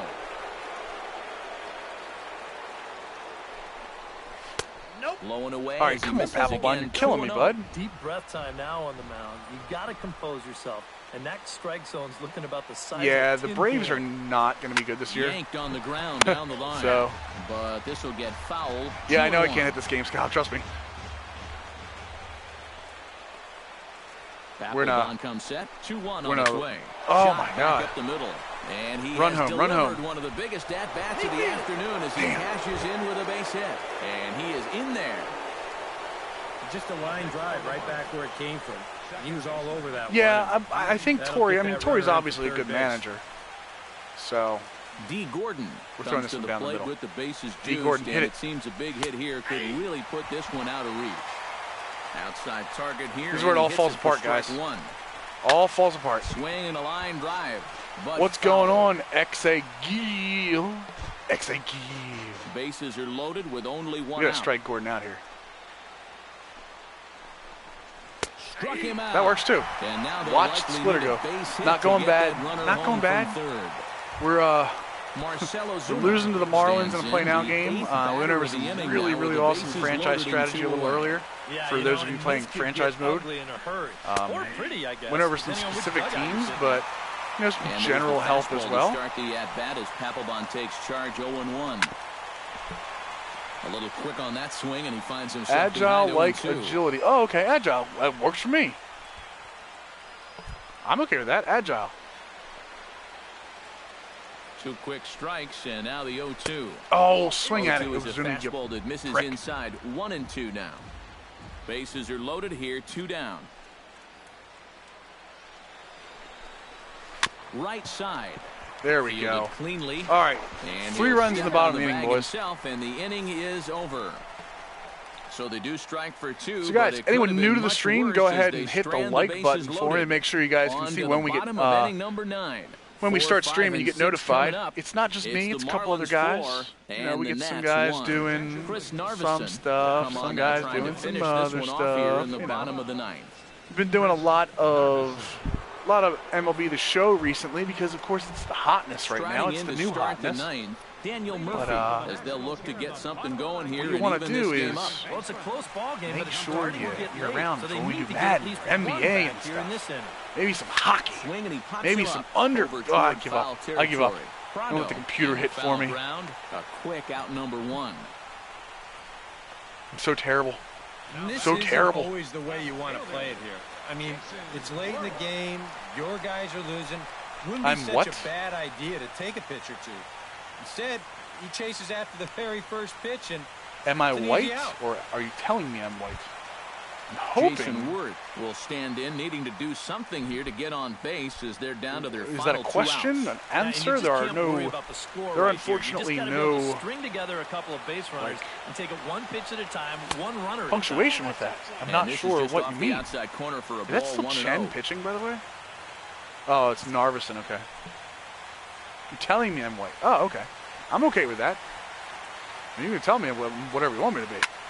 Here's a I'm swing pop. and I just a whatever. high pop Whatever. It's drifting terrible. toward the third base dugout, and he'll stay with it to put it away as they get their man here for the second out. whatever he's doing out there, it's working out Dude, for him. Kohler in real life Back-to-back is pop-ups here kinda to start the inning, and sucks right he's now. just making it look easy. Wilson Ramos will stand in again as we take you back to earlier in the ball game.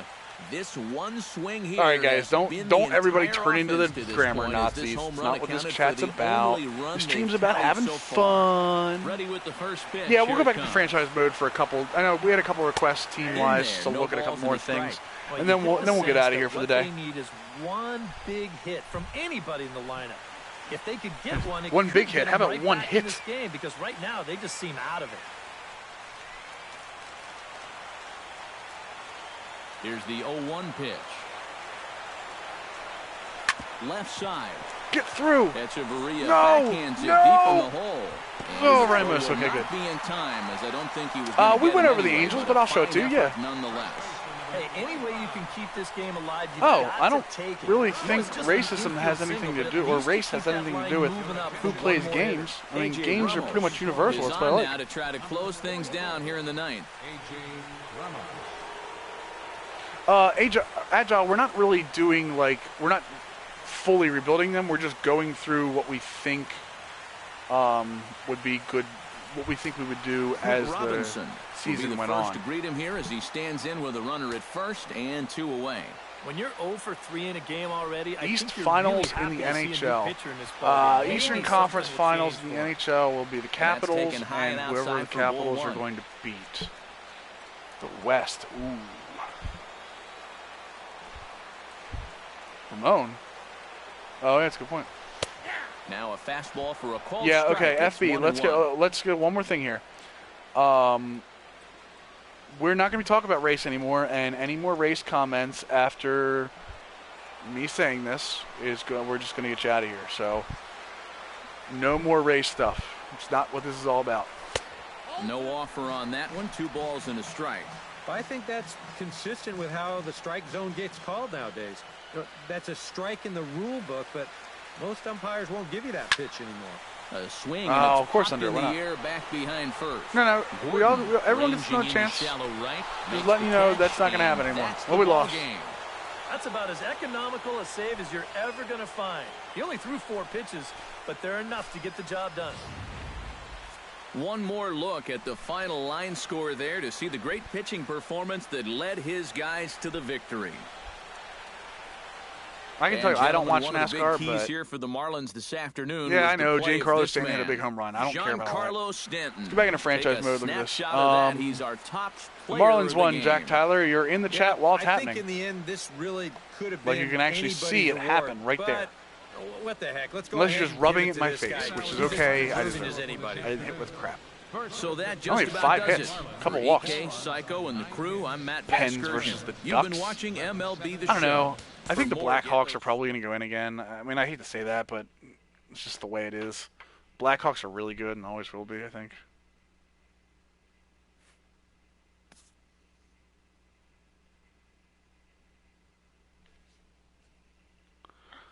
All right, so let's go over here.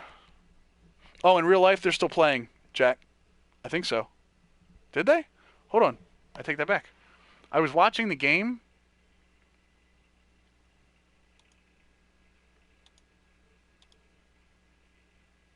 Streamed some cricket. I streamed some college lacrosse the other day.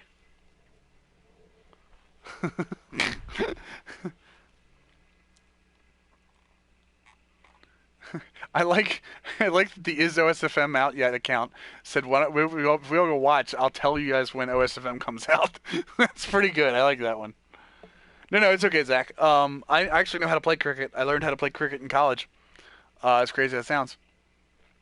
That's 142. There you go. All right, so franchise mode. We're gonna do just so new with the live rosters. Now, remember, this is just with live rosters. This is not with OSFM, but it does have some things to do. When it comes to the Angels, what I would do here, I'd look to trade Pujols as soon as you can. Even with that, because I think CJ Cron can play first base for you and still get to the playoffs. I would look for catching help because both of your catchers, while Soto can hit some, neither one of them is going to be serviceable defensively for you. I would look for I guess Pennington can play your utility role. I'd look for a fourth outfielder because I'm not a big fan of Barry. I would also, if you fall out of the playoff race for any reason, I would start to look at trading Yunel Escobar by the trade deadline. I think Giovatello is a good keep. Simmons is your shortstop until Simmons retires. I like Calhoun a lot. I think Gentry should stay as your leadoff hitter. Although, again, another guy that could be valuable to some teams due to his speed. So if you fall out of the playoff run, I would do that. I know you do, Benny. That's one of the reasons I thought it was pretty cool. There is no lacrosse archived. I don't think I think we're all archived. I think I did it on my personal account when I had it. So yeah, that's what I would do. Pitching wise, I would get rid of Shoemaker. Even though he's decent, he's upgraded because of his walks over 9. I would get rid of him. I think I would also look to possibly trade either Weaver or Wilson. I think you would probably get more value out of Wilson, even though he's 2 years older. But I think the computer likes lefties a little more. So I would look for that, and I would look for a matchup lefty for your bullpen if you're going to the playoffs. Yes, trade Mike Trout. I would not trade Trout.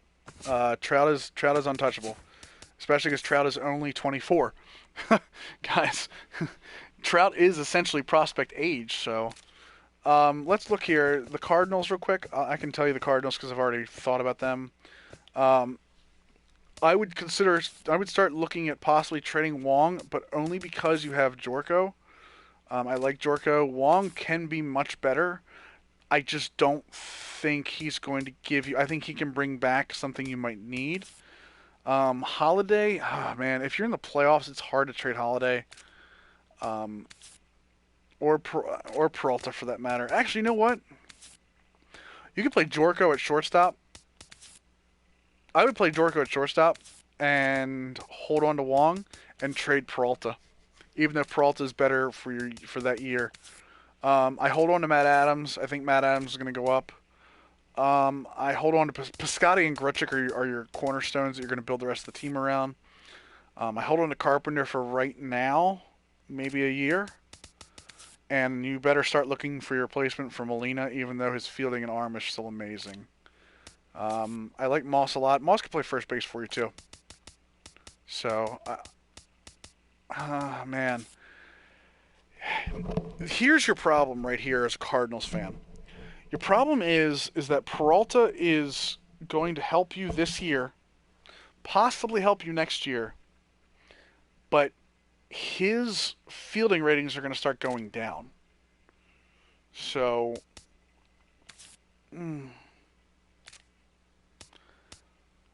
that's the problem, is you've got this really good talent base on top, but if you, for any reason, have to go get... If for any reason you have to get younger, you're going to have to go into a full rebuild. So, Tommy Pham, not bad, but not going to help you. So,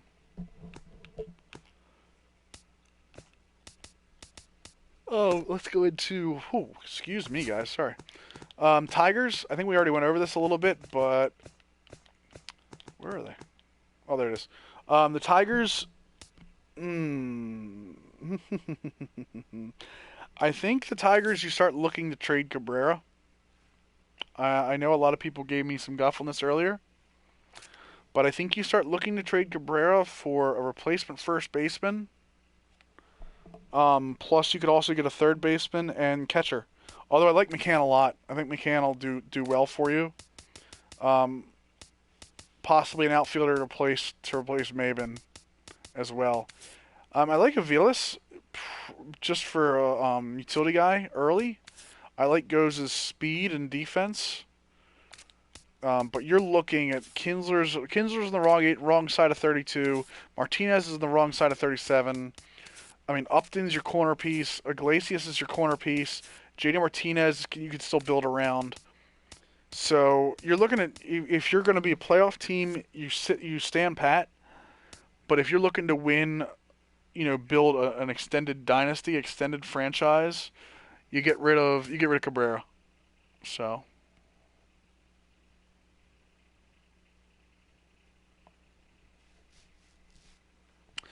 Yeah, but Dimmu, the problem is you can get so much back for Miguel Cabrera. You can get a first baseman to replace him, and even though he has that elite contact bat and really good clutch, you can get people to replace him with that. And I know a lot of people say, "Oh my God, it's Miguel Cabrera." Well, I mean, sometimes you have to look past the fact that the name is Miguel Cabrera and look at, hey, it's a 91 rated first baseman who's 32, has 12 years of service time, and can't play great in the field. So, the Braves, Jack, we can't do the Braves without OSFM because they need all their youth. If you do Braves just with your normal rosters, you're in for a huge rebuild. Yeah. Tips for the Mets. The Mets, I said earlier, it's going to be in the archive, but I think we'll go over the same idea. Trade David Wright as soon as you can. He's 33 and will go down. Even that contact over 99, don't let that sway you. You can get another third baseman, or you could actually play. Is it Munoz that plays there? Or I think Flores can play there. I think Flores, with his high vision, can play there for you. I get rid of Granderson if I'm not in the playoffs by the trade deadline because he's 35.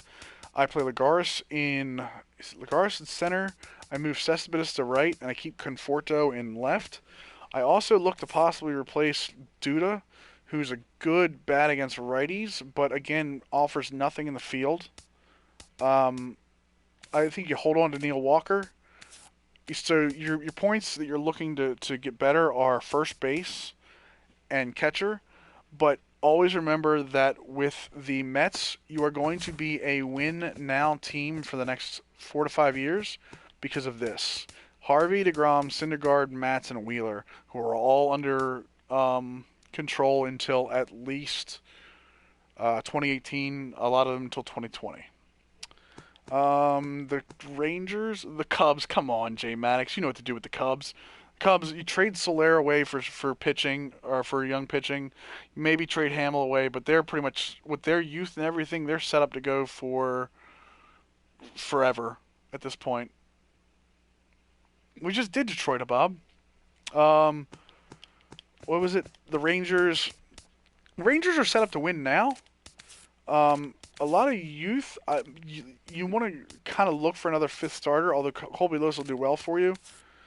Chichi Gonzalez can come in and will work his way into that fifth spot. I like Sam Dyson a lot. I think he's got a good velocity, and you see that home run. Keon Keela is another good relief pitcher for you. Tollison's your closer. I think Keela ends up closing before the end of the year, although Diekman can also close. You know what? I take that back. Diekman's your closer. Tollison should be setting up. The only reason I would keep Diekman here is you're lefty, but you've got Freeman that can do that too. Freeman's a lot better than a 73 because of his low walks per 9. Shut up, Benny. And then lineup-wise for the Rangers, I would probably look to trade either Moreland or Fielder. I tend to lean more towards liking Moreland and not Fielder because of his fielding, because he's able to field. Hamilton's another one you're looking to trade, but again, it depends on what you want to do. You've got Desmond for a year. I think Desmond can play well. I think Desmond's also a decent shortstop, just in case Elvis Andrus gets hurt, which he really shouldn't because of his durability. I think Andrus, Odor, and where's the other one? Is it Gallo? You have Gallo ready to go as well. So that means Beltre's going to get traded at some point. I think your core is Andrus, Odor, Gallo, and Moreland, even though Moreland's 30, and your pitching, and Delino DeShields. I like Delino DeShields a lot too. Matter of fact, why is he not the center fielder over Stubbs? It's really weird. But yeah, so J Maddox, I think Battle Royal is having issues right now.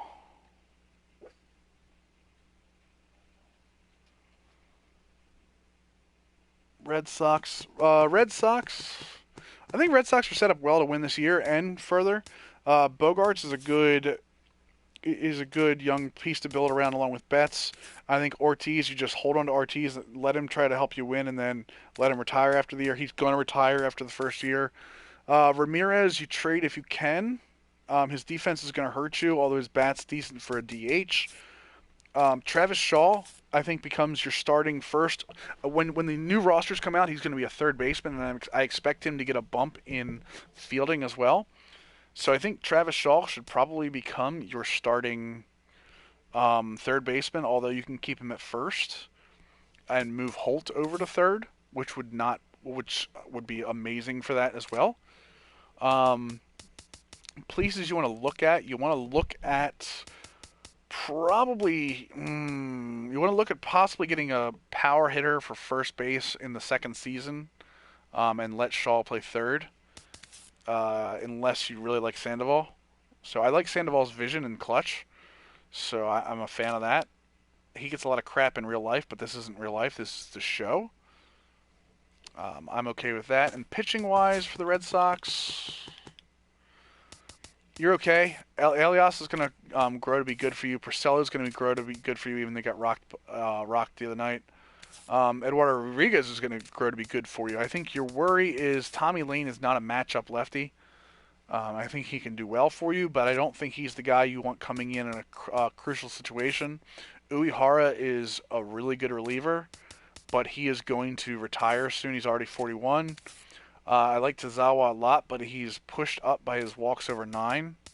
So you're looking for a matchup lefty when you're trading if you're trying to win now. I would also start looking to possibly trade Uehara if you fall out of the playoff race at any point. I hold on to Kimbrel for the time being. You can trade Kimbrel, but you better get some pieces back for him. Carson Smith might be your closer of the future, by the way, and it might be sooner rather than later. No, I'll look at the Pirates right now for you. When we're looking at the Pirates, Garrett Cole is obviously going to be a big piece for you. Liriano, I don't think, even though he's 32, I think the Pirates have enough to win right now.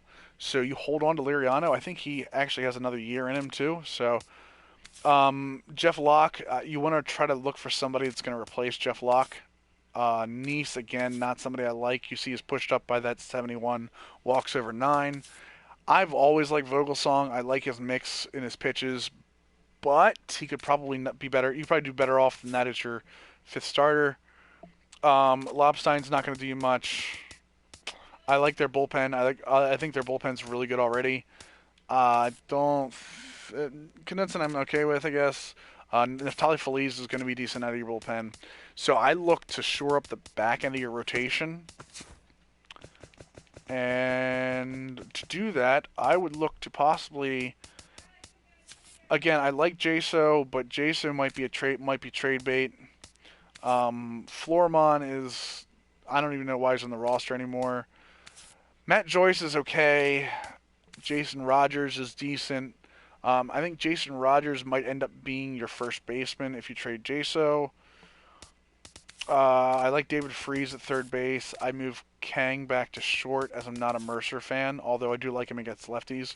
So I think Mercer is better off in your bench role, coming in playing shortstop and second base, and Harrison playing your starter. So obviously Polanco I like a lot, and Starling Marte. Every day is a Marte parte. So I would look to possibly shore up. I like Kang a lot. Oh, man, but I don't. You know what? I take that back. I don't like Kang at shortstop with 66 arm strength. Mercer's not much better. Jason Rogers. I think with Jason Rogers fielding, he's probably a first baseman. Wow. I don't know. You're going to have a tough time juggling infielders with Mercer, Freese, and Kang. I think Josh Harrison's an everyday second baseman. I think he has to stay there. Obviously, you can move him over, I guess. But again, 68 arm strength. I don't think that projects well on the left side. So, I think you're pretty much win now with the Pirates and hoping. No, I'll do the Rays right now. The Rays, because I'm probably going to end up doing these guys. I think you're building your team around Kiermaier, Forsythe. I like Dickerson a lot, especially at 26. I can't believe they got him in that trade. I think Pierce is really good, but you might want to look to trade him if you fall out of the playoff race, especially with his hitting.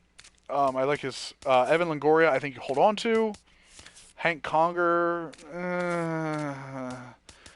I would look to upgrade your catchers because of neither one of them is very good defensively. I think you can look to trade Jennings at some point, although I like his makeup here. I think Souza comes in and plays left field for you with his power. And I think Geyer can be your 4th outfielder. I think Geyer has enough to play. Geyer, if you look at Jennings and Geyer, I mean, they're essentially the same player for the most part. So, and even though Geyer's a little older, I think Geyer's better for you. And I think you get more back for Jennings. I'm not really a fan of Brad Miller at all. I like that he's a lefty, but that's about it. So you got Logan Morrison and James Loney on the bench. You might get something for Loney, but probably not much, so you probably hold on to him. And Morrison is just... I don't know why Morrison's there, to be honest. So what you want to shore up is you want to probably get a shortstop. Although Forsythe can play shortstop. Again, with that arm, though. that arm's not going to play well at shortstop. So you want to kind of look for a shortstop for them. The pitching is pretty good. So obviously, if Archer and Odorizzi, Cobb's still going to grow a little bit. Smiley's still going to grow a little bit. And Erasmo Ramirez is still going to grow. So you're starting pitching, and you have Matt Moore sitting in the wings. You could actually probably trade one of your 6 starters and get Cedeno works as a matchup lefty, I think. Probably trade one of these starters and get a shortstop. So the Jays are pretty much set. If anything, you might want to shore up the back end due to Dickey being old and Gavin Floyd being terrible. So especially if you're going to try winning now, although J.A. Happ can probably go right back into your rotation. It's 33. Yeah, you probably want to get somebody in place of Dickey or Floyd. I don't like Estrada at all. I think his walks push him up a little high, although I do like his break on his curveball and change. So I think Strom and Sanchez are your points. I think Dickey stays on your roster for the first year probably, and then your lineup is amazing. I don't lead Tulo off. I know some people do. I actually lead Pilar off. Colabello is somebody that's going to hit really well for you at first base or in your DH role or corner outfield role. They've got Dominic Brown now, which I really like as well, as a lefty. Smoke can come in. I'm not really a big fan of Justin Smoke.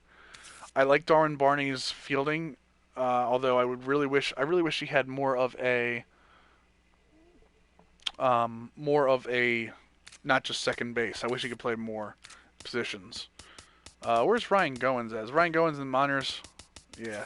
I like Goins a lot too, and he can play shortstop. So Goins is probably going to be your second baseman of the future. Ezekiel Carrera is not much. Dalton Pompey, again, another guy that's going to play really well for you, but might start off in the minors. So those guys, I think you're pretty much set as a Blue Jays player for now and the future. Although know up front that Bautista can be traded if you fall to the playoff race. So can Encarnacion. So these two, as great as they are, they're on the wrong side of 32 as well. So always remember that. Russell Martin, again, another guy that can probably get traded. Tony Sanchez will get better. You really need Tony Sanchez to be a better fielder, but yeah, I know he does, and he might get those. Barney might get those in the next roster update. So if he does, he becomes more valuable to your team.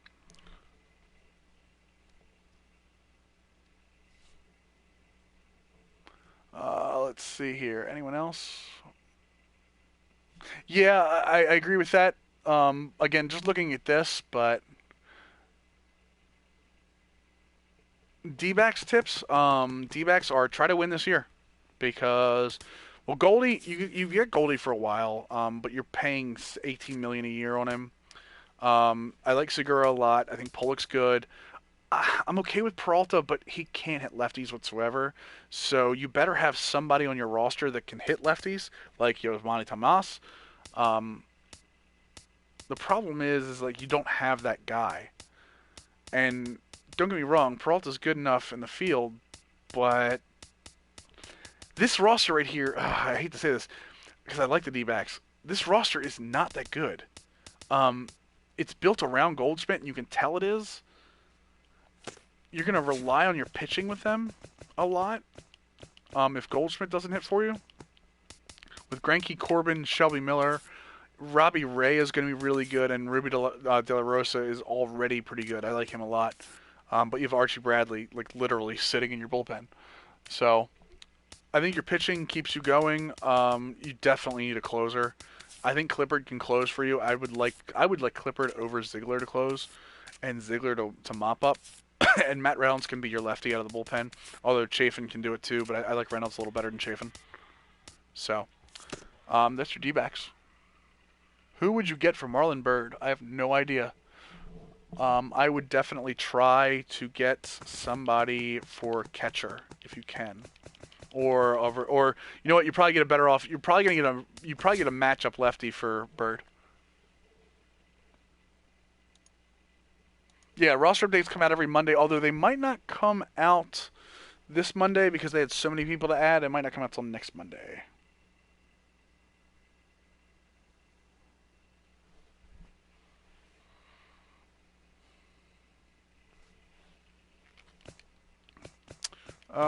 Marlins, dude, Chen's terrible. I know you guys got him, but that walk over 9 makes him terrible. Conley's going to be okay. Cozart's going to be good. Kohler's going to be okay for you. Your problem is that outside of Cat, I like the bullpen, but I don't like Chen at all in this game. So you got Jose Fernando and Cozart, right? And then you look at that lineup.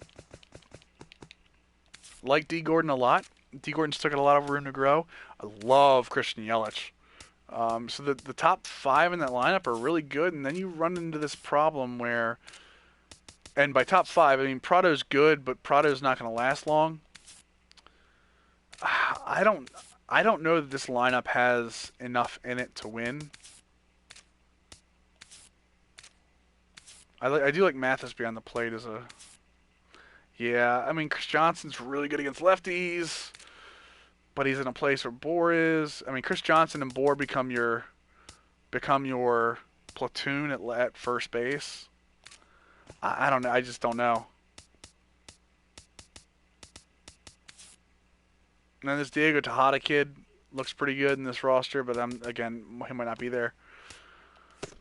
I don't know. I think if you were to do anything with the Marlins, I would say go for the win, go for the playoffs this year, see where you are in July, and if you're not there, don't build for next year, build for 2 years.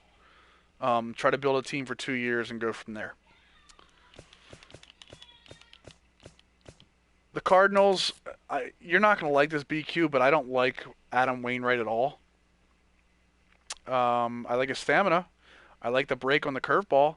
But the problem you're going to run into is that walks over 9 is making him an 89. His hits and Ks are not good. They're just average, or above average, I guess. And he's 34.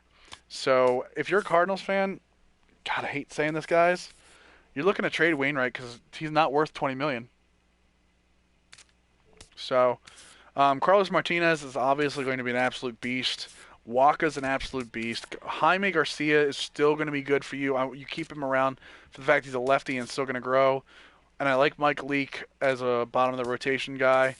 Lance Lynn should still be starting for this team. Sorry, Lance Lynn should be in here in this lineup. So, decent bullpen. But again, when you look at the Cardinals, your Cardinals' problem is going to be that you have these really good young guys and then all these old guys.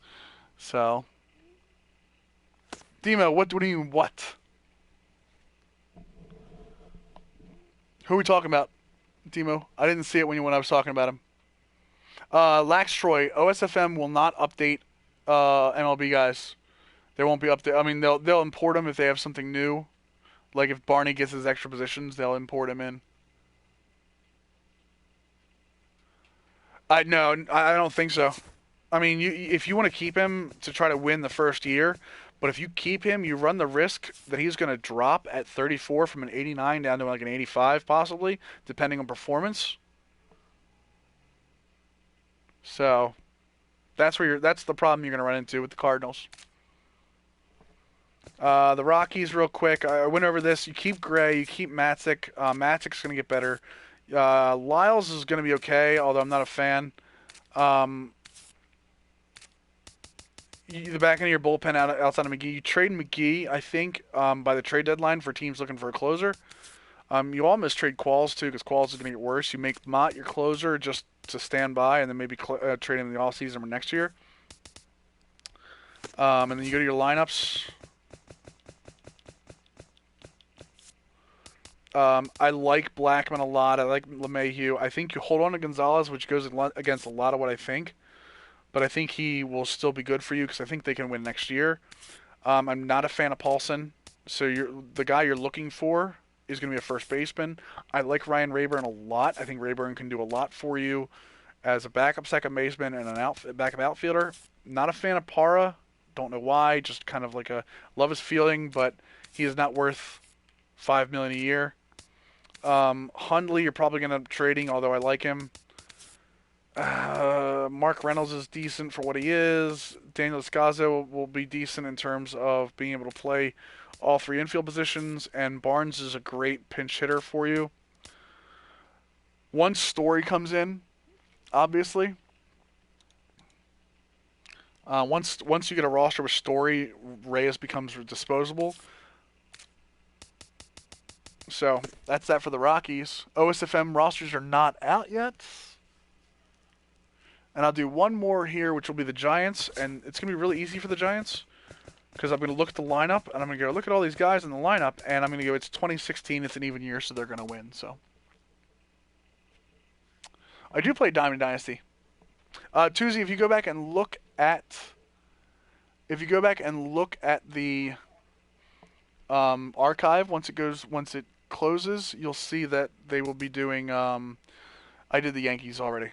So if we were looking, I like Span to keep on the team because that's your defensive outfielder, especially with that huge hole in right field. Hunter Pence obviously keep on this team even though he's 32. Again, defensive outfielder. This team is built to win this year. Brandon Belt will get better. Brandon Crawford will get better. Matt Duffy will get much better. Joe Panic will get better. So these four are your future: Belt, Crawford, Duffy, and Panic. I like Parker, but not a ton unless his potential goes up. I think Pagan is your trade bait. I think Suzak is going to be good enough to replace Posey in 2 years when Posey's on the wrong side of 30. Maybe even move Posey into a first base role if Belt doesn't pan out. I like Tomlinson a lot too as your utility guy. Gregor Blanco's okay. He can move in if you trade Pagan away, and Gillespie's just okay. So I would say let's look at the pitching for them real quick. You guys are gonna hate me for saying this. I think Bumgarner should be good. Cueto's good at 30. Samardzij's good, but on the wrong side of 30. But I still think he's worth hanging on to. I think Peavy can be traded at this point and still get something if you trade early for him. And I think Matt Cain moves into that role a little better with Chris Heston. I think you can edit Chris Heston into a starting pitcher instead of a relief pitcher, and he can do fifth starter for you without a problem. Their bullpen's really, really good. Hunter Strickland is an absolute monster. If I wanted one thing is...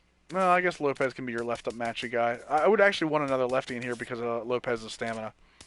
So... Yeah, I did see it. Oh, JB Titan, I hate you for getting Machado.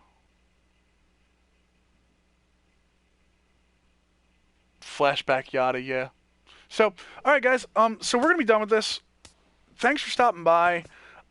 If you have any questions whatsoever in terms of what you think you want to see on a stream, or maybe you have questions, I agree. Lopez is better than the 75 rating, but his stamina is low.